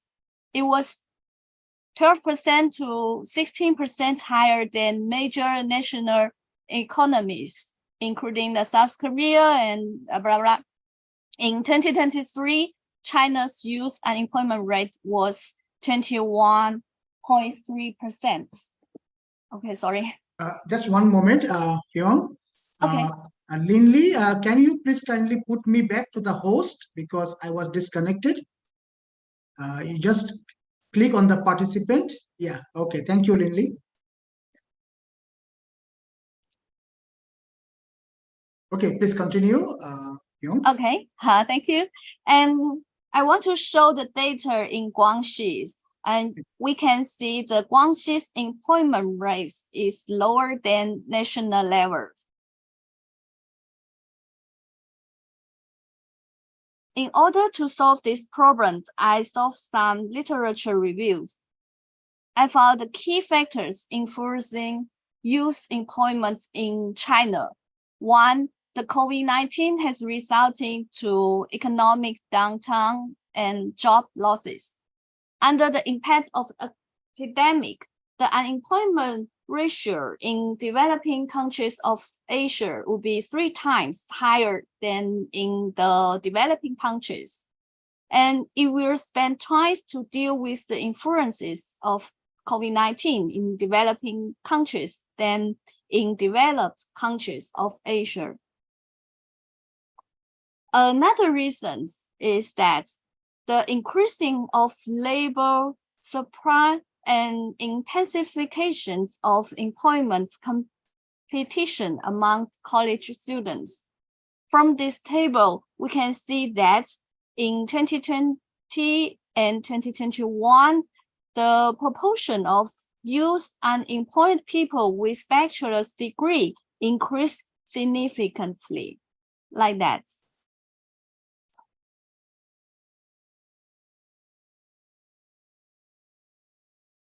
Oh, sorry.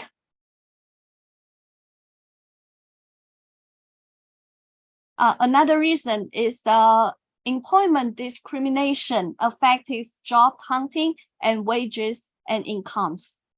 For instance, in 2022, 61.2% women were asked about their marital and childbearing status when looking for jobs. This is according to the survey by China's Zhilian Recruitment Network. So that was indications that women in China were on the rise in terms of employment discrimination. The fourth reason is low graduate employability in China. The graduate employability has been focused from many nations. For example, China's governments also pay attention to graduates' employment because of the importance of this issue. However, in the Global University Employability Ranking 2019 to 2020, China has only 10 universities in the top 250, compared with 52 universities in the United States. Guangxi has no university in the world's top 250. Another reason is the volunteer turnover. In this table, we can see the turnover accounting for more than 25% unemployment in both 2019 and 2020.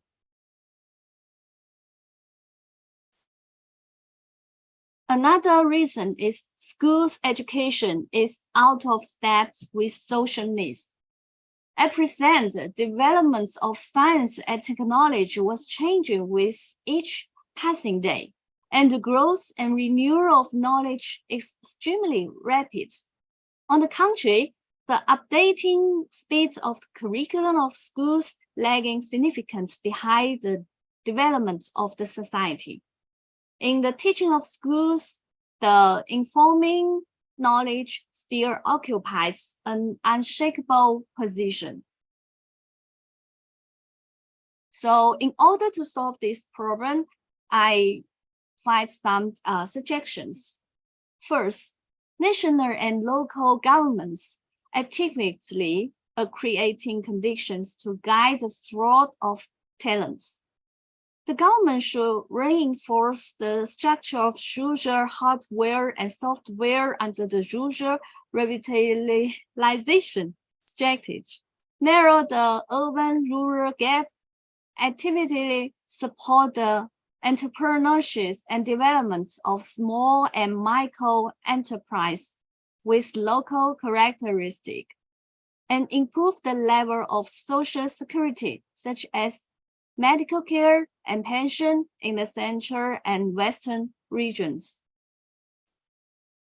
The other suggestions is strengthening school enterprise cooperation and flexibly setting up micro courses for employment-oriented skills. Subject education in universities need to be recognized by the state, so the addition or adjustments of professional disciplines must be approved at various levels, which has a certain lag compared with the rapidly changing social demands of employment.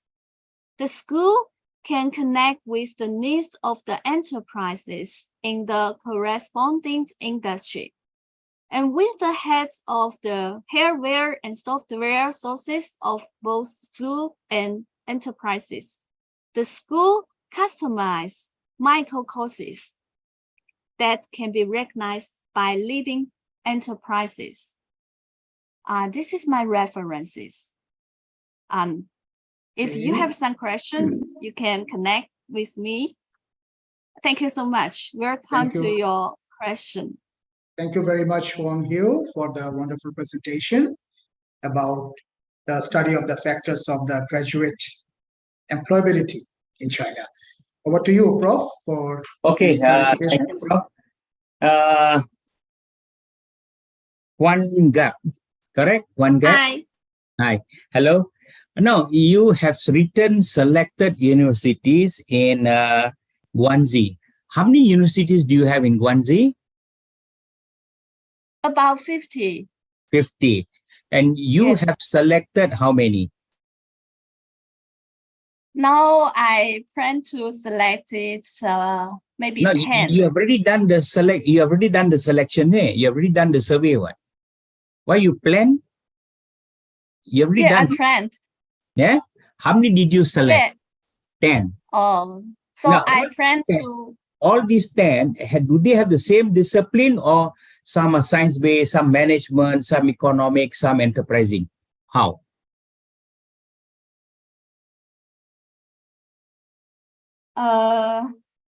I think I can do some like the interview, or you No, mean you are how not can I find some understanding the suggestions? question. Or No, no, sorry, no. sorry. No, What because professor is asking you that the 10 universities that you have selected, are they all in the same background, or they are different background university? Different background university. See. so if different background, do you think the unemployability will be the same in all the universities, or it will be different? So you mean in different university, they have a different unemployment rates? Graduates from University A and the graduate from University B, are their chances same or different chances for employability? Sorry, maybe I'm not understanding very well. Okay. Have you done a survey of these 10 universities? Have you named these 10 universities? So have No. I surveyed some university now? No. You see, what you have done, I saw, was the comparative study of the gender, comparative study of the age, comparative study of those who leave, turnover, and all that. But that has, how did you relate that with the universities? Because you are talking about what do you call your graduate employability at the universities. So what you should have done is focus on these 10 universities, look at their graduate employability opportunities. Okay. Then maybe 5 of the universities are in rural areas, 5 are in the urban areas. You make a comparative study of these 10 universities, you will get a better answer. Then you will be more focused. Your factors, but then you know the factors. Okay. Thank you. Thank you for your Thank suggestions. you, Prof. Thank you. So the outcome is, once you make a comparative study, because these 10 selected universities comes with different background, right?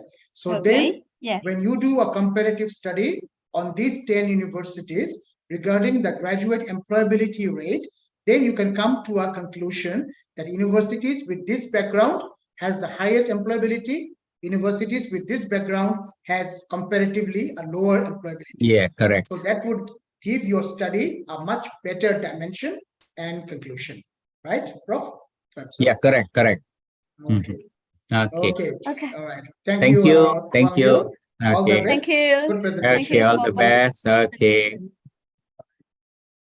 So now we have come up to our last presentation for today and for the academic paper.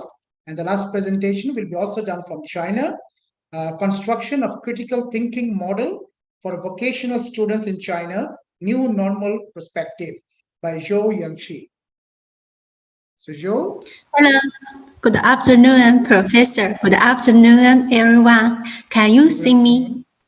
Yes, I think so. We can see you. Yes, can you perfectly. see my PPT? Can see your PPT as well. Please start the presentation. Okay. My name is Zhou Yanxi. I am master, and my paper title is Construction of a Critical Thinking Model for Vocational Students in China, New Normal Perspective. Country Sichuan Province in China. Co-author Dr. Rohini, Professor Rohini. Now move to introduction. It is essential for higher vocational students in China to develop their critical thinking skills. These skills are crucial not only for academic success, but also for professional advancement and social impact.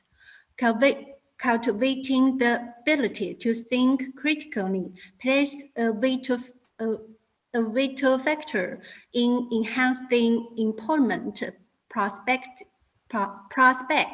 and fostering innovative capabilities. By only these skills, vocational students can improve their capabilities for innovation and increase their competitiveness in today's job market. Moreover, possessing strong critical thinking abilities empower students to effectively solve problems in information society. In today's society, critical thinking has been acknowledged as a fundamental skill for employment. Academic research consistently shows that students with strong critical thinking skills tend to perform better academically. Additionally, this skill enhances communication, creativity, problem-solving ability, and teamwork proficiency. Background. I choose the critical demand from the World Economic Forum in 2020 RAC. The demand for critical skill as a top skill among the companies served worldwide, and through analyze the global skill demand from the national perspective. China ranks fifth in terms of demand for critical thinking skill. From this perspective of the education industry, the demand for critical thinking skill ranks second. According to the 2022 employability report by MYCOS in China, the vocational student rank seventh in terms of demand for critical thinking skills, which is lower compared to the global demand, China's overall demand, and the demand from the education industry for critical thinking skills in the labor market. This situation is unfavorable for the career development of vocational students. Scope of the research. The scope of this study on construction of a critical thinking model for vocational students in China New Normal Perspective encompasses the following aspects. One, the reality of a society need for critical thinking. Critical thinking measures. Key factors influence critical thinking and recommendations. Literature review. Therefore, literature review is all about 4 factors. This first one is information literacy. This is my findings.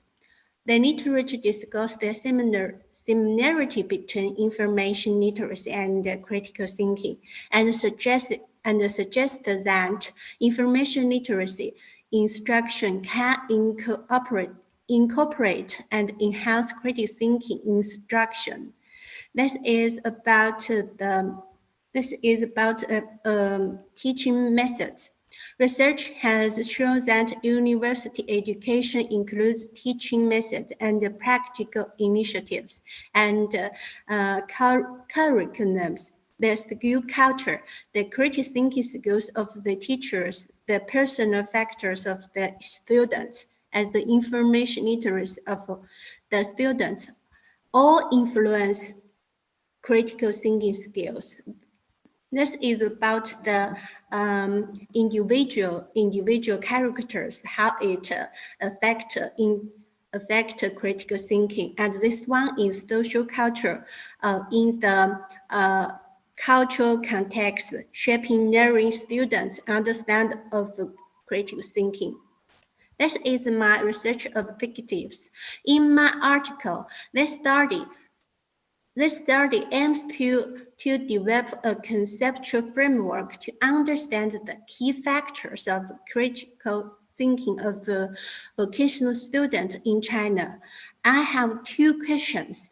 What are key factors of critical thinking? What is the relationship between these factors related to critical thinking?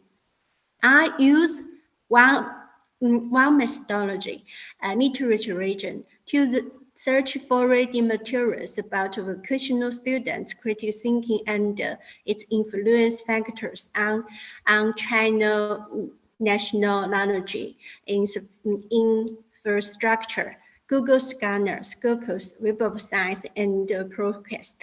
And I use literature analysis, a comprehensive examination of the academic literature, including research articles, conference papers, and reports regarding critical thinking was undertaken.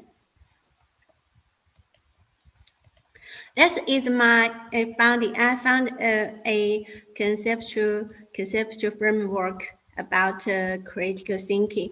These are the four factors.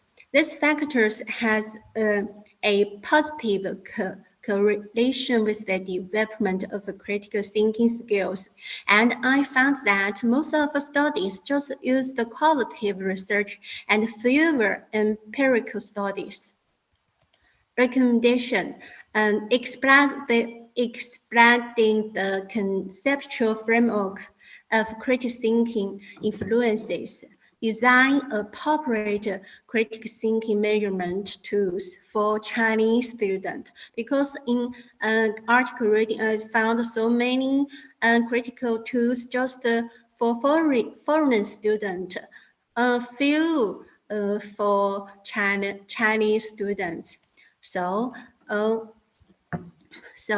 I hope designing appropriate critical thinking measurement tools for Chinese students and design a reasonable curriculum system for developing critical thinking based on the influence factors, increasing the attention of policymakers and university administrators to the development of critical thinking in vocational education students. This is my conclusion and contribution. This study presents a framework outlining key factors that shape critical thinking in vocational students, just like social cultural element, teaching approaches, individual characteristic, and information literacy. The conceptual model and possible outcome will help us better understand the main factors of vocational students' critical thinking and the impact of job seeking, which will prove implications for scholars and policymakers in this field. This framework is foundation for an upcoming empirical investigation aiming to delve deeper into these determinants. The paper sheds light on the current research landscapes, pinpointing areas needs further exploration. Thank you, that's all. Thank you very much for the presentation, Zhou Yangxi. Okay, Prof. Yeah. Your comment? Yeah, my first question is, why you chose only vocational schools? Because in China we have a policy called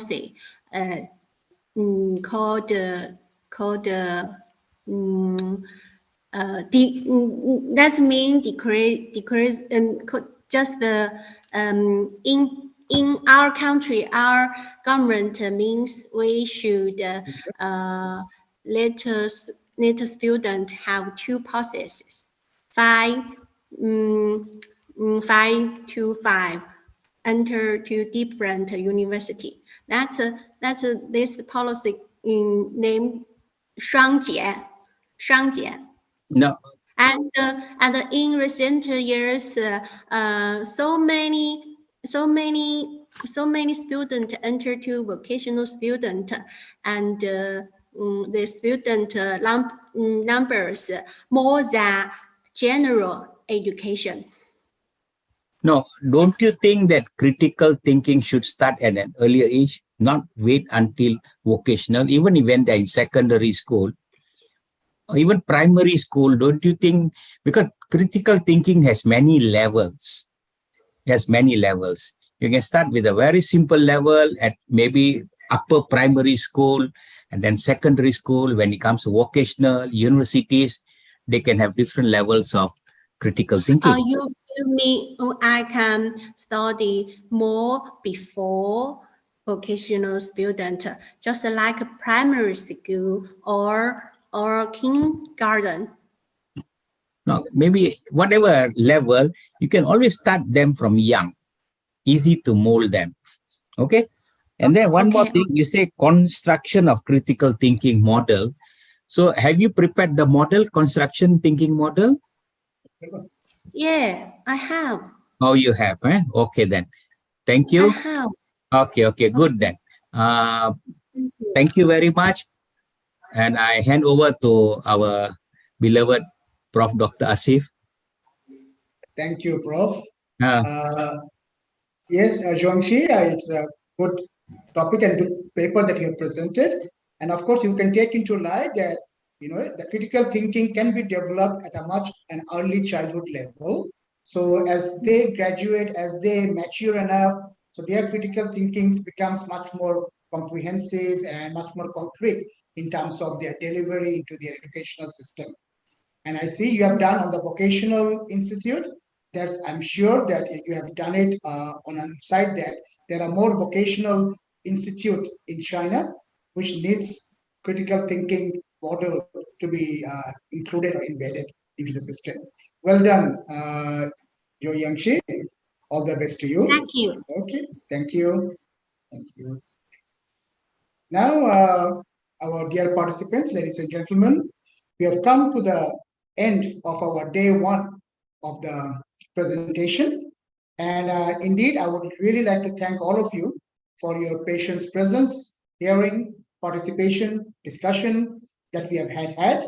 And indeed, if I just want to summarize for today's presentation, we had a 5.5 hour of marathon presentation, which means 330 minutes of academic presentations. And the presentations were done for 18 academic papers, and with 1 welcome speech and 1 keynote speech as well. And currently, we had 10 countries presenters today in our presentation. And this presentation on the International Conference on Business Management and Entrepreneurship, today on the track of digital business implication and the social and psychological dimension of it, have seen papers like online program, the business risk fraud, the live streaming and e-commerce. Then we had fintech in online tourism. We had sustainable digital business, financing tech-based SMEs, rural e-commerce development. We had website marketing, mobile phone addiction. Then we had quality of preschool education, education 5.0. We then talk about the graduate employability. And to end for today, we had the critical thinking model. So it was really a good day of presentation, and I'm sure we have learned a lot from all the presenters. And my dear participants, I'm sure you have also enjoyed today's presentation and the conference. As I mentioned to you earlier, this is the 10th international conference from us, from the Binary. And definitely, I'm sure you have enjoyed the conference as much as I have loved to host this conference as well. And I really thank all our team management, our Center of Management, our Asia Center for Entrepreneurship, who has organized this program from the Binary University. And of course, do not forget, tomorrow we start back again the same time at 12:30 Malaysian Standard Time. And we will have 14 more, I would say, very exciting papers coming up, 14 more to be presented again from different part of the globe. And you will also enjoy these presentations as well. And today, the program was also live on the YouTube. Later on, I'll share with you the YouTube link so that you can go back and listen back to your own presentation where it was there. And all the best to you. Thank you for joining with us. I'll see you tomorrow. Happy researching and happy development for all of us. Thank you, Prof, for your being a panelist today and with the insightful information. Good night and have a blessed day. Thank you. Thank you. Thank you all. Thank you. Thank you. Bye. Thank you. Thank you, Professor. Thank you. Thank you, Dr. Asif. Thank you. Thank you. Most you, welcome. Dr. Asif. See you tomorrow, inshallah. Yeah, thank Okay, you. see you. Bye. See you tomorrow. See you. Yes, See you tomorrow, Professor. See you Okay. tomorrow. Yes, we'll Bye. see you tomorrow. Thank you. Thank you. Thank you. Thank you. Bye bye. Bye-bye.